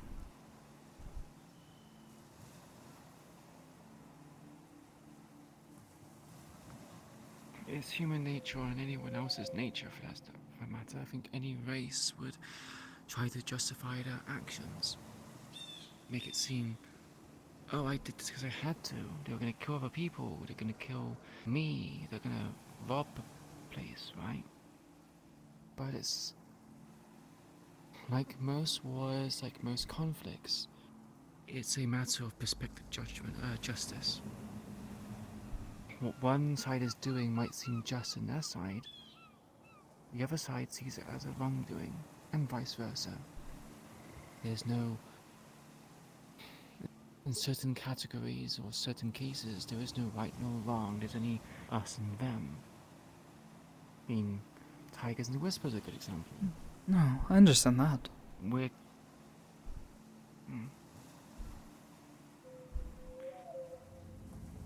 Yeah.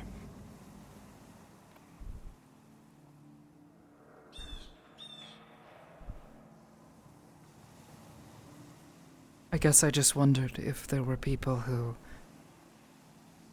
despite it all, you feel like you shouldn't have killed. That you weren't trying to protect something. Trying to stop more negativity from being bled into the world with your actions.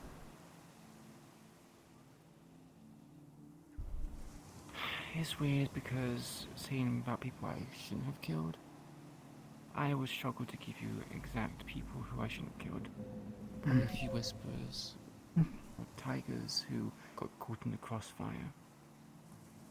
But You don't have to tell me exact names. I was just wondering if there was, I don't know, things that still haunt you. Much like the idea of having hurt a few people in my life with this power makes me worry and fret. I wondered if the same was for you. Or something else.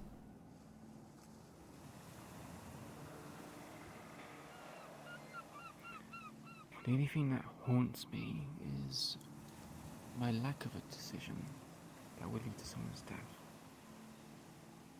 I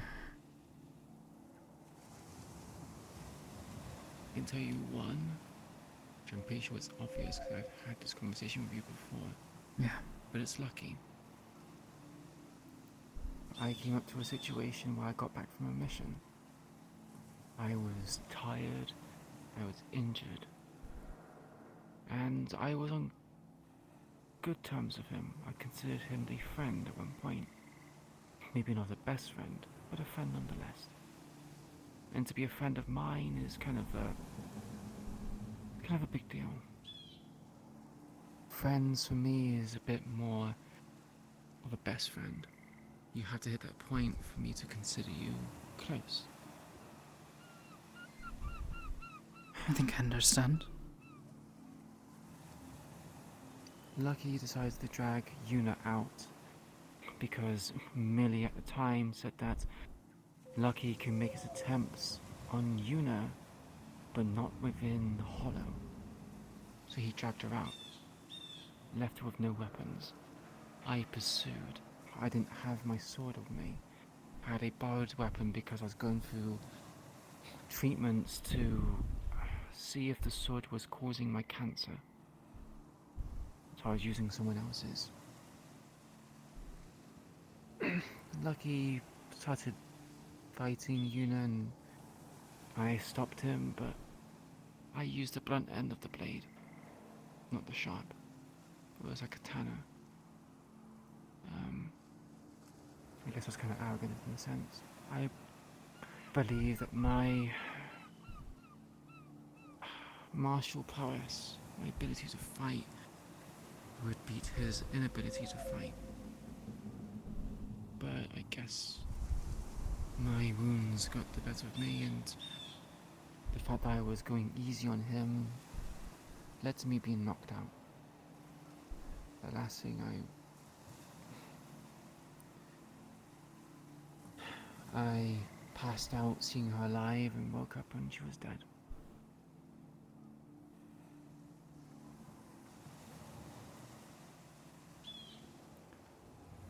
And I think of myself over time that if I maybe didn't hold back, maybe she would have survived. Maybe if I told the people who were pinning her down that as a member of leadership I'm ordering them to let her go. The thing is, they foolishly believed that Lucky was a member of leadership at the time and took his word as an order, I guess. Wasn't thinking enough, didn't really have time to react, was exhausted, was injured, and made some bad choices. So...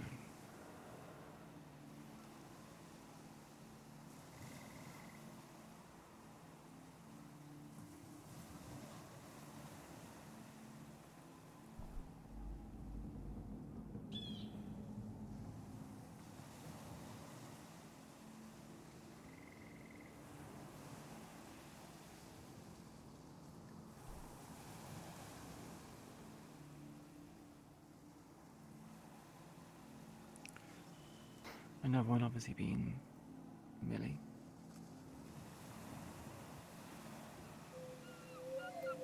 I had an opportunity to run away. Go somewhere far away. Away from this, I had money saved up that I got from Yuna as well. We planned to run. I chose to stay out of petty revenge. And now she's in a weird, precarious situation. She's dead, but also not dead, and I can't make up my mind whether or not she's actually living or she's just gone.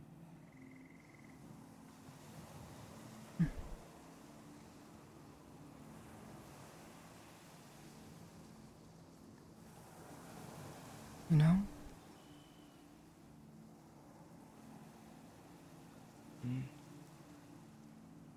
Neither of those are situations where you actually hurt someone.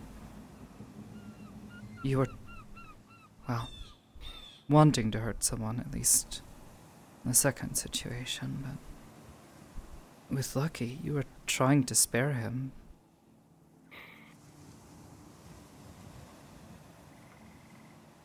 Yeah, which brings me back to this point I have. The fact that I held back and didn't hurt them cost me.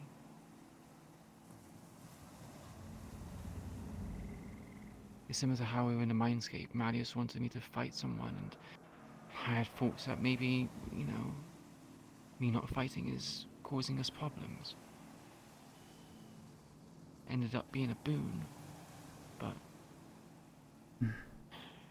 It's difficult to tell. It's exactly impossible to know what will happen. But I understand. Maybe that's why you feel so strongly about me holding myself back.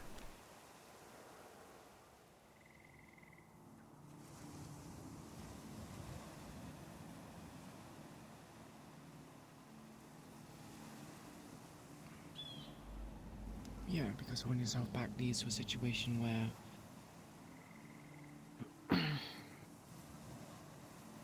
you go from being in control to not in control. You can't control things that you're not in control of.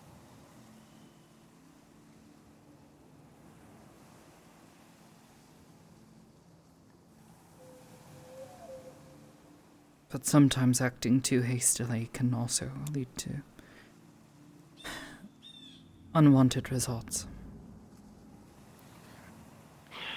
Well, true. If you have a situation where you have to put the chips down on the table and it's time to call, you have to I think this is a gambling analogy. Don't entirely get it.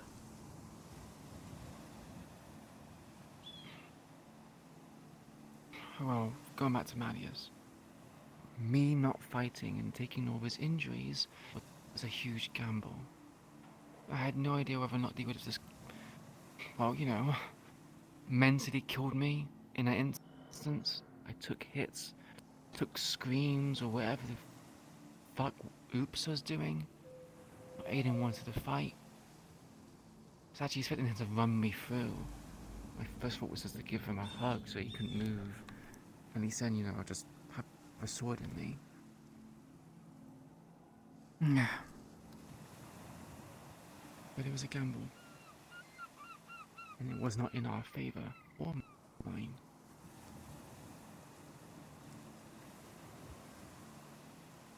But in the end, it all worked out. Yes, it did. But that's the one time I gambled. Just... And it came out in my favor. The impossibility of it all, you know. I don't think you've ever really met her, but one of our, well, it's strange to think of her as just a co-worker. She went to the same monastery that I did, or grew up there anyways. I feel like this is one of those moments where she would probably simply say, oh, well, you can't worry about something you can't control and you can't predict. So, don't.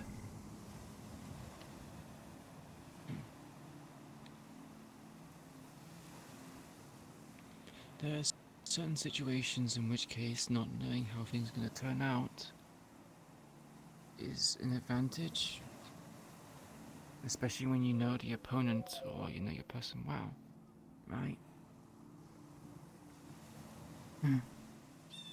If it's an unpredictable situation, you have to wonder if your opponent also sees it as unpredictable, if they have plans. For example, Marius, when he gave us the ultimatum, he predicted that one of us would fight each other, kill each other. I'm pretty sure he had a prediction that we would also fight him, would retaliate. But I don't think he predicted that we would do nothing.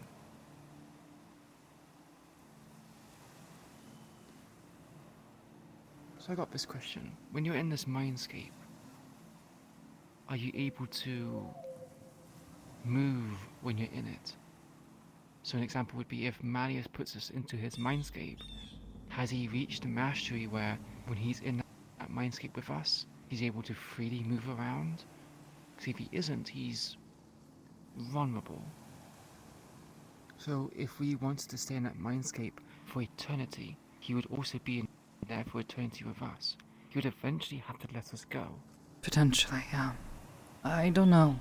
That's something I've not actually tried before. When I do this, it's difficult to have a sense of the outside world. If something's loud enough or someone shakes me, I feel it. But perhaps having a recording device on your person When he does it again, check if he moves outside of his mindscape. If he moves, he's able to be in two places at once, which is, well, it's bad because it means one of his weak points has gone down, but at least now you know what he's capable of. Potentially. Though, It also makes me curious, if you were to fight him both, if he was able to separate themselves, right? And this obviously comes with his own I don't know fight him on both how fronts. safe it would be, but in theory, yes, someone could strike at him. I don't know what it would do to someone. Being connected to the mind of a dying person.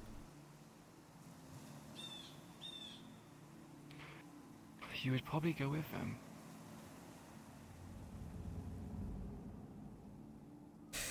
That's a terrifying thought. Here's some more food for thought.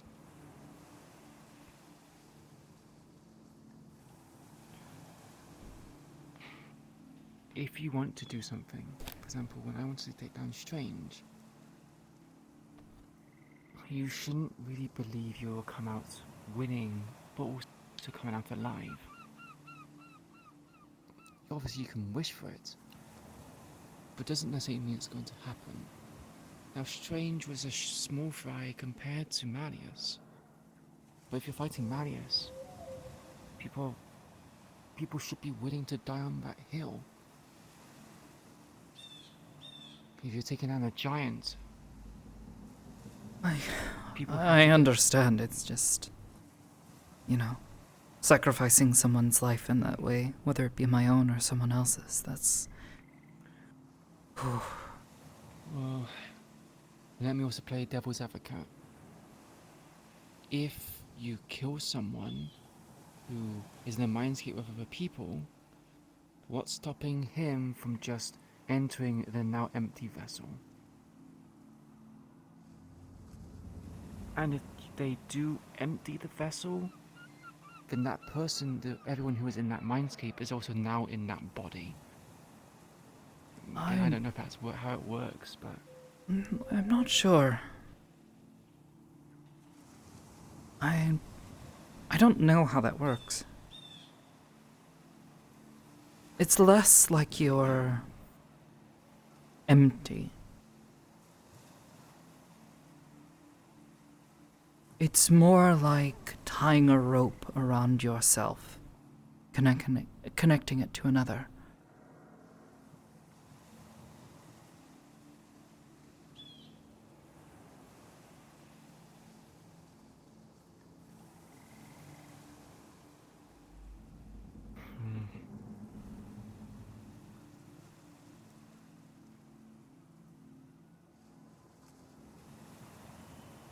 I don't know. This is why I said before, it's difficult to just practice this. To experiment with this is potentially risky to both other people and myself. nothing ventured, nothing gained. As with most things in life. That's a really, really casual way of putting it, yeah. I mean, I don't know anything about this Mindscape stuff, so yeah, I'm pretty casual about it. Not my area of expertise. When I first started doing this, was first getting advice from anyone, I met someone. I think you've met him as well. There's a good chance you have anyways. His name's Shen. He used to work at the meat rack, or at least was around the meat rack quite often. He's a scion like me and a telepath. But he's not well in the head. He originally tried to convince me that I should practice my powers on people in hospitals, in comas.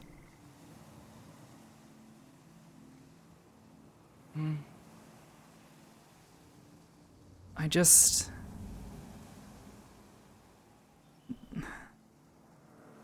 To do that to someone, even if they are in a state like that.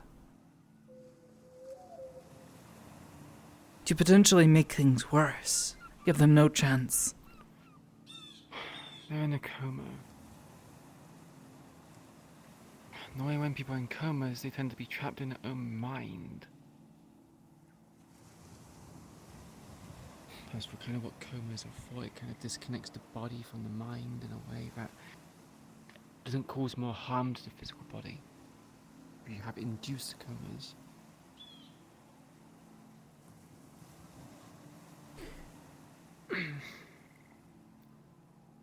But if you were to connect with someone who is in a coma, I imagine they might appreciate the company. They might like it. Because if the coma is them trapped in their own mind, and they don't know how to navigate through their mind, for example, you could show them the scenery here. They might like that. You could show them potential family members. They would love that. You can give people a sense of closure as well, especially if it's a terminal illness.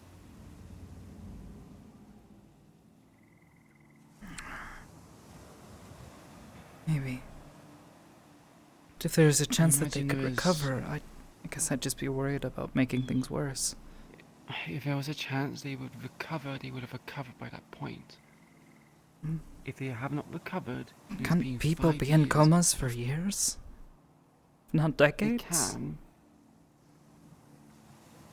They can be in comas for years, but normally that's them trying to diagnose them with what's causing their ailment. Or if they're trying to research and develop a cure for said ailment. But sometimes there's situations where there is no cure and they don't know what this ailment is. In which case they'll be left there for a long, long time. The question is, would you want them to live 20 years withering away in their mind before eventually dying? Would there be a very slim chance of it getting better? Or would you like to... I suppose it's not really a good argument, so I'll ignore that. I don't know. How would you tell someone that they're in a coma? And that, if they can't be helped, then you might be the last person they ever talk to. A stranger they've maybe never met.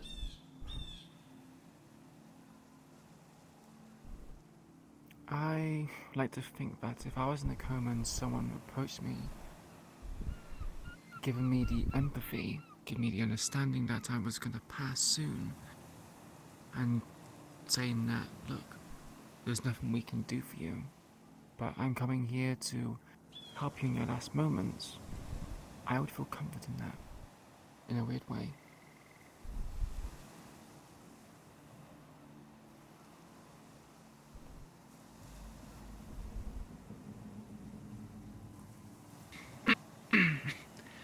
I know you've probably heard the saying of, life is not life without an ending.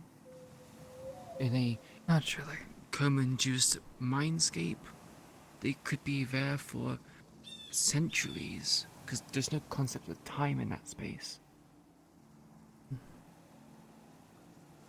That's obviously assuming that comas are like a mindscape.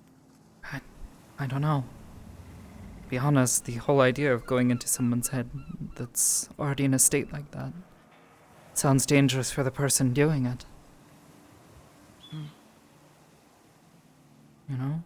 How do you keep track of yourself when they can't do it? Probably no more dangerous than going into someone's mind when they're asleep and having dreams. I have done that though. And it was dangerous. I've done that? Yeah, it was a necessary but dangerous idea. I think it'd be fun kind of doing that, obviously with the risks involved. Do you think there are weird, like, psychic adrenaline junkies who peer into someone's mind and they get off on the thrill of, whether they come out fine or not, seeing what they can see in their... Sorry, weird thoughts for... The only person who even comes close to fitting such a description would be the one I just told you about, Shen. Like I said, he was not particularly well in the head as far as I could tell. So as many other people. Myself included.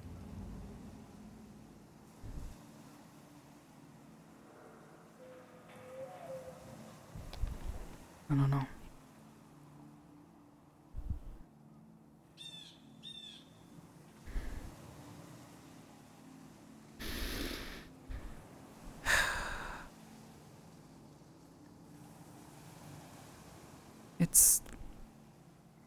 It's definitely worth thinking about. And you're right, I maybe shouldn't hold myself back as much as I do. But it's like a balance. If I go too far, I just risk becoming just like him. Yeah, even now, like, thinking about some of the things he's said, some of the ideas he's had, he's not wrong. There are a lot of awful people out there, and there are a lot of people hurting out in the world. He wants to fix them, take away their pain, stop them from hurting each other. He's not wrong, but it's more just the way he wants to go about it. It's messed up. No, he is wrong. It's like... how to describe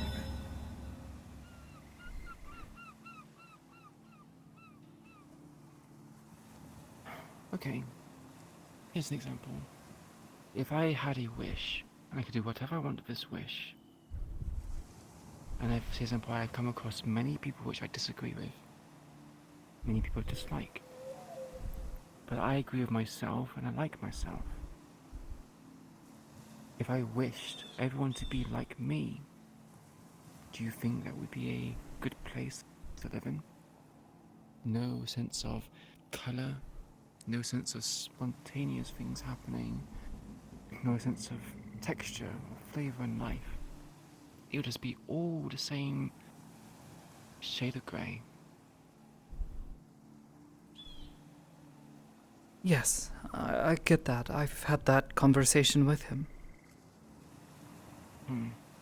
We've had a lot of debates about that one, actually. But even now, thinking about it, I can affect people's senses. Your eye? The one you can't see out of properly? What if I could let you see through mine? First of all, probably would induce... blindness in me? nausea. It would. No, I'm not about...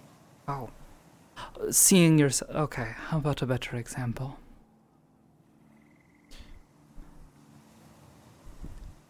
Your arm, your shoulder, your neck. Will that pain you're feeling? What if I could take that away? Place it with what I'm feeling right now. Swap our senses. Help you to not feel pain for just a little while. Would you consider that a bad thing?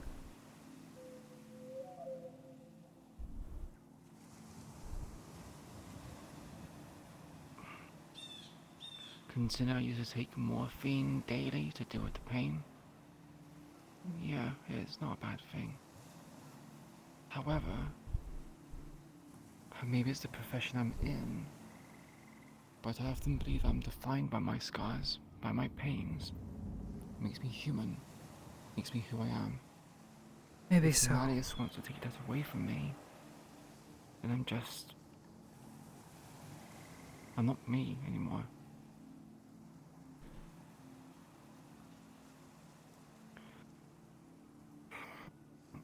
Those who he helps, quotation marks, are those people willingly seeking that bliss? Or is he forcing it on them? Because if it's forcing it, that's different. If people want to live in that bliss,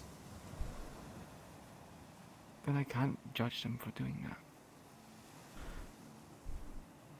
But you can't exploit their lack of decision making. You cannot exploit their vulnerabilities. And that's the difference. You won't do that. He does.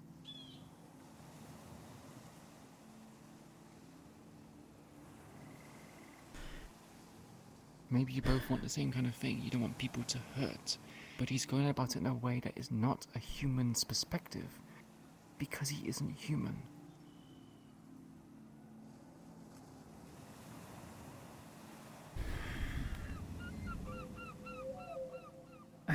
I don't know. I don't know what the right answer is. Honestly.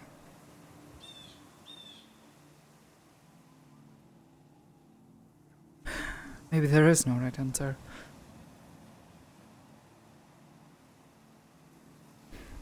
I think about it because it's something that has crossed my mind. I want to. If I had the means to lessen your pain, even just for a little while, I would do it. Or at least want to.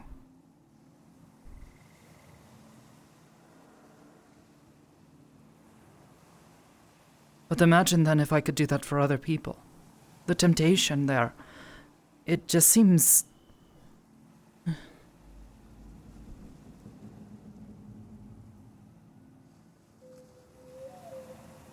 I would worry, I guess. Which, there I go again, worrying. I would worry that I would just start to do the same things he does. Because yes, a good majority of those people who he does these things to are going to him. They are hurting, they are in pain.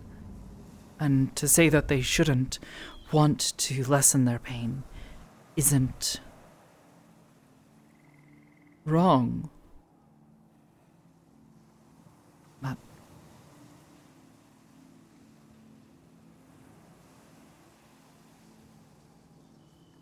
there is a value to it. To the hardship.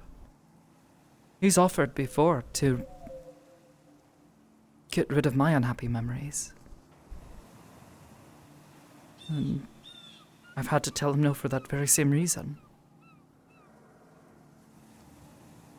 As much as I hurt every time I think about those moments of my life, it's important.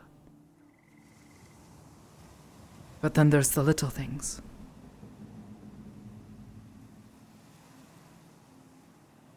Would you be as strong as you are now because of that pain in your arm? Would you be weaker in the future if I got rid of it?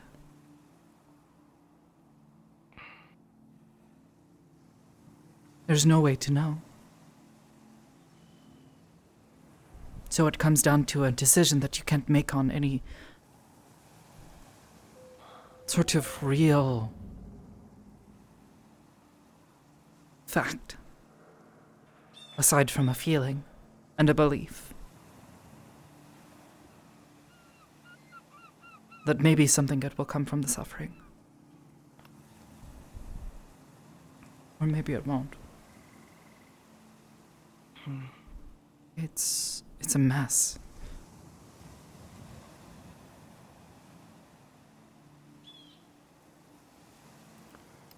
Considering you bring up my arm and its conditions, my stamina has reduced dramatically. I'm not as full of energy as I used to be. However, I can understand that my energy reserves are a lot less. If I'm fighting someone, I tend to make the fight end quickly, and I'm more aggressive for it. Sure, it's not fixing the issue, but you make do with what you have. So even if you were to remove this pain, it...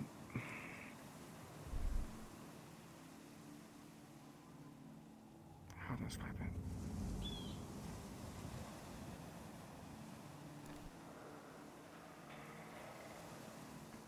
If you're used to things being a specific kind of way, you've adapted to it. If you were to say, example,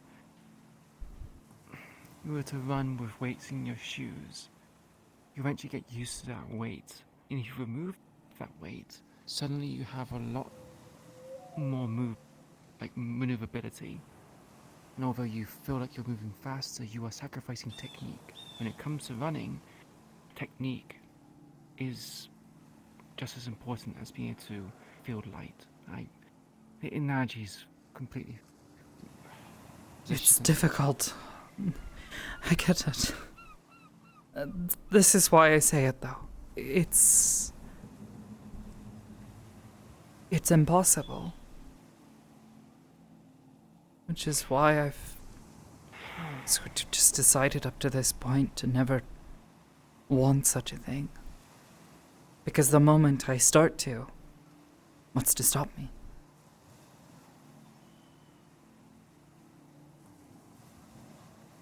It's your choice. I'm not convincing you to do these things. And I hope when it comes with Malleus, you have as much pushback. You have as much resistance. He's the one trying to convince me. You are... convince you to do that. That's a good way of thinking. That if you have the means to stop someone's pain, no matter the circumstances, it's good to get rid of that pain. Erase it, even.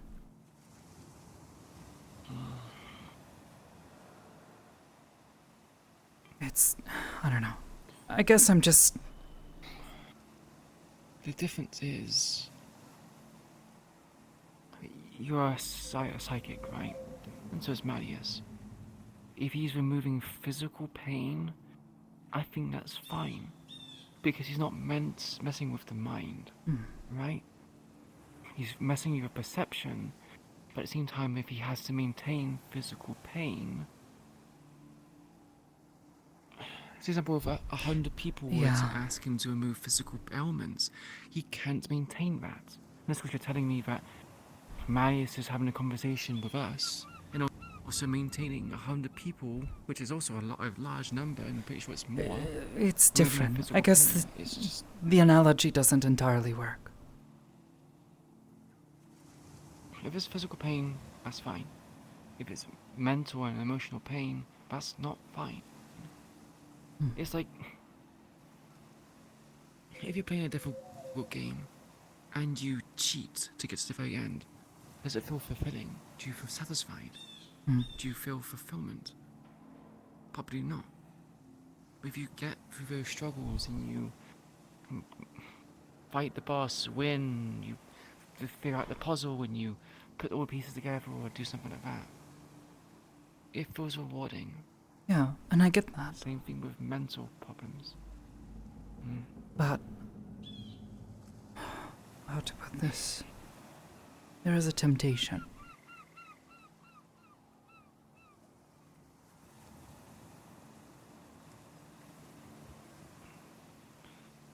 You have been a priestess for how many years?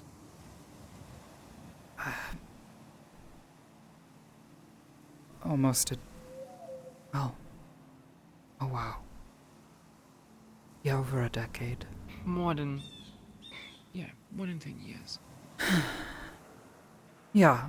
And you have resisted against temptation. Again, not much faith in your own abilities. The temptation is different, but it's still a temptation nonetheless. I guess it's a little bit different, but yes, you could put it that way. No, it's not. A little bit different. Abstaining from something is a little bit different than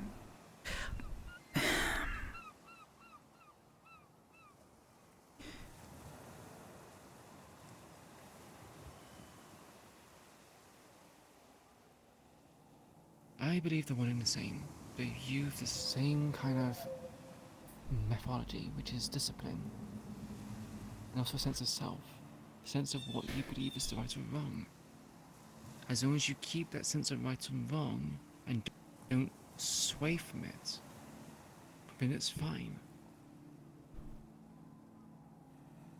But here's a counter argument. What happens if you don't care about morals, right? You start getting high off the fact that people are praising you, thanking you for removing their ailments, and that goes to your head. Then yeah, sure, now you have a situation where you are abusing your powers. You're willing to look past your principles to feed a sin, feed vanity or pride.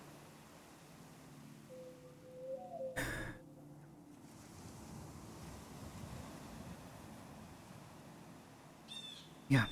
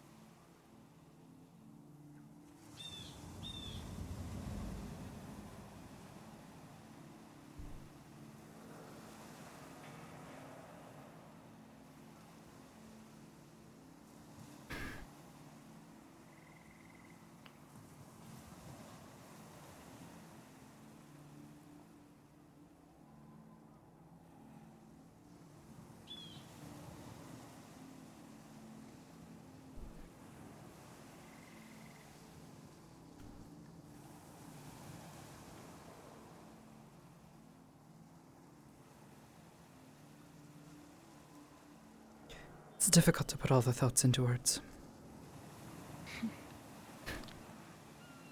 That is the pitfall of philosophy and good of mental illnesses. Not even that, it's just... philosophy. How to put this?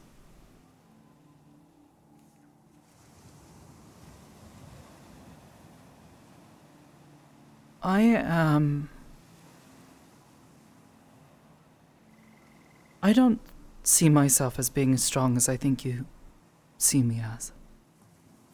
Just in the same way as I probably see you as stronger than you see yourself as. Sure, we have confidence in ourselves to some degree, but... I suppose the question is, how strong do you think I think you are?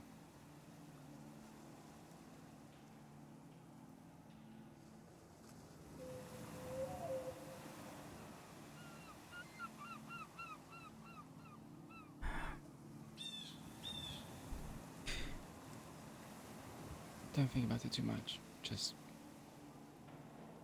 respond with what comes to your head. There are some days where the temptation is great. And more lately, I am...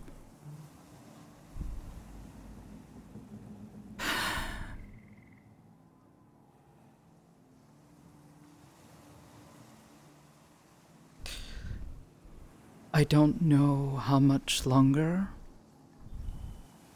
I want to ever have to wait, because I feel differently than I used to, I guess. I've gotten older, things have changed, I've had life-changing experiences. things that scared me, things that made me angry, things that made me sad. Things that brought me joy.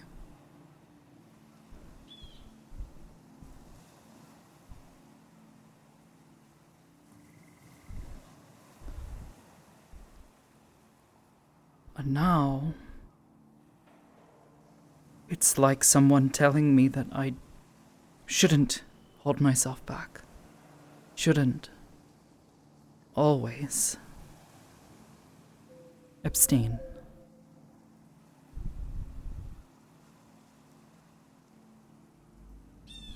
So what is it that you want to do if you no longer abstain yourself? What would be the first thing you would do if you no longer held back?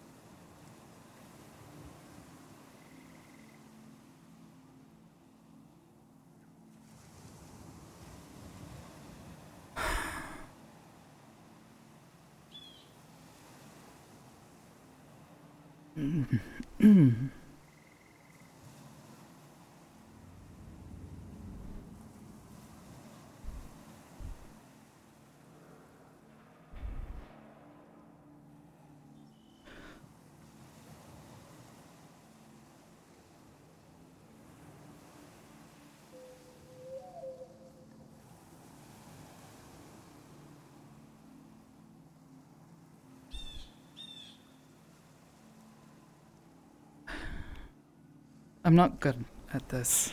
I'm sorry. Okay. No, you're fine. I'm sorry, If you don't trust yourself to be in control, and abstaining is the best option for you to do certain things, then abstain. You often know yourself better than anyone else. If you feel like you're going to abuse that power, then you're probably going to abuse it.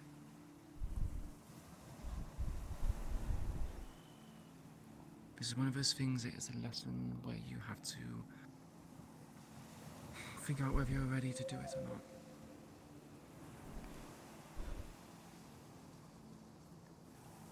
well,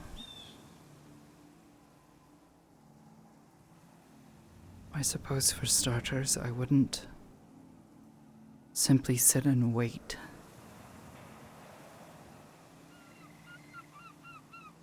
For you to tell me how you feel about me. How you see me.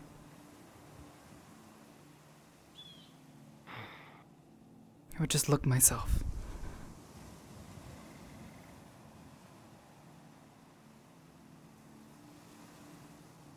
But you know, I don't want to. At least, I tell myself I don't want to. But it's a temptation.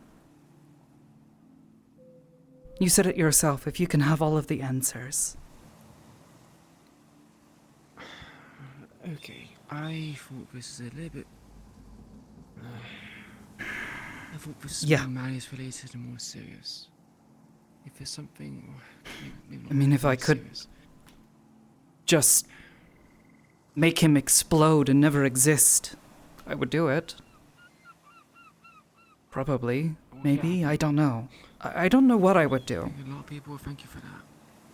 Well, there would also be a lot of other problems created in the moment that he is unleashed from this mortal coil. So many other problems that his death would bring. And in which case, this comes down to, again, what we want to do again is, you kind of hit me with two great big bombshells here, so I'm going to go for Yeah, the- well, they're... Let's I'm go sorry. first. Oh, you're fine. Right, so well, the first one we're going to go with is, if you kill Malleus and there's a power vacuum, something else is going to replace him, and you have it less predictable, and you understand it less than Malleus does.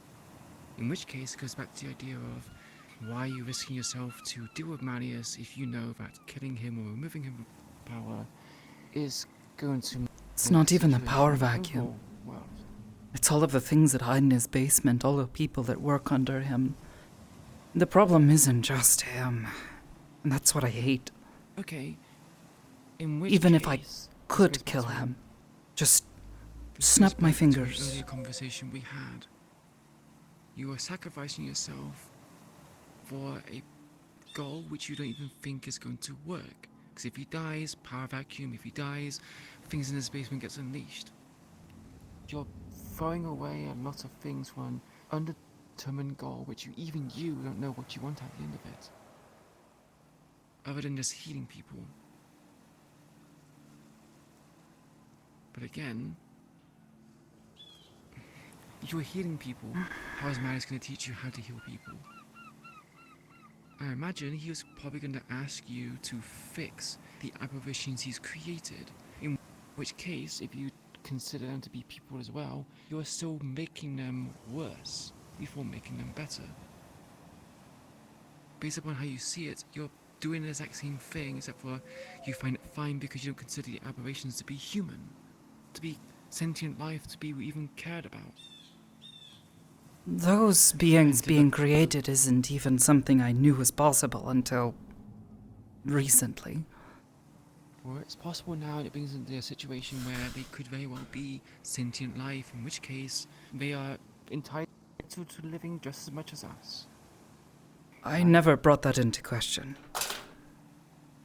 Truth be told, I don't know what to do about that situation. That's...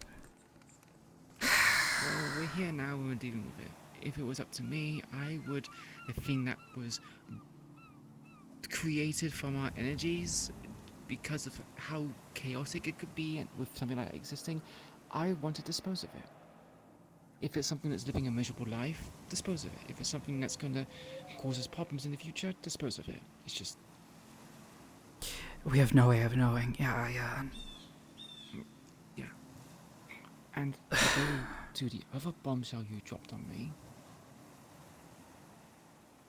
talking about these things is important. And you're asking me for my feelings towards you.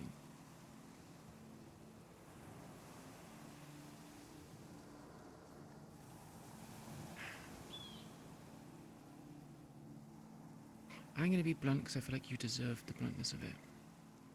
You do realize I am still somewhat committed to Millie. I know. Now, whether or not this Millie is the same one, a different one, a clone or whatnot, that's something which I have to deal with. I know. I'm loyal. And I don't want to take that away from you. But an idea that was born from a misunderstanding. Misunderstanding? What do you mean?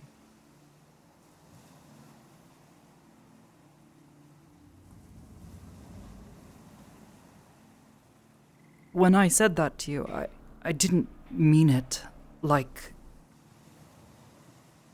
I do now. You mean when I took you to the Oak and you said if you said you loved me, I would take care of...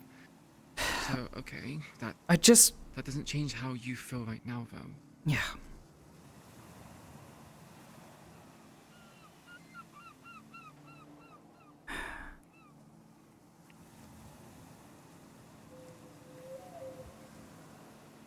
If you want to know where you stand with me,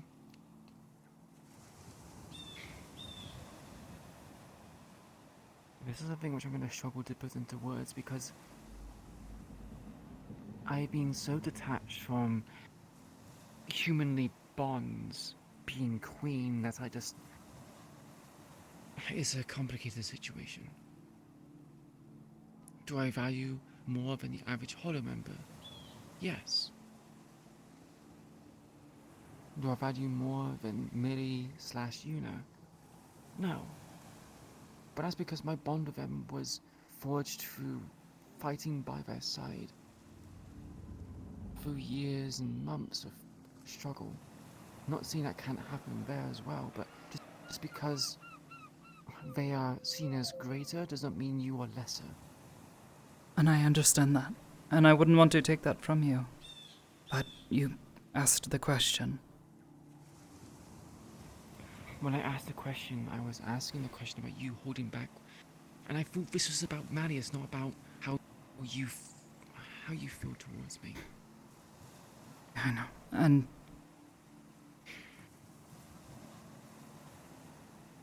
I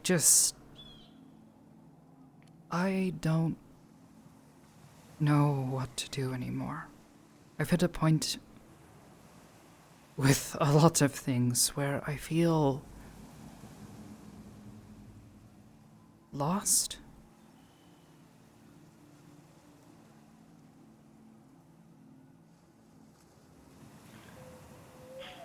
You feel lost. Yeah. Okay. In I a think I'm the most qualified for this. metaphorical sense, how to put this?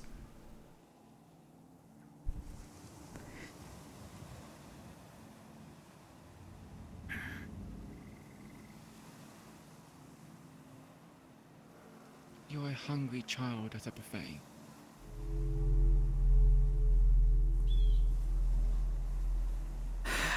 Not exactly the most... Yeah, I guess that's a way of putting it.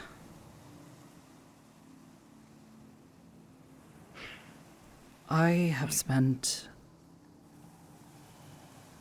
so long telling myself that one way of living was not for me. And now I have people encouraging me left and right to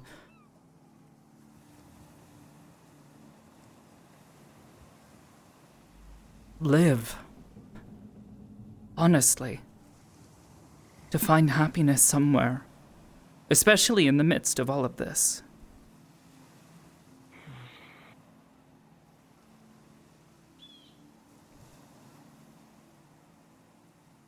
I feel like I've been waking up from something. I don't even know what.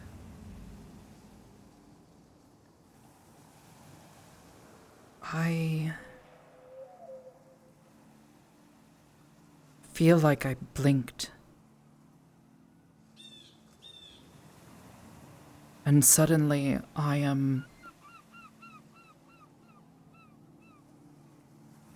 a young adult trying to figure this out on my own, and I don't know what I'm doing. I don't even know why I'm saying this.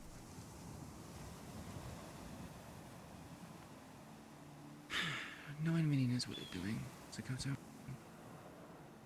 There's no manual for life. There's no instructions on how to succeed or do certain kinds of things. It's just an accumulation of experience. Going back to the starving child at a buffet. My advice, similar to someone who is starving, is you feed them slowly. They eat too much, they're going to make themselves feel sick. They're going to hurt themselves.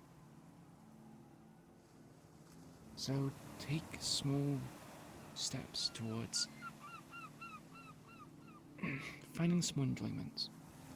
Happiness is not often something you should seek, because if you seek it out and you have high expectations to find it, when you don't get it after a week, 2 weeks, a few months, maybe a few years, you're going to end up feeling depressed.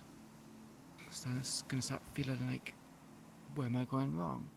Why can I not get a promotion in my job? Why can I not learn this thing which everyone else seems to be succeeding at? You end up drawing comparisons, and it's not healthy.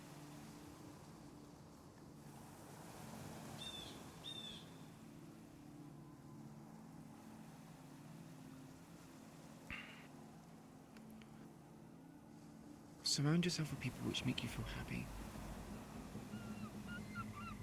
And let things naturally happen. If someone feels the same way they do about you as you do them, don't just pounce on it. Approach it steadily.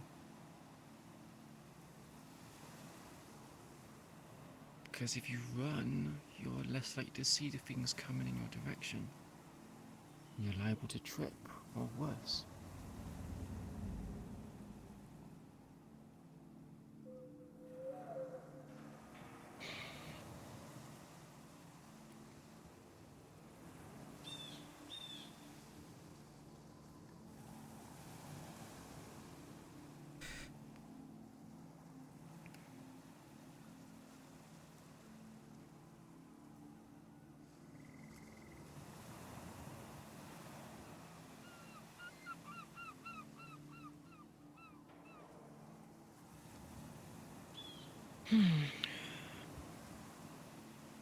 That is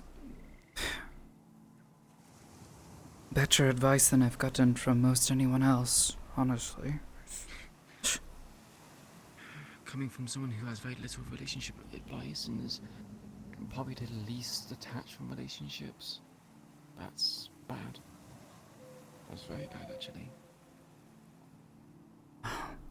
And what do I do? Go talk to Hamsky? Half the time he just makes fun of me for it. Well, then Hamsky has no tact. That's why I don't talk to him about these things. I would say you made a good choice. You took a step in the right direction. I was in a similar situation to you. I had feelings for King, and he knew I had feelings. But because I was worried that people were going to exploit my feelings towards him and vice versa, I kept it hidden. And up until the day he died, we never really openly expressed our affection for each other. And I live with that regret constantly. Not being able to tell him I loved him, how much I cared for him. So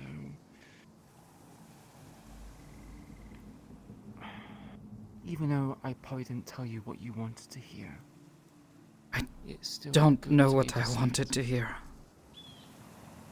I just... You're one of the few people I feel like I can talk to about most things. Because you won't... Though I do feel like sometimes you know that I am still just a bit of a child. You at least will be honest with me.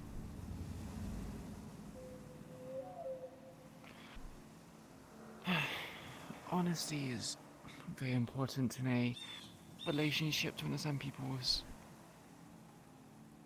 desires and goals and whatnot. For example, when you said you wanted to fit in, if you're trying to fit in to make friends, do they like you because you're compromising, or do they like you for you? And in which case, would you prefer them to appreciate you for who you are, or a lie which you're fabricating just so they would be willing to approach you? In which case, it brings in the question of, do you want people like that as your friends? No, I understand it. You should be unapologetic in who you are.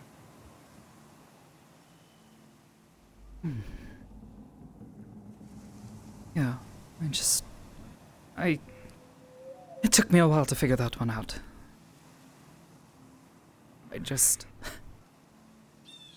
When you are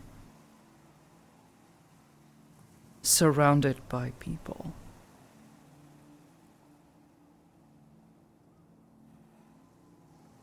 and you feel this.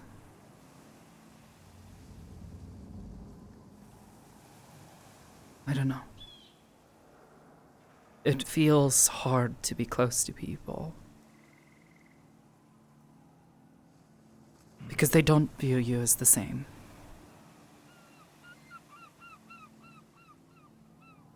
It's difficult for them to accept. Some people are scared of it. And God's forbid that you make a mistake and have an accident with this. The few people that I've met... Sorry, I'm interrupting you. Carry on. The few people who I have met who are like this, most of them are alone as well.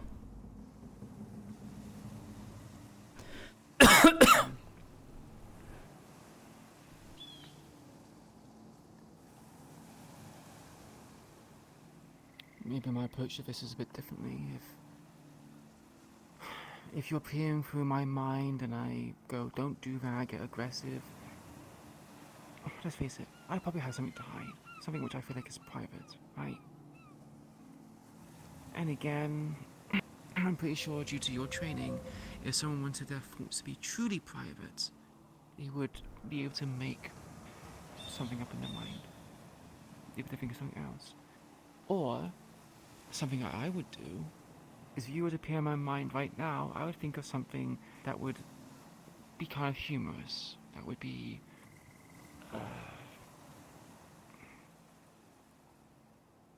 when you know someone can read your mind, I might say in my mind, yeah, I know you're listening to my mind, and make you aware of what's happening, so it creates a kind of, I don't know. Exactly, but that's what I'm trying to say, is that it's difficult to find people who are even willing to go as far as that.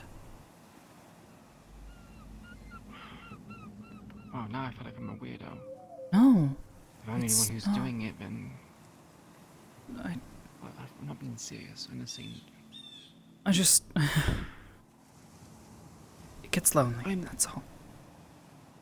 And... you know, I've lived a long while not fitting in anywhere, feeling like I'm some sort of outsider to everyone.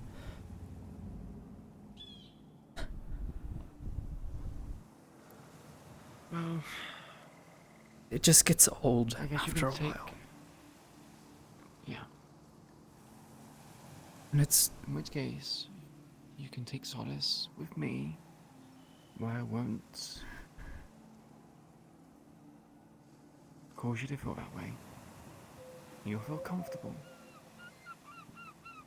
At least that's what I got from this conversation. And I appreciate it. It's just... temptation. Maybe the child looks at it and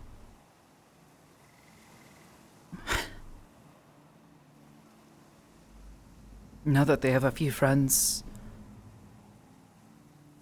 they've had a taste for it. Have you ever tried just asking people these questions? If they're adults about it. If you say, I have feelings for you, they're not gonna be quiet at you and go, ugh, this person, they want, they're interested in being romantically. I'm gonna just shoot them away. No. How any kind of human or adult would respond with is like, oh, okay, let's analyze this, let's talk about it. Well, even then, that was one example.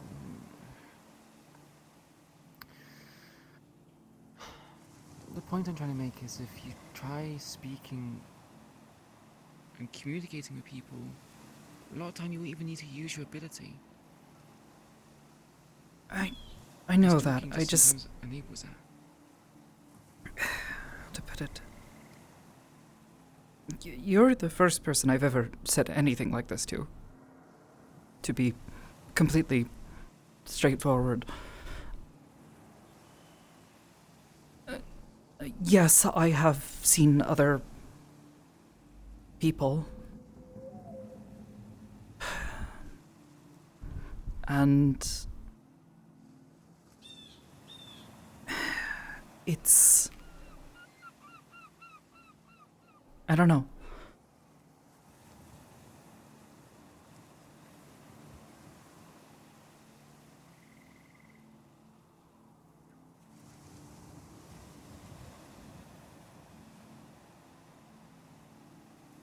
It's refreshing.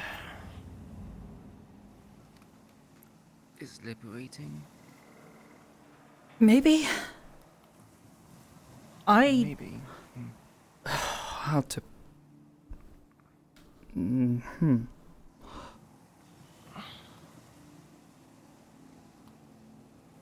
sure you're going to do that thing where you are going to... I think you're beautiful.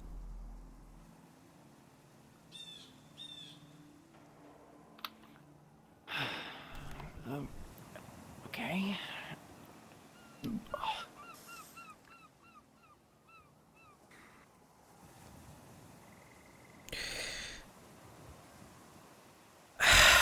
Okay. Why?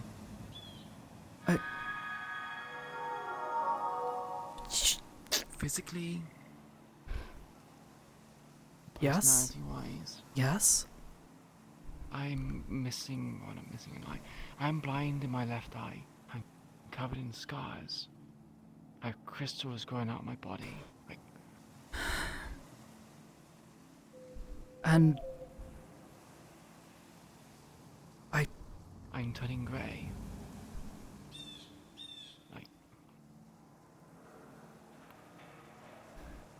that doesn't bother me. It really doesn't. I mean, maybe it was at first a thing, like, you know, when we first met. Like, yes, I'm a little, it looks painful. And it makes me more worried, more than anything now. But I like talking to you. I enjoy your company.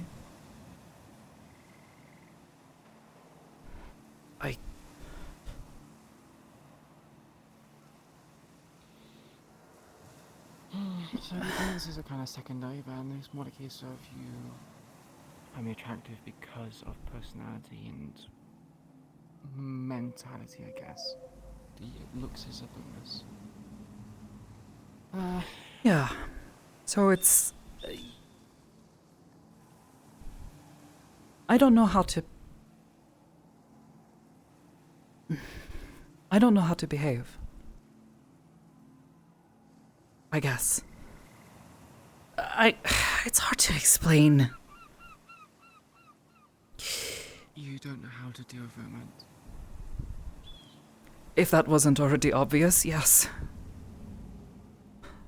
It's... Okay, so, first of all, you are probably feeling embarrassed. Yes. Yes, I am. Okay, and you are past your teens, right? Yes. It's a rhetorical question, don't answer that, okay? Well, when people miss certain parts of a development process, such as normally in the young teens to the late teens, they will experiment, like go through all these different kinds of feelings of love, affection, all that kind of stuff. If you feel embarrassment because you are this age and you should be asking more your age, accept that you skip that part. You need to learn how to walk before you can run. It doesn't really address the issue, but... Yeah, I just...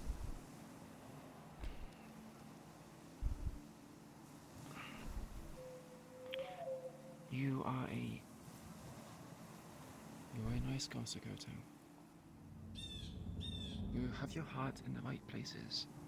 You discredit yourself a lot. And yes, sure, you have temptations, but who doesn't? Difference is, like, your temptations are similar to that of a young teen. Marius's temptations are conquering and takeovering of things. You're not evil for finding out whether or not someone is romantically interested in you, or harbors any other kinds of feelings. That's just youthful innocence.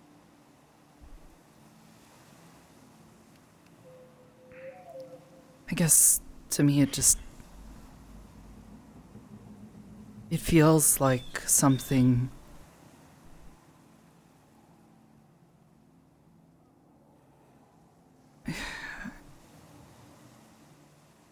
like a slippery slope.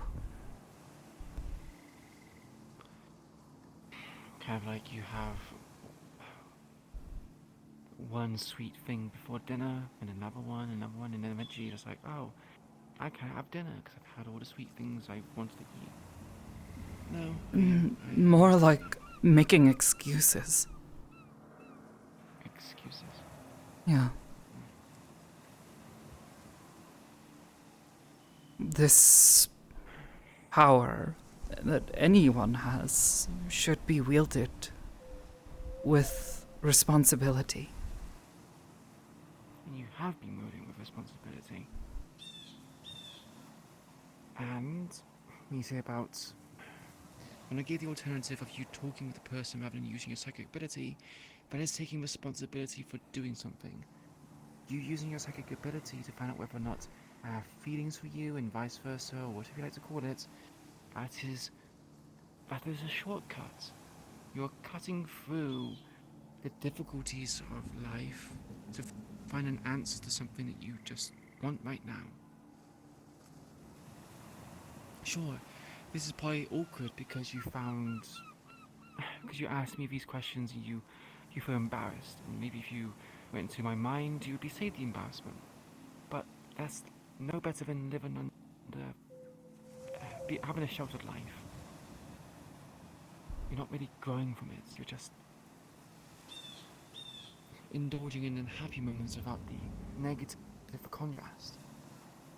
But that's why I worry.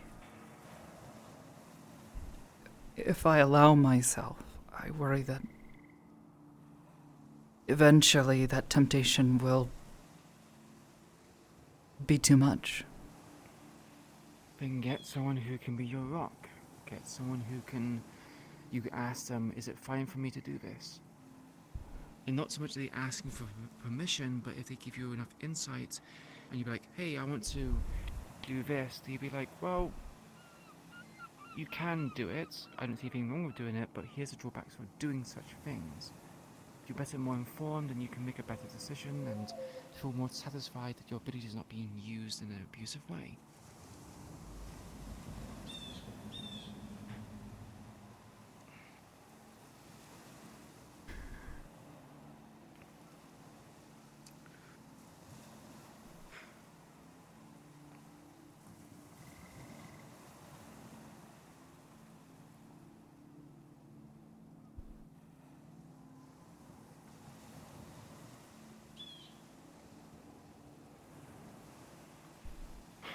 So to address something,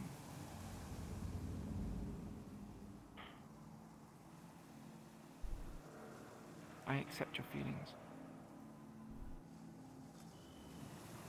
and I'm flattered. But at the same time, I am committed to someone else.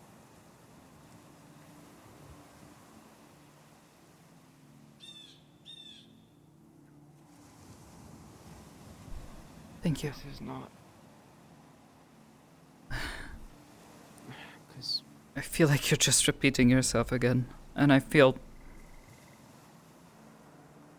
bad for making you have to even think such a thing. I I'm just... giving you a concrete answer with your words. Before it was speculation. But I'm giving you an appropriate response for someone who has appropriately been honest with me.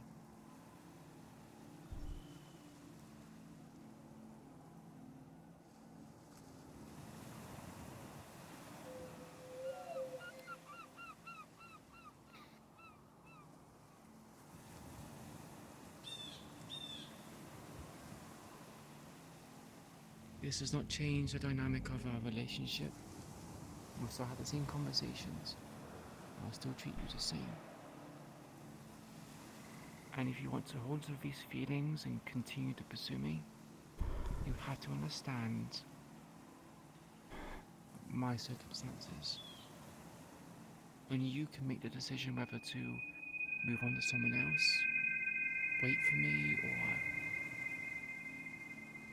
well, you know. If things change in the future, or something happens, the door is always remain open. It won't really be closed.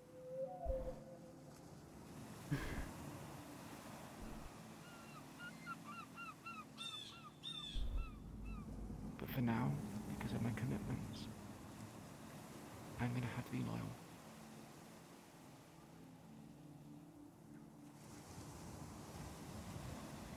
Thank you.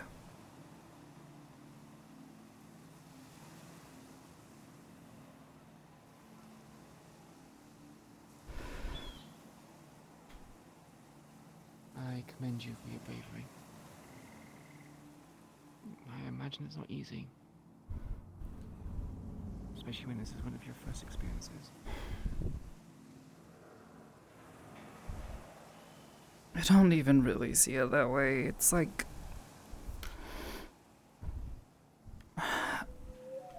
It feels good to have told you at the very least. Like I said, I didn't necessarily mean for it to come out that way when we first talked about this. I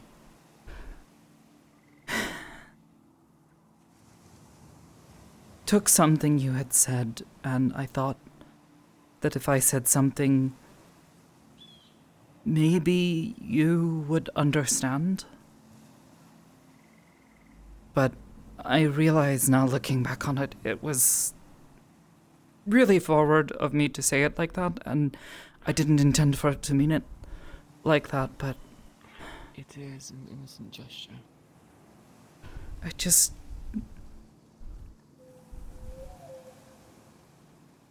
I care about you a lot.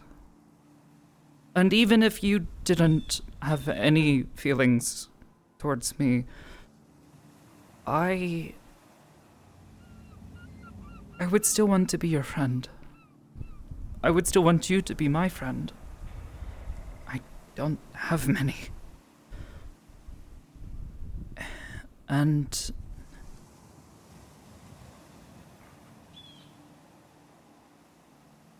that makes you important to me. But what you said that night, it kind of stuck with me.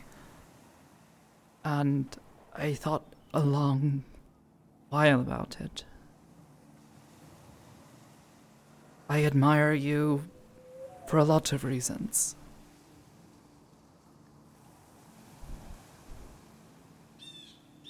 And I don't consider it bravery to tell you that I think you're an amazing person. You're strong and smart. And despite your current issue, everything you're trying to fight through, that just makes me admire you more. There's a lot of people in the world that would just give up.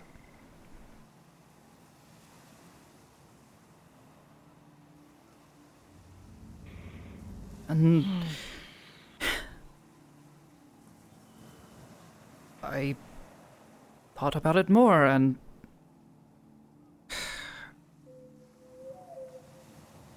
I think you are beautiful. At least it's what I finally admitted to myself.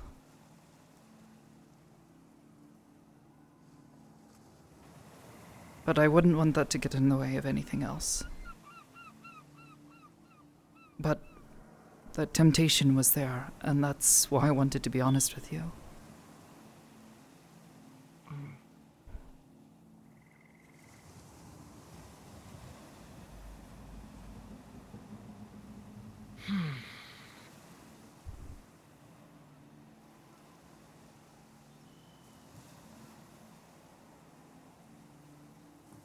Because I could have looked and just never said anything.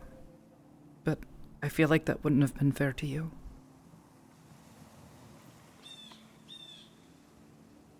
What's on my mind is not so much the case would it be fair to me, was more about even if you attempted, would it have been the answer you wanted?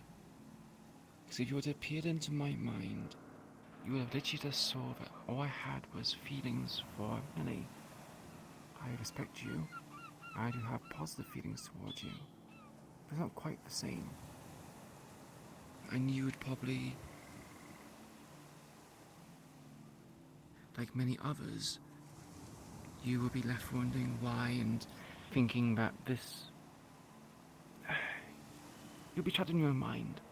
You'll be thinking about certain things, changing how you speak to me, changing how you approach this relationship. But by talking with me, we've come to an understanding. There's no second guessing, there's no mystery to it. It's my faults and words to you in response to your questions.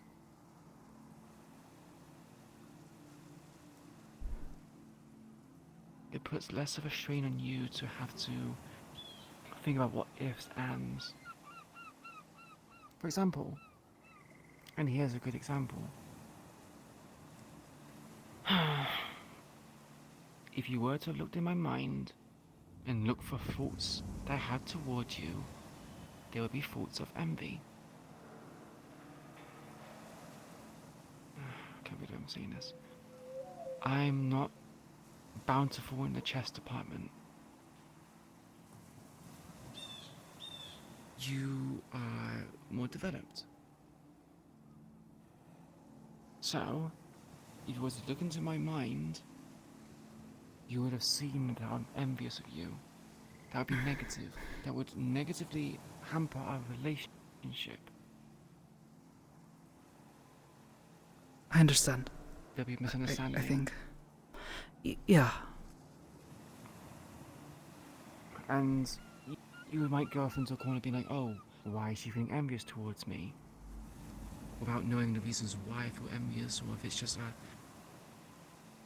insecurity on my own part. It's like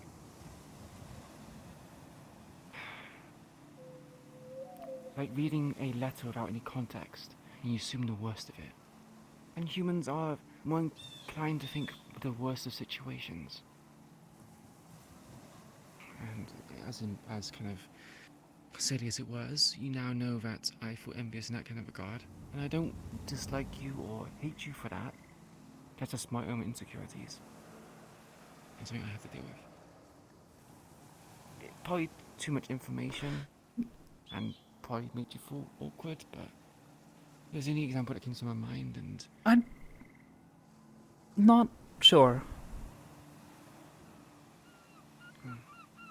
But I appreciate it. The honesty, anyways.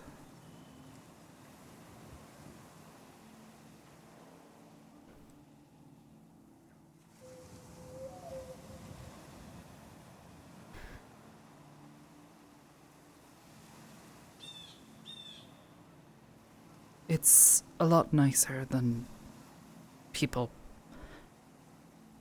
pointing things out and teasing you about how you may or may not feel about certain things.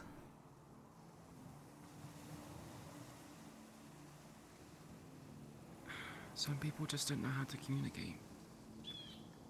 Some people, if they make jokes about it, and this is obviously a psychoanalysis of Hamsky, he probably makes jokes because he feels like if he's serious about his words, people won't take him seriously. Mm. So if he says it as a joke, he might be like, haha, I said something serious, but because I said it in a jokey way, I don't actually mean it. And so it absolves him of his responsibilities of committing to something. Sometimes if you want to say something, you have to be blunt and brutally honest, so people know where they stand.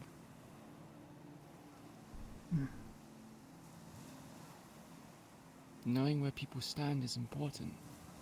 Otherwise they, again, have parties in their head where they misinterpret a conversation you've had, and now they're either having an anxiety attack, panic attack, PTSD, or they're having some sort of maybe a positive thoughts. Maybe they saw it as a positive thing and misinterpreted the conversation. There's I think I understand. I don't know.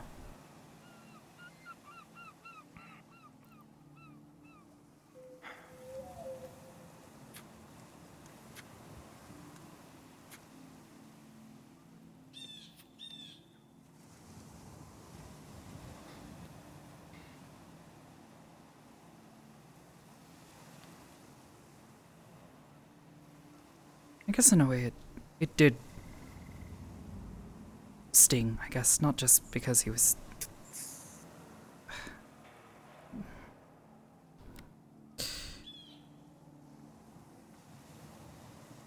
Sorry, carry on.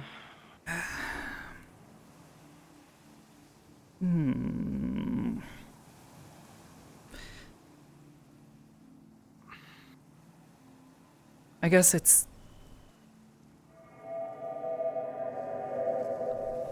Don't you start. You're being teased, I'm assuming. Yes, just a bit.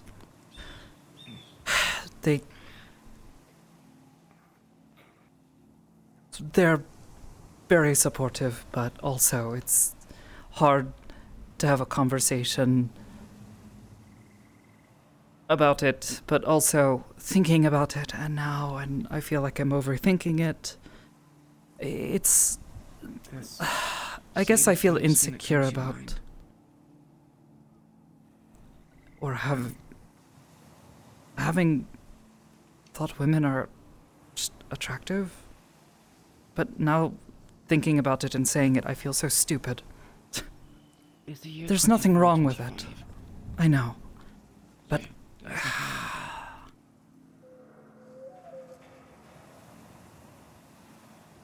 But there is the expectation.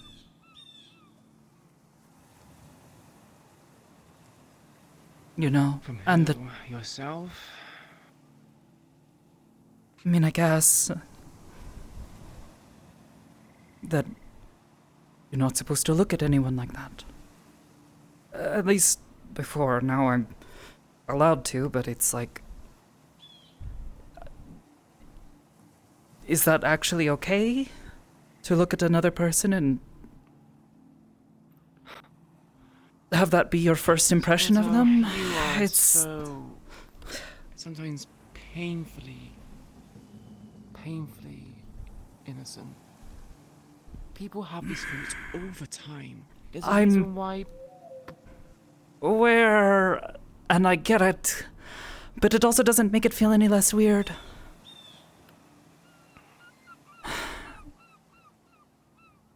I've been doing this for... human like everyone else. Yes, but then, you know, the expectations, and it's... You try to live up to that, and... Yeah, but now you're in a position of being a head priest. You are given the freedoms. You no longer have that expectation to maintain. Sure, you have new expectations, new responsibilities, but you are more free than you've ever been. And, like I said, with the analogy about being a starving child, a banquet, do things in moderation. If you want to be handsy with people, ask them, hey, is it okay to hold your hand, or is it okay if you stand closer to them, or... Some people might even find it flattering. Obviously, don't say to them, hey, I find you really hot. That would be kind of awkward for your sake. You would feel really embarrassed. Yes. Right? But Yeah, I know that. You're not the only person to have thoughts towards certain people that they are attractive. It's a completely normal, natural thing to do. I get it, and that's why it feels so stupid to have this conversation, and why it feels so stupid that I've cared so much about people teasing me about it for so long, because, you know, and then there's the expectation of everything else, and it's a mess. Well, it's a good thing to talk about it, someone who won't judge you, so you can kind of air things out. Now, obviously, if you had this conversation with Hamsky, he would probably tease you. There's no doubt about that. You know that. I now know that because of how you said about things, right?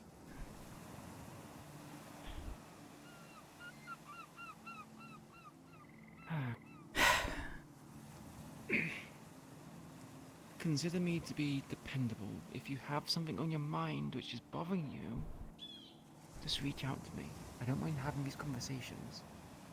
You know where you stand with me, I know where I stand with you. I'm not going to tease you, but if I do, it's going to be in a healthy way that's not going to put you down or make you feel terrible about yourself.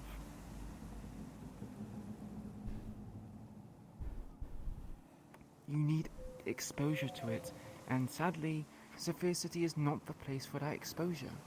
Everyone's sometimes living their lives just to survive. Some people are adapted to things differently. Some people are literal ruffians or murderers or prostitutes. It's not a place for someone in your situation to develop these initial experiences that shape how you approach things.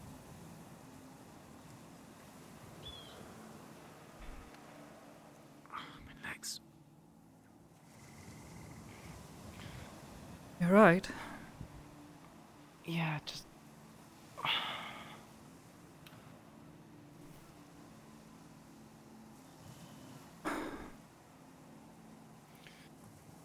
There's new medication.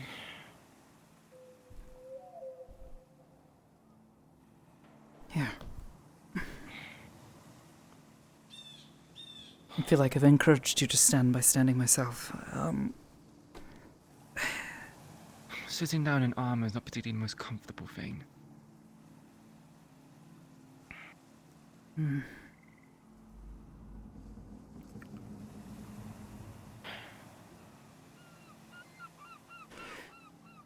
I appreciate it. With...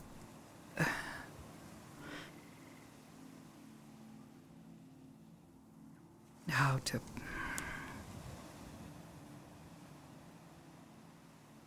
It's okay to make mistakes in front of me. You don't have to think about what's the best way to word it, how to word it. Just say the first thing that comes to your mind. Thank you.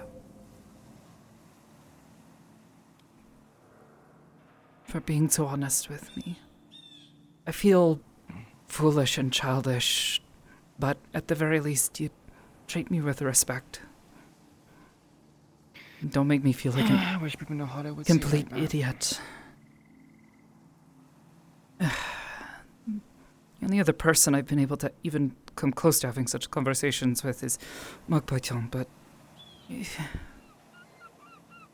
it's different talking to her about it, you know? Why is that? She's a synthetic, and she's not quite lived the same life. There's certainly some things we can talk about, but... And I thought I was xenophobic. What? It's... With talking with Magpyeong, it's questions of... You know, is it okay for people to... Well, I love her, really. She cares about the people, but most people just treat her like a child. Wait.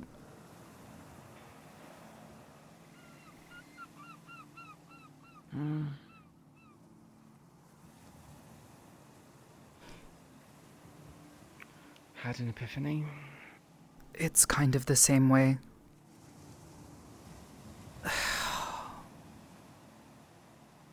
What do you mean?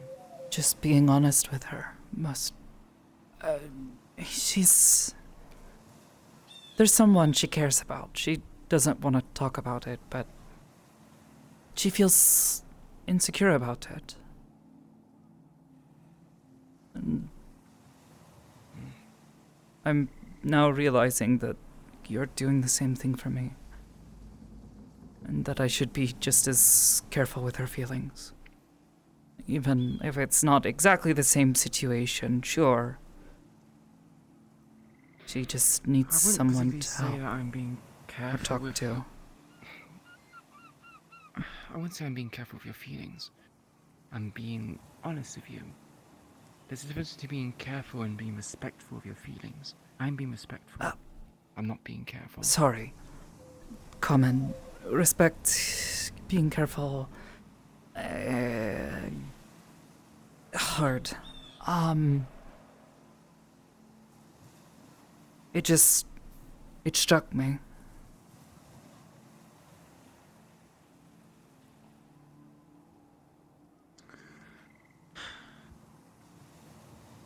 The thing is with humans, we like to add flourishes to our language. We like to be covert with our choices of words. And we also like to hide our feelings behind mystique. Mystique, Mystery. Oh. Like a fog.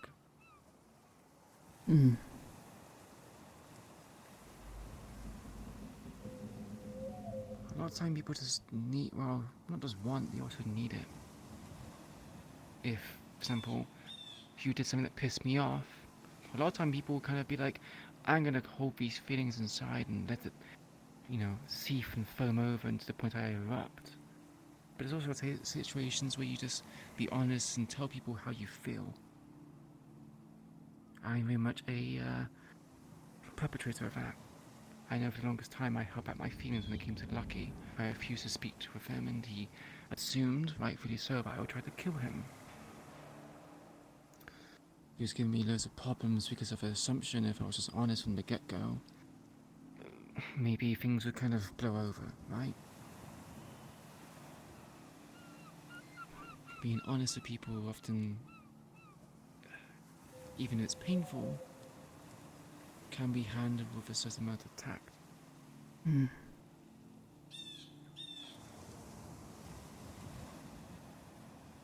I guess then, yes. Respect and tact.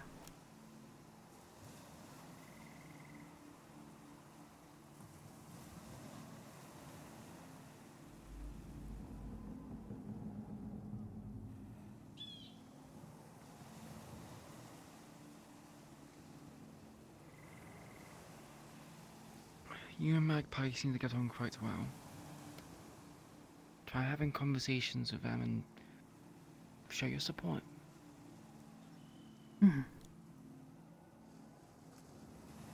Because, like you, they might be feeling alone. I know this city is not particularly too fond of synthetics. No, I mean, I'm not too fond of them myself, but I'm kind of... Look, when you've been dealing with strange, you kind of have a, you know, skepticism towards people which are fragmented or... That's a good point. I don't know. I guess she's always been kind. Ever since I first arrived at the meat rack.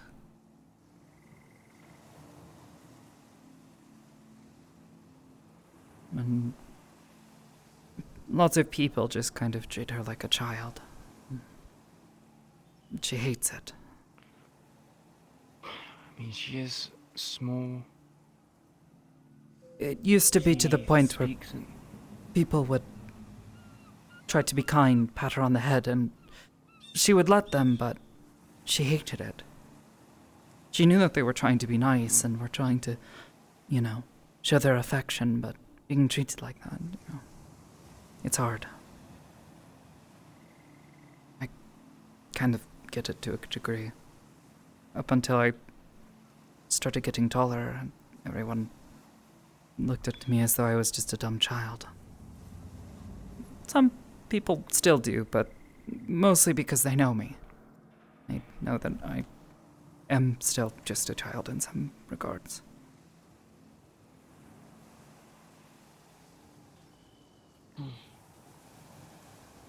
Some people just have self-esteem issues as well.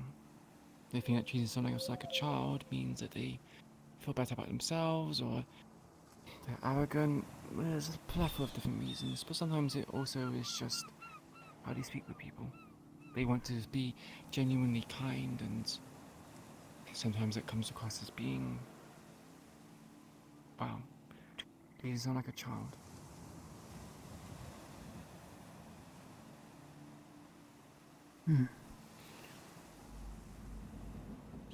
In terms of Magpie, again, you two are friends. If they feel like they're being treated like a child, if you respect them and they are a close friend, be the one person that doesn't make them feel like a child. I try not to. I'm pretty sure it will But brighten their day. it's just, again, the thought. The irony of it, I guess. Feeling like I'm having that conversation with her where she's, you know, telling me about how there's someone she cares about and she's not sure how to talk to them about it.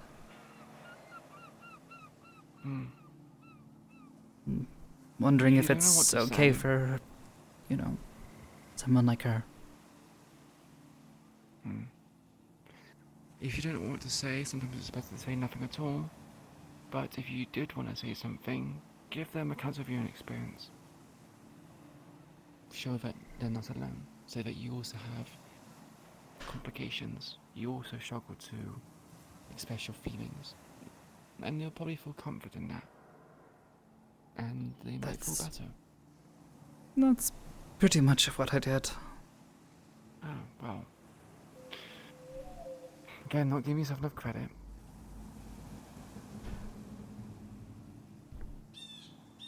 Yeah. I don't know. It's hard. You said it earlier. It's not like this comes with a, living life comes with a manual. No. Yeah, no, it doesn't. It certainly doesn't. No, wow. I don't know how old you were when,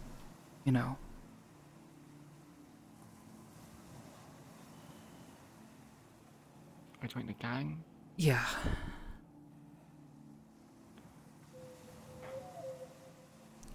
"22. Roughly, maybe 23. I actually graduated university and went into my internship. Well, I was at an internship and then got a full job at the place I was working as an intern. Was there for about a year, and then things went downhill, and well, I'm here.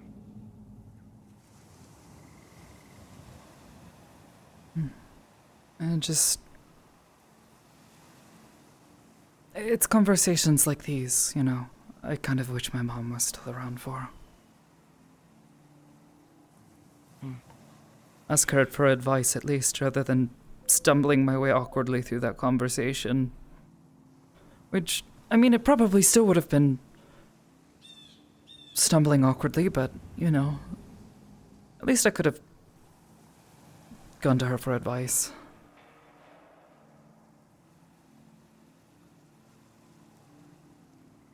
Well, you have me to come to her for advice.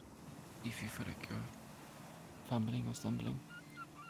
I'll try my best to give where I can, but I make no guarantees. I appreciate it. At least the offer. The advice, I don't know. That might take some bravery, because...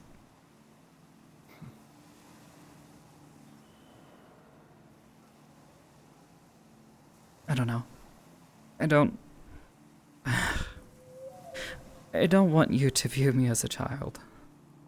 Just like Makbaitan doesn't want anyone else to view her as a child. Do I give you the impression that I'm treating you like a child? Not exactly, but, it's still a worry. I want you to see me as someone who is a friend and an equal. Someone you can talk to.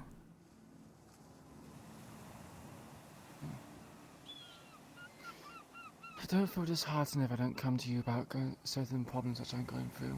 I tend to keep these things to myself. Hell, even kept to myself from King and other people which are close or were close. So, yeah, don't feel too bad about it.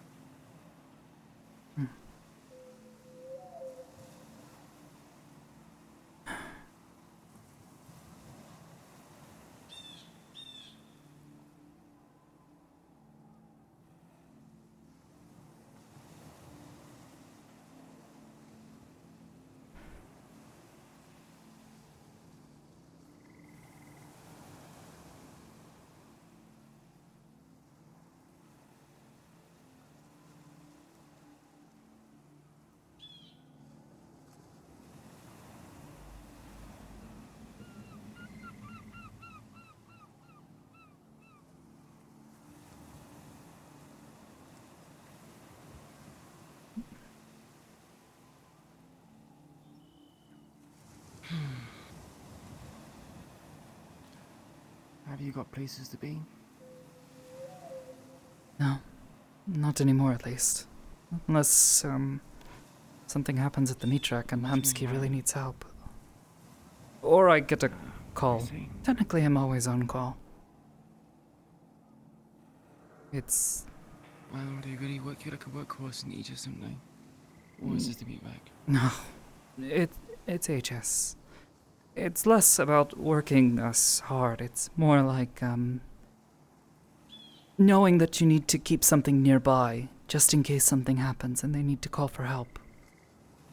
And they need you to come back quickly to get ready. You never know when something's going to go wrong, so... It's, I guess I've never considered it much of a trouble, but...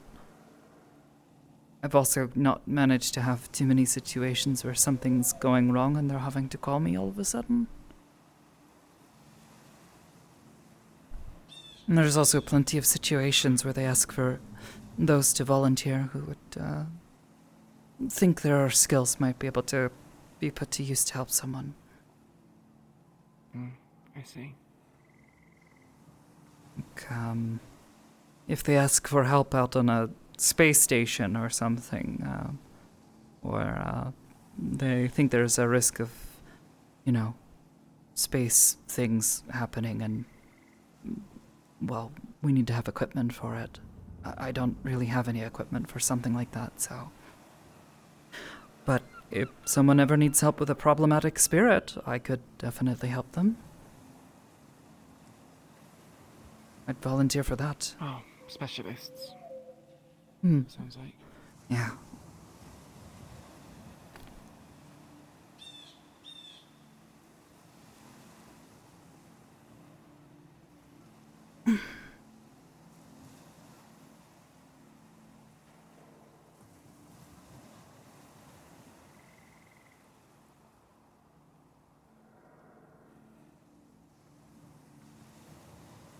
But, either way, no, I don't have anywhere else to be.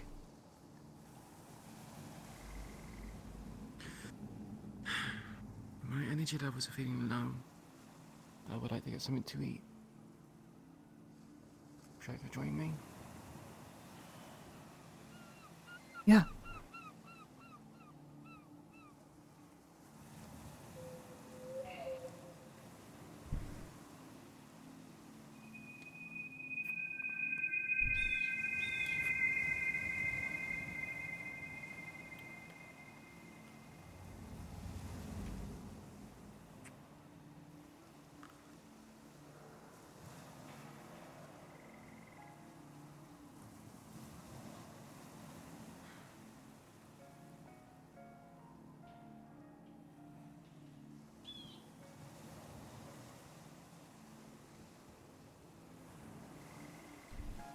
Remind you of home? Not at all. Well, a home. One of the families that took me in for a while. Very religious people. They visited a church every week. I had to go with them. It was really difficult. I didn't really know what the customs were, so it was a lot of learning. It was also my first exposure to Christmas, which was very important for them. I don't mind it, mind you, but not something I ever celebrated growing up. Did you get any gifts for Christmas or no? Yeah.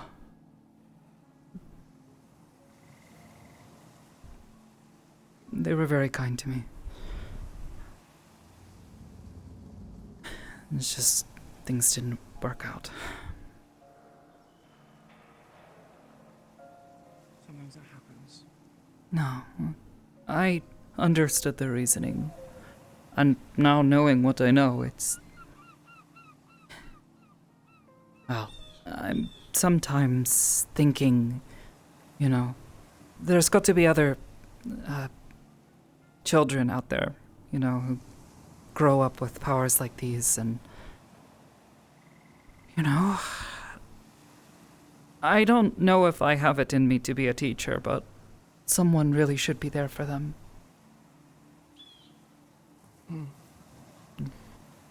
Sometimes being a teacher is just passing on your experience and knowledge. You don't need to do anything fancy. Even if it's just Yeah. advice. Yeah. It's just... Well...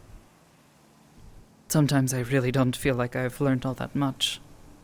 Despite knowing that I definitely have, but I just... That whole confidence thing again. You literally told me that Malleus McKay was the only person you knew of that can teach you about psionic stuff. Yeah. So if it's any Malleus, would you rather teach them or would you rather Malleus teach them? And do some... That's not even a question. It's just, you know... I wouldn't want to mess something up. I know. It's, I get it.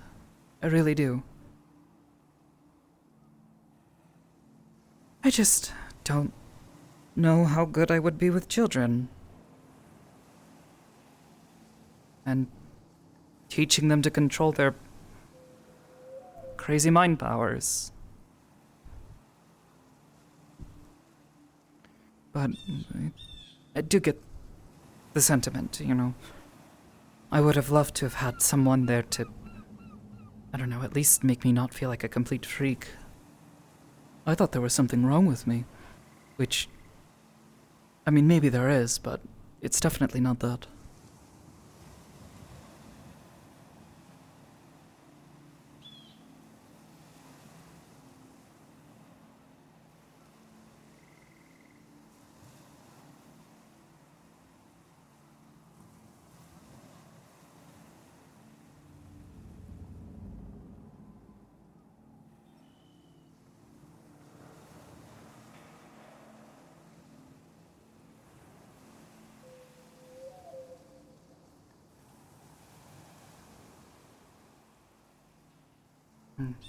Every so often I end up finding out about some of the other things people can do with this power, and it's... Well... I'm still trying to figure out, you know, my own limitations and how all that works. How do you help teach someone who is having other problems, you know? I know Hezekiah-sensei struggled with it. When he realized that the voices I was hearing were other people's thoughts, and it was not a thing I could really just stop. He was... You can probably treat it similar to therapy. Sometimes just talking about it and people realizing their own thoughts or maybe own methods is a lot of help. Talking about your problems or having someone just to listen to you yap. It helps.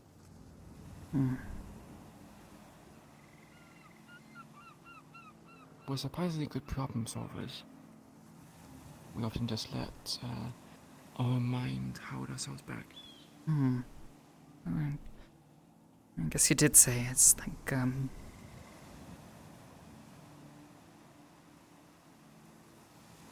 we let ourselves think of the worst case possible. And then overthink things. I guess that's definitely something to continue considering, but... I don't know. It's definitely a scary thought. I mean, goodness knows. I was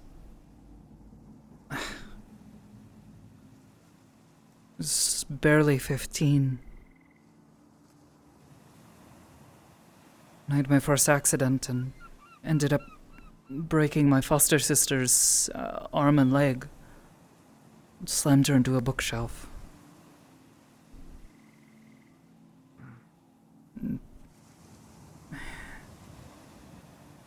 There are others who I'm sure may be more or less powerful. Maybe even have an innate skill for it. They don't realize it.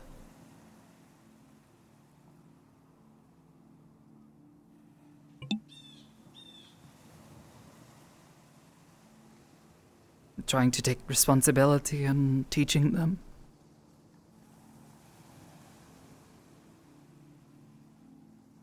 Seems like a difficult task. It can be quite daunting. I know I need to teach people of myself in the Hollow, although they're more, the older.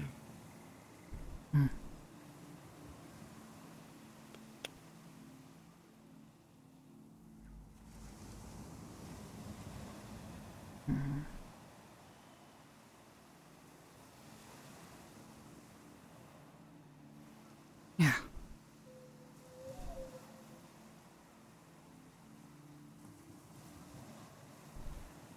Do you have something in mind that you would like to eat?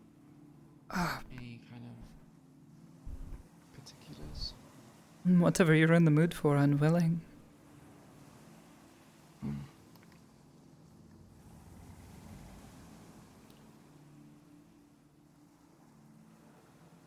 Have you had sushi before? Yes. Yeah, I feel like sushi. I think I know a couple of places in Waterfront that aren't too bad. Though I admit my biases are a bit strong in regards to sushi.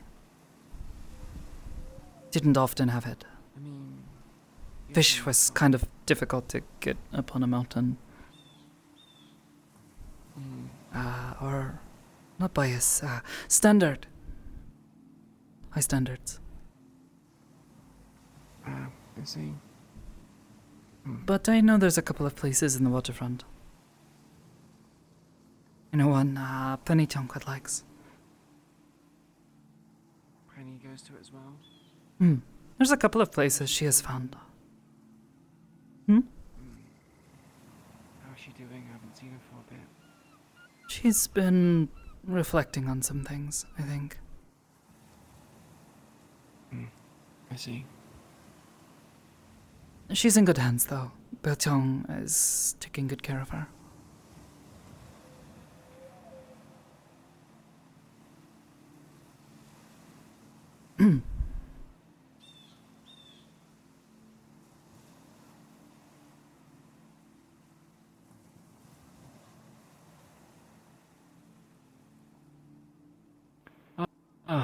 Scene? Yep. My legs. My legs. Owie.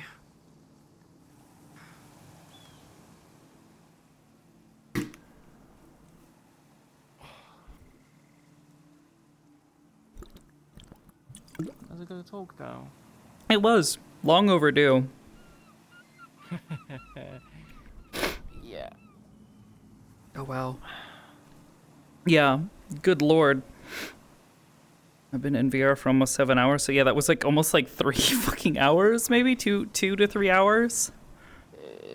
4 hours actually. Actually, oh my god, yeah, that's what I say. I'm like, wait, no, I got into VR late. I got in around 2 o'clock, not 1. Holy shit. You must be exhausted. If you need to hop out, go get some rest. Should probably do so. But otherwise, that was fun. That was cute and sweet.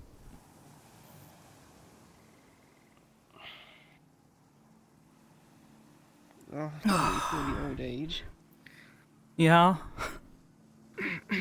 Also, I think the method acting actually paid off to some degree, even if it's bad. My left shoulder actually does hurt. Oh yeah. So me doing this stuff in character as Queen is also as a character me trying to move my arm. Oh yeah. No, I've done that shit before.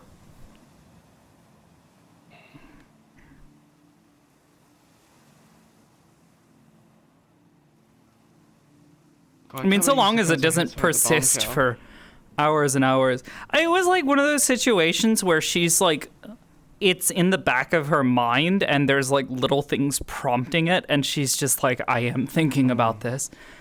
We're discussing temptations. Like, oh, and no. now she's just like, oh no. Yeah, it was. She kept like, she's just like, she keeps up bringing up things, and she's like, I don't know. Is she? Mind, Sakoto. I know what you're thinking. No. Oh no! Remember when I said she knows I want to kiss her. Shit! Yeah. No, that was basically at the end of the day. That was kind of like what she was getting at. Is just like, yeah, like I feel tempted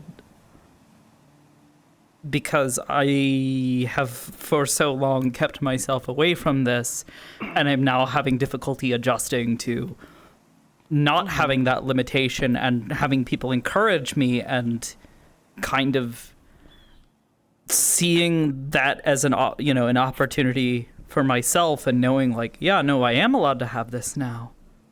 But what do I want to?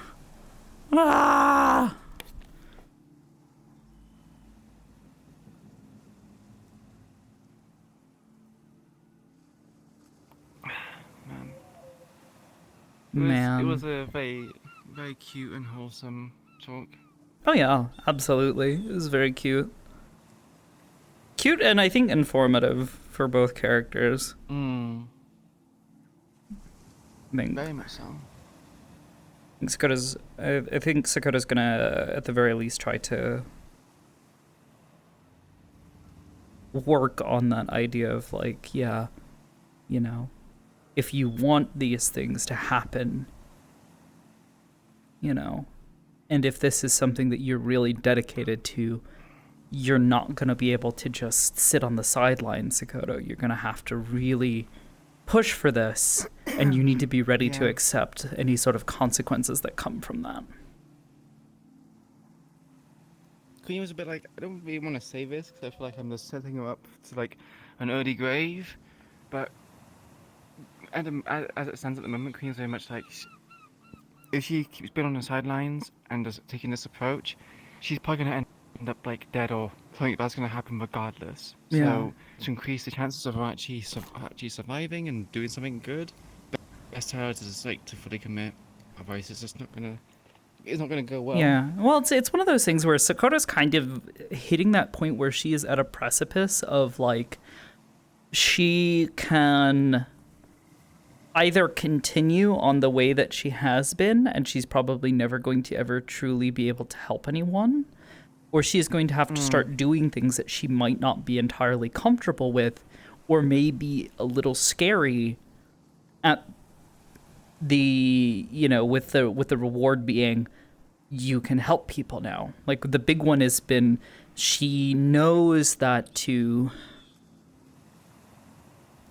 help fix people's memories, she has to be able to fundamentally change their memories and alter them. Mm-hmm. You can't help harm before you can do good. Not even that. It's kind of like, I guess it would be like if a doctor was to have to train themselves up, and they're sitting at that point of like, okay, I have all of this knowledge on how to, like, and this desire to help someone, but unless I know how to cut their chest open to get to their heart, to help fix their heart, I have to be willing to actually do that and actually cause that, what is essentially bodily harm. Yeah. And Sakoto struggles with that. Because in her mind, it's a lot. There's a lot more drama there to it, and a lot more risk in her mind right now because she hasn't seen anyone, or she doesn't have any examples of someone doing this who is a good person. She only has McKay. Yeah. And she also has sort of the social pressures from people who are just like, yeah, to alter someone's memories is a bad thing because, you take away what they are and all that. And it's one of those sort of mentalities that she herself carries. So then looking at that and going, to help these people whose minds are broken, I have to be able to ultimately alter their mind. And it's something that up until very recently she was still kind of grappling with. But that may just be the tip of the iceberg. There are going to, you know, of course, be other things that she may need to do that may not be as comfortable, or things that will happen that may put her into a situation where she's having to choose, do I cross the line? You know, when, you know, it comes to, say, another situation where Queen is at risk, you know, is she willing to use her powers in a way that is not just harmful, but harmful in a way that is scary to her, you know? A la grabbing a hold of someone's mind and forcing them to do something, you know? Or not do something in some cases, you know? Yeah. Breathant. You know, disrupting their automatic breathing, or other bodily functions. Queen's like, I can do that. I cast manual breathing. Yeah. Well, so that was so someone has actually brought that up, and that gave Sakoto the idea, and she's like, "Oh God, that's terrifying. What if I could actually do that to someone?" To not only get them to manually breathe, to think about manually having to breathe, but force their mind to do that. To the point where someone is gasping for air because she's ultimately disconnected, because she knows it's possible to do. She's been told about what happened with Ashura. Of what she accidentally did to Ashura while she was, you know, under the influence of pain medications. Ooh. Poor guy forgot how to walk forward and forgot what his goddamn fingers were for. Like, what the fuck is a finger? Yeah. What the fuck is a kilometer? What the fuck is a kilometer?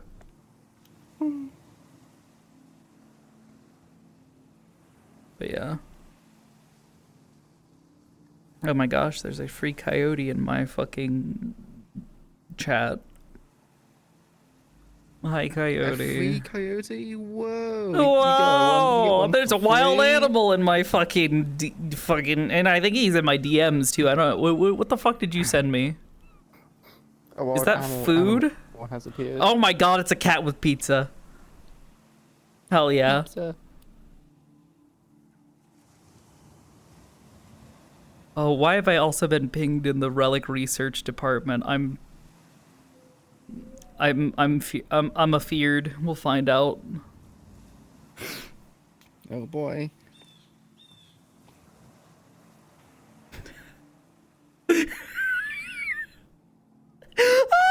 If they call them fingers, then why don't they fing? Quotes. Ashura, probably. Oh my god. They call them fingers, but why don't they fing?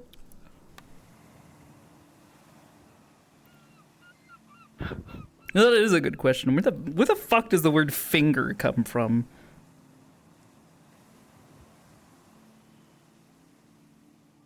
What's the explanation there? Why do we call them that? These funny little appendages at the ends of our major appendage. Probably some kind of Latin. Yeah, that's a good one. Also, hi, Rebel. Rebel, did you listen to that in the entirety of that fucking conversation? Oh, also negative. Holy shit, everyone's here. Spicy conversation. Conversation. Also, yeah. Oh my god. Yeah. The other day was International Women's Day, aka Little Ladies Day. Yeah, I believe it's March 3rd. Oh, I don't keep track of those. Man, I missed. it's not a particularly important day here in the West, but in the Far East, over in Japanland, Japan. yeah, Japanland. It is considered a day where all sort of like young men and women, if they have reached a certain age, that is the day that they are considered like, yes, you are moving forward, because that's also the day where most of them get their license. Oh. Like their adult license. Your adult license. Yes. Yippee. It is basically the day where you are recognized as an adult by the government. Man. But it also has like it also has a bunch of other like sort of like like historical and cultural relevancy. But for the most part, it's kind of considered a day for young men and women to be coming of age. It's why Sakoto, when I first started playing her when she was 19, she turned 20, and then that next year, on the 3rd of March, she was very, very bashfully like, I want to find a way to celebrate. I'm a grown adult now. It was really sweet because Hezekiah found out about that holiday, and he went out of his way. He took her to he just straight up just bought her a kimono, which was more than she could have ever fucking asked for, even if it was just a simple one. She would have been fucking, like, oh my god, this is so expensive. So that's why she wears a kimono. I do remember seeing you playing her and you're in a kimono. Oh, she's worn them. She's worn them for several functions, and like other she wears them casually as well. Like it's like in most cases she's just wearing a yukata. It's not like the full fully layered thing, but there have been a couple of occasions where she has worn like a full on kimono. She will be 23, 24, I think. 20, I think it's 23 in actually in just a little over a month, I think. Oh god. I think Queen is either 28 or 29. She's reaching her 30s. No. Yeah, she's a handful of years older than Sakoto. But yeah, I want to say she's 23. I think. Now I'm trying to remember when I first started playing her and like when her first birthday was. Actually, I have a document for this. What am I fucking talking about? I have my Sakoto, my Shabobo document.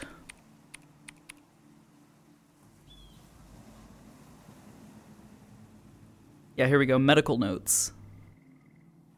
Sakoto.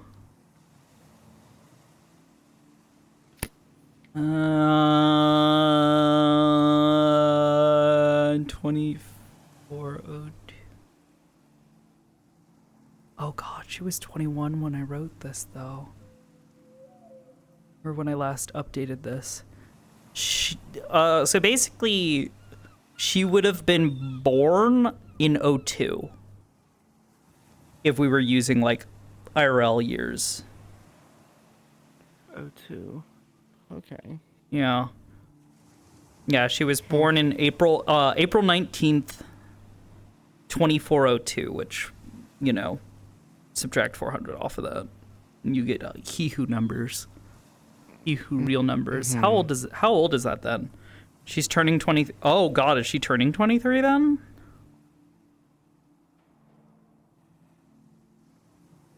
Is that how that math works out? I can't think. I've got a fucking headset on my head and it's squeezing my brain. That's how I play Sakoto. I squeeze my brain and it turns her into a little fucking idiot. I do enjoy moments like that where I get to show her immaturity. There are... Yes. Okay, yeah. So she's turning 23 in a little over a month. She was born the day before 420. That was done entirely intentional. I did that entirely intentionally. Because I was joking with someone. I was like, I could make her birthday 420, but I'm not going to do that. Thanks for the prime sub. Welcome. Birthday was a dice roll. And she That's a good way of is doing born on the 9th of November, so 9/11. See, you put it that way, but we would read the, here in the States because we do month first, and then I know. I remember because I think you were talking about it in your fucking Discord, and I was like kind of like half following the conversation. You were like, "Oh yeah, she was born 9/11," and I was like, "Okay, firstly, why would you choose that day? That you tell anyone that? Oh yeah, she's born on." I did dice roll, and it ended up on that. Yeah. I was a bit like, okay. If you're talking to an American, tell them that she was born on 11/9. Yeah, because otherwise we will get so fucking confused. Mm-hmm. But yeah. She's actually like born 2 days after my actual birthday. So, just like, oh, for fuck's sake. November again. Amazing. But yeah, actually I love some of the notes that I have for her medical nonsense. I think I actually did update her height. Her weight is definitely not 136 pounds anymore. I don't know what that is in kilos though. I don't know how to do that conversion. She used to be so tiny and small and lightweight. Now she's tall and has a bunch of muscle. But yeah, I even have her fucking blood type. Yeah, she's an A+. The only A+ she ever received in her fucking life. So I built her personality to be selfish. I made it so that she's the most selfish blood type, and I think the most selfish blood type is AB+. It can take from most bloods, but you can't give it to most people. Yeah. I don't know what my blood type is. At the time in gang, so many people were O type. I was like, there's no way you're O type. Like we have like 20 people who have O types. Or is it exaggeration? Probably like 10, but it's a lot. 2.2 pounds per kilogram. That's so underweight at 6'3". Yeah, absolutely. That's what I know. That's all I know. Also, I need to update her medical history because she's had several fucking injuries. Yeah. Oh, she's 62-ish kilograms. Yeah. See, and that's way off. That's kind of light. Yeah, it's kind of light. Yeah. No, I absolutely should be updating her weight. But yeah, she has no allergies, as far as she's aware, or has ever been tested. A patient has been recorded as being psionic. Caution should be exercised when administering painkillers or other mind-altering substances. This has been recorded to temporarily suppress or agitate the psionic powers of others with such capabilities. Patient has reported a spirit entity that lives within them. They are referred to as Iris. Patient is nearsighted and requires corrective lenses. Patient dislikes needles, but is able to stay calm enough for them to be administered if they look away. Oh, is that what you, like, Sakoto squirmed them when Queen pulled out her syringe? A little bit, yeah. She doesn't like needles. She goes, little, it's the thing that I used to do. I can have somebody, like, I can do it now a lot easier just because I've had practice and doing blood draws for my medication all the time has numbed me to it a bit. But it used to be that whenever they would go to, like, draw my blood or I would have to get, like, a shot or something, I would have to, like, look away. And they'd take they'd stick me with it. And once it was in, it's like, that hurts, but I'm fine. It's not a problem. But it's literally the act of, like, puncturing skin like that really makes me uncomfy. So I gave that to Sakoto as well. Nowadays, it doesn't bother me. Just like needles. Oh, patient noted that her eyes used to be a dull grayish green color. Reasons for the change is believed to be due to the spirit entity Iris. She used to have pretty green eyes. Like this bitch, but dull. What the fuck? Yeah, she had like dull grayish green rather than Queen has heterochromia. Kind of. Well, you do now. Yeah. You do. You do now. Patient has experienced rather anomalous growth spurts. Patient grew nearly 5 inches over the course of a single night.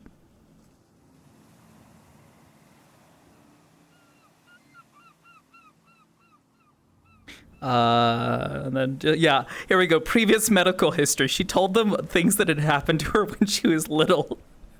Because she hadn't really had many other issues. Age 7, broken wrist. She slipped, fell, and broke it. Ow. Yeah, she was 7, so, you know, she bounces mostly. And then age 14, minor physical trauma and near frostbite from fall down mountain.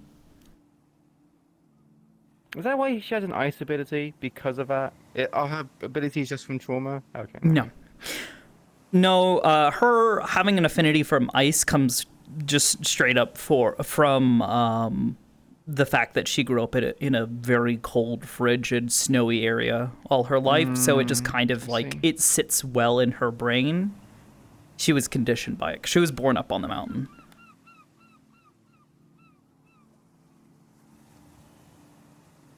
The people up on the mountain would have been coming. They would have just come out of the or they would just be coming out of the winter months when the mountain is no longer like easily traveled up and down. So her mother would have given birth while she was still up on the mountain. There's no, hey, the baby's coming soon. We need to go down to the mountain and get access to good hospital or, you know, like good, like, you know, good medics. It was, hey, we're stuck up on this mountain. We're going to be here. We're going to stay in our home. We're going to stay comfy. And, you know, we're going to find somebody in town who can help. Yeah. Good old methods of a change. Yeah. But yeah, and then just a list of fucking minor injuries. Yeah. Oh yeah. Yeah, Ronin spirits. Yeah, the first MMI investigation, the one that she actually referenced it, was talking about how he's trying to make like little scions that are subservient to him. Oh, is that a reference to that thing? What the hell? I didn't even know. So Sakoto has been on multiple missions, as well as like one that was like a thing where McKay was like, Sakoto, I have a fucking thing I want you to do.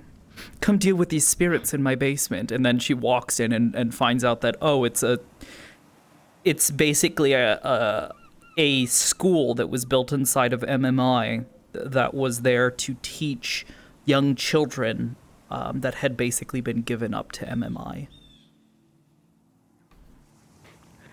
Yes, some spirits in my basement. Yeah, and apparently one of the kids had rather exceptional pyrokinesis. Yeah, he burnt it to the ground. Ooh. Yeah, he ended up burning it to the ground and killed all the fucking kids there, and their spirits were stuck there for a very, very long time, and then Sakoto came across them and... Five Nights at Freddy's? Five Nights at... Oh, God. What was really, really spooky was that this was also on the... this was only a handful... Oh, God, my hand. This was only a handful of months after the Slate incident. Oh, I see. It's when you said a handful of months and the hand dies. My hand died. Yeah. It was a handful of months after Slade died, and she saw a ghost there that was his, or may have been him. Oh shit. She's not entirely sure because it's one of those situations where she saw something that looked very much like him and it was hunting her, but it also could have been another malicious spirit pulling upon her fears to manifest something to try and fuck with her. So she's not really sure. Oh boy, there were snake spirit. There was run here. Leave alone. Yeah, basically. Ooh. But yeah, shit was whack. But yeah, a couple of the missions that she has been on have all indicated that McKay wants to create a bunch of basically psionic children. And he has almost entirely succeeded in doing so. Oh, God. Wait. I'm being pinged. What are they saying? I don't know. Oh, thank you. Oh. Negative said, I can't believe Queen has magic-induced homophobia in her eyes. Homophobia? Yeah, have you never seen that? Oh my god. The fucking cat. The Cody thing is just like... I like, oh my god, such a beautiful, just a beautiful cat with homophobia in its eyes. Yeah, it's my cat with homochromia. Your cat's homophobic? No! No! But yeah, there have been a couple of them that has, there have been a couple of them like that, she met one of McKay's children, which was a child made using a mixture of human DNA and his own DNA, creating a mix. Oh. And he tried this dozens and dozens of times, and the agents had to fight their way through a bunch of these kids that had failed and had turned into little crawly, screamy things that... Yeah, it was not a fun time. That was also one of Sakoto's first times helping McKay through Aegis. Up to that point, she had only ever spoken to him and asked him a number of questions, and then there was the incident where fucking Fable... She blames Fable, though frankly, I think it's more of like her attributing too much to Fable and not enough to the fact that, like, you dumb bitch, you agreed to go to his house, and yeah, Fable kind of stuck his nose where it didn't belong, and you might have been okay. But Fable deciding to fuck around and find out while they were there definitely didn't help. She kind of blames Fable for that, which, you know, So immaturity. Like she doesn't have like a good opinion of Fable then. She has a couple of reasons for not having a good opinion of Fable, but that's like way, way, way up there. It's like kind of like right up at the top of like, yeah, I don't like this guy. He nearly got me fucking killed, and yeah, he helped us escape afterwards, but he didn't need to be there, and he stuck his nose where it didn't belong. And so, yeah, I blame him. But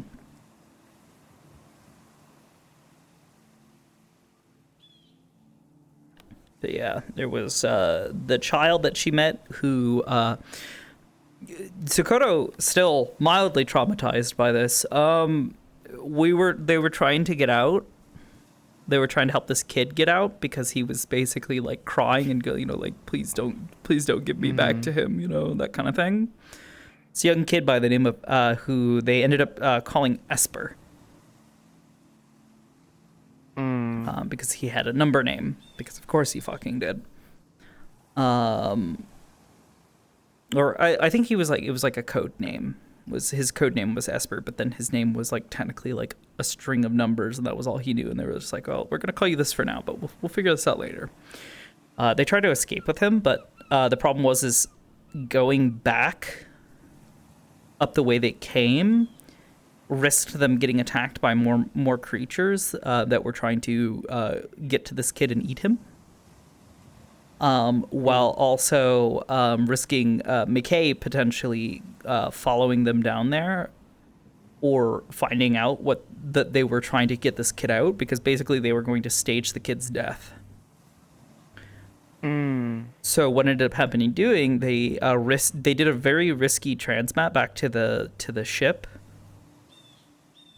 and they were going to claim, oh yeah, you know, we had a medical emergency, people were really injured from fighting this big fuck off thing that you had done in your basement. We're going to work with this. Sakoto wasn't particularly heavily injured. She actually managed to hold her own for quite a while. But eventually she succumbed to synaptic burnout.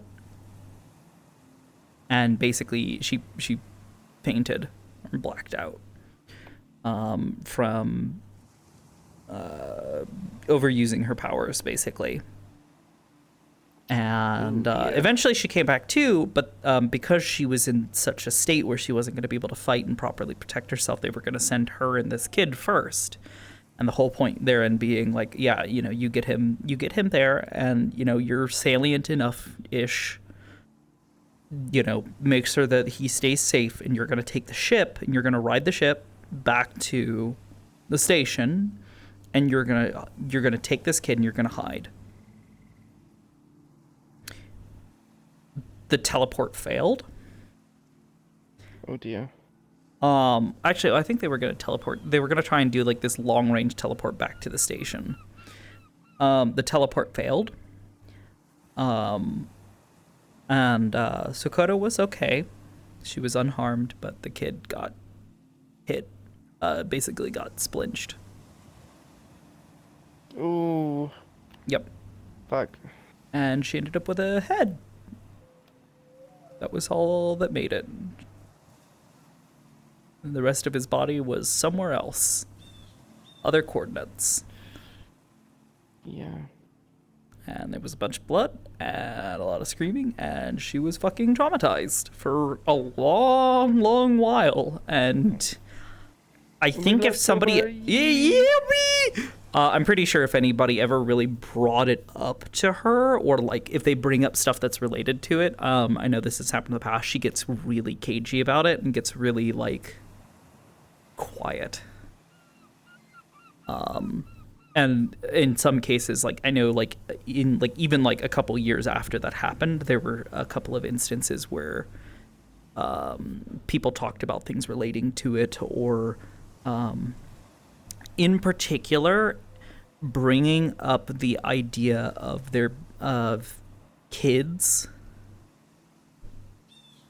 being in a situation like that, or basically her learning to like control her powers alongside another young person her age.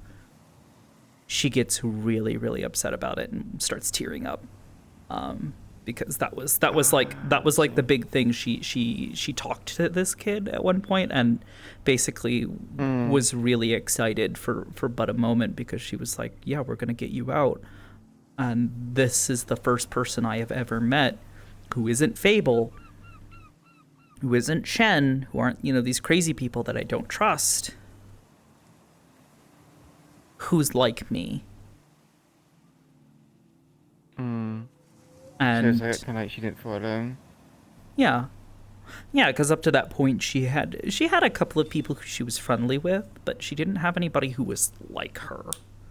The closest she had was Belle, and I mean, comparatively, as far as being a Scion, Belle is very detached from it due to her cultural like upbringing, being a Mando or whatever.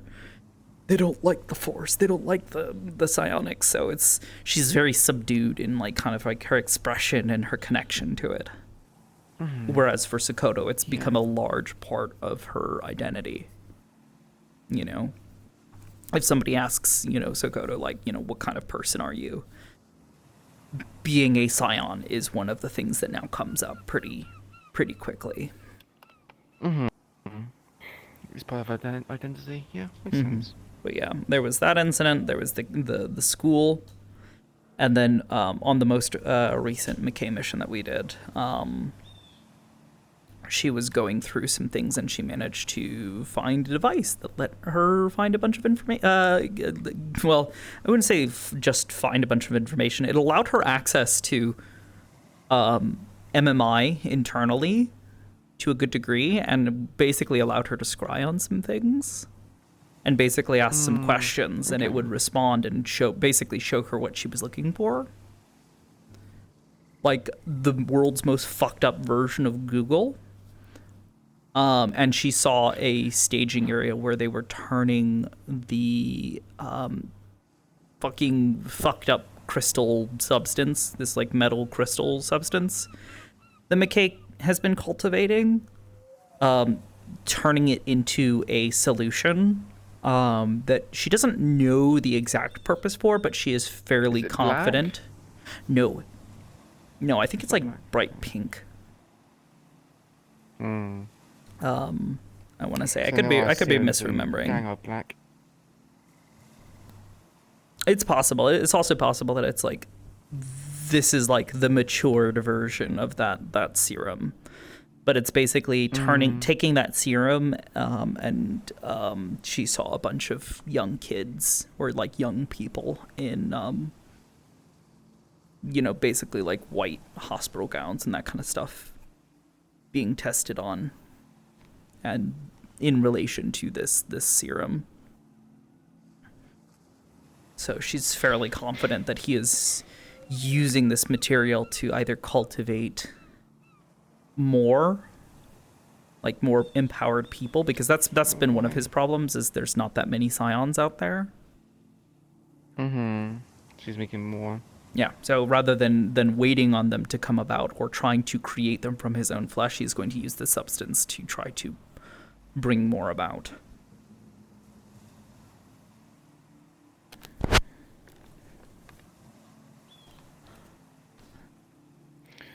Oh boy. So, Miles is still doing his experiments and tests. Yep. I know Marlow was destroyed. I'm not sure I think Ravenhall was in Marlow City, so he's made obviously a new city or new place to do his research.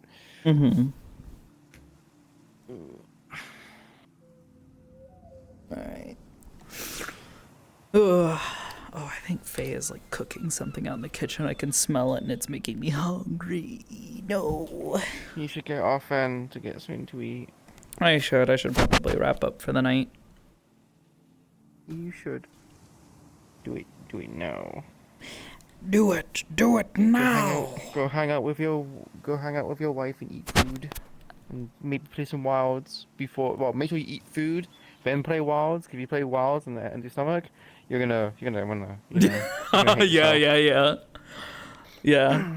Did you hear the news articles basically claiming that Monster Hunter Wilds is responsible for a cheese naan shortage in Japan? A what? A cheese naan? Like the naan bread. Yeah. Where the Kolanta? Or the Hold on. I'm scooting over here to get to my chargers because I need my hands. You have no hands. I can just imagine Sakoto walking around like that. It's like it's just penguin, because like arms out like a penguin. Yeah. Oh, there we go. But yeah, supposedly there has been a shortage due to a sudden spike in interest. People seeing the cheese. Yeah, people seeing the yeah. I find it pretty funny. It looks so good though. It does. It really fucking does. But the thing is, I'm not sure what that cheese is. I think that cheese might be a. I don't know. Well, it's clearly clearly like a melted cheese, but it's like what kind of cheese holds together like that and kind of like becomes this sort of like coagulated but sort of like still like loose mess without it like kind of breaking into a bunch of bits. So there is a cheese. It makes me think of it kind of makes me think of like how Parmesan kind of will keep itself together so long as you don't get it too hot.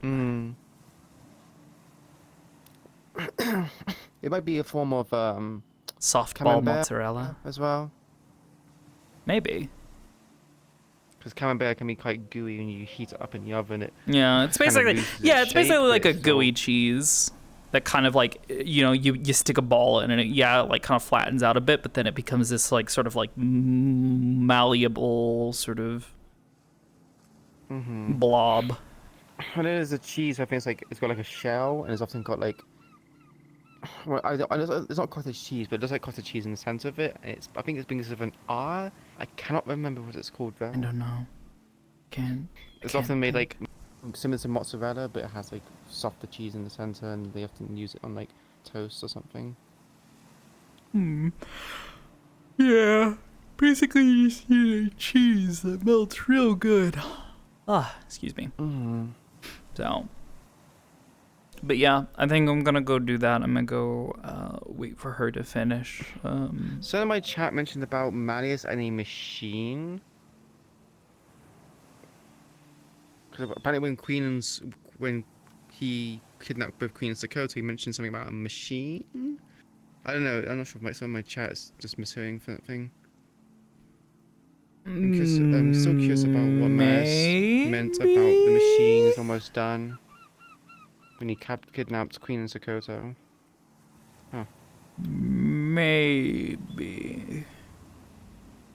There was that.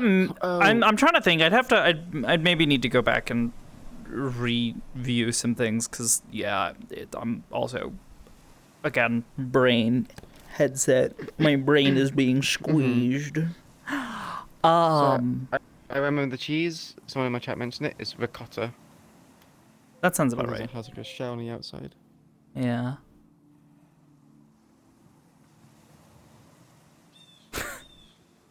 Yeah, so it's like all I remember from that day was them having a child. Yeah.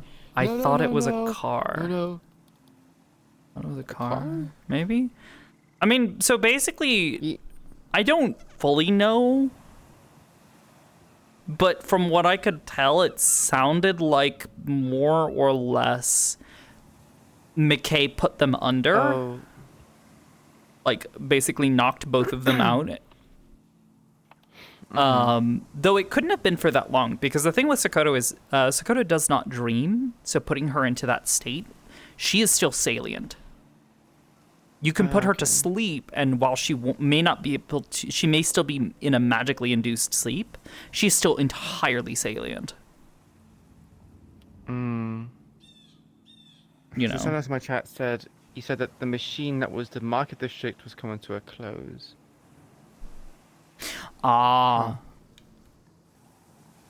Yeah, he's been hinting at some things, and yeah. So basically, there's a couple of he's things leaving. My understanding. I don't know. I don't know what Hell's plans are like long term. Ultimately. And he's going back to the Shadow Cartel or something like that. I remember watching one of his streams when he's having a talk with Emo's guy. Oh, him. Like how they're gonna leave. Yeah, I don't. He's gonna leave Metaverse. Oh, well, not Metaverse. He's gonna leave District's Market. Sophia, leave it to his daughter, and go to the Shadow Cartel or something like that. Shadow Wizard Money Gang. Yeah, Shadow Wizard Money Gang.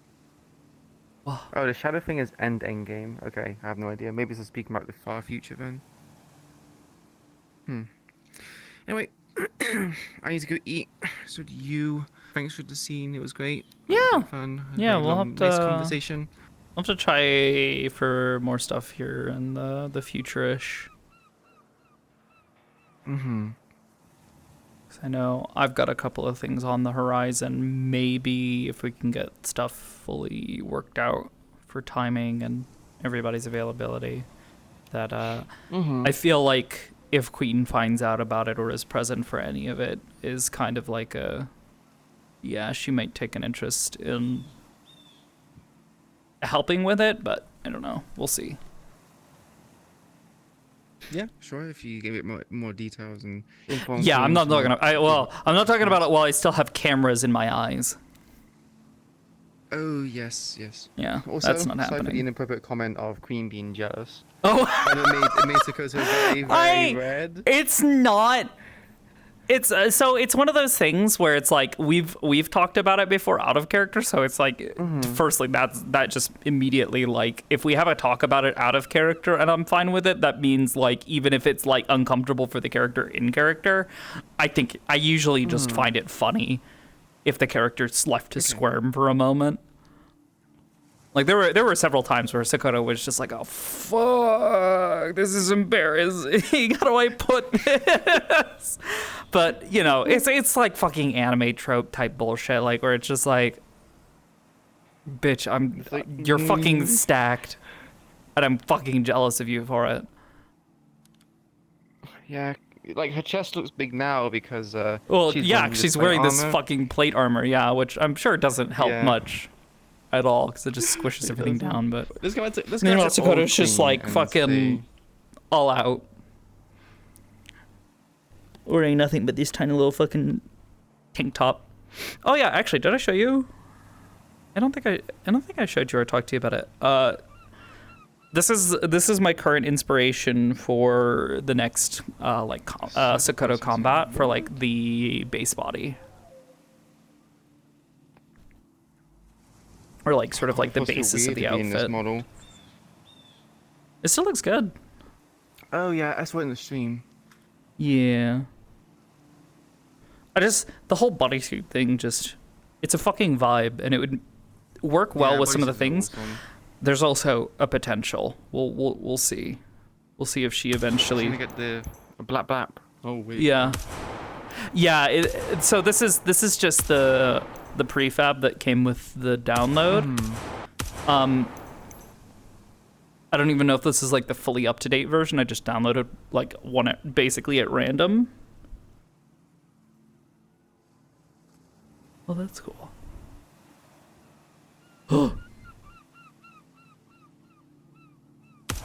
It's white. Why is it white? Probably because the camera's not enabled for you. I don't know. I don't know how that works. I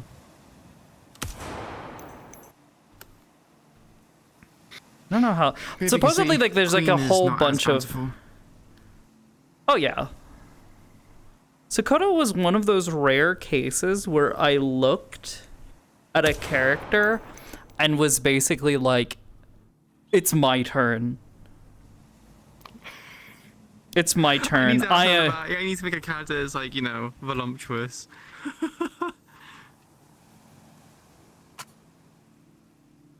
What the fuck? But yeah, basically the whole fucking, you know, kind of like Metal Gear Solid-esque fucking like sneak suit type thing. Metal Gear. Sakoto, have you ever heard of Metal Gear? Metal Gear? Actually, that has to be my response at that point. Metal Gear? What are you talking about? That's so crazy. Yes, gears don't tend to be metal. I've seen some made of plastic before too.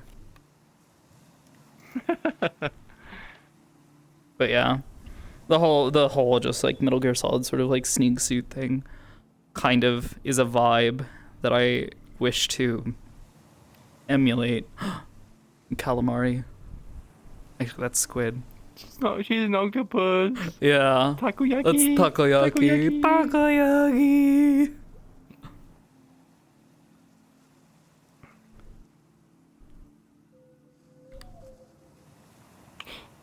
People keep talking about Queen's Royal Bakery.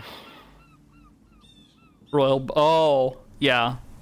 I mean, she does. Because she's not endowed here, but she's kind of, you know... She got hips, down here. and that's good. Yeah, she has hips. I think as Sakoto continues to get older, and if there's like any sort of like changes to her habits, she'll slim back down a little bit. Because right now she's a bit bulky just because she's been working out so much, and she's had like a bunch of like major sort of like life changes. working for the meat rack and kind of being encouraged, like, yeah, if you want people to take you seriously, you gotta bulk up, Sakoto. You gotta look strong. And she's just like, okay, I guess I'll try. So she like really starts focusing on, like, rather than doing a bunch of like cardio like she normally does, she's like, oh yeah, I'm gonna do this sit up, and I'm gonna do the things that I see other people do, and I'm gonna mimic them, and I'll see where I get, because she's not a professional in any regards. But she did that for like a year or so and really built up a bunch of muscle. She's also like at that age of like, her body is like the cheese. It is malleable. It has not yet cooled down. It's not solidified. Yeah. I think if she were to stop working out quite as often as she does, I think she would start to slim back. You'd see her slim down a little bit. I think her natural sort of like weight and like kind of like muscle mass would start to deteriorate.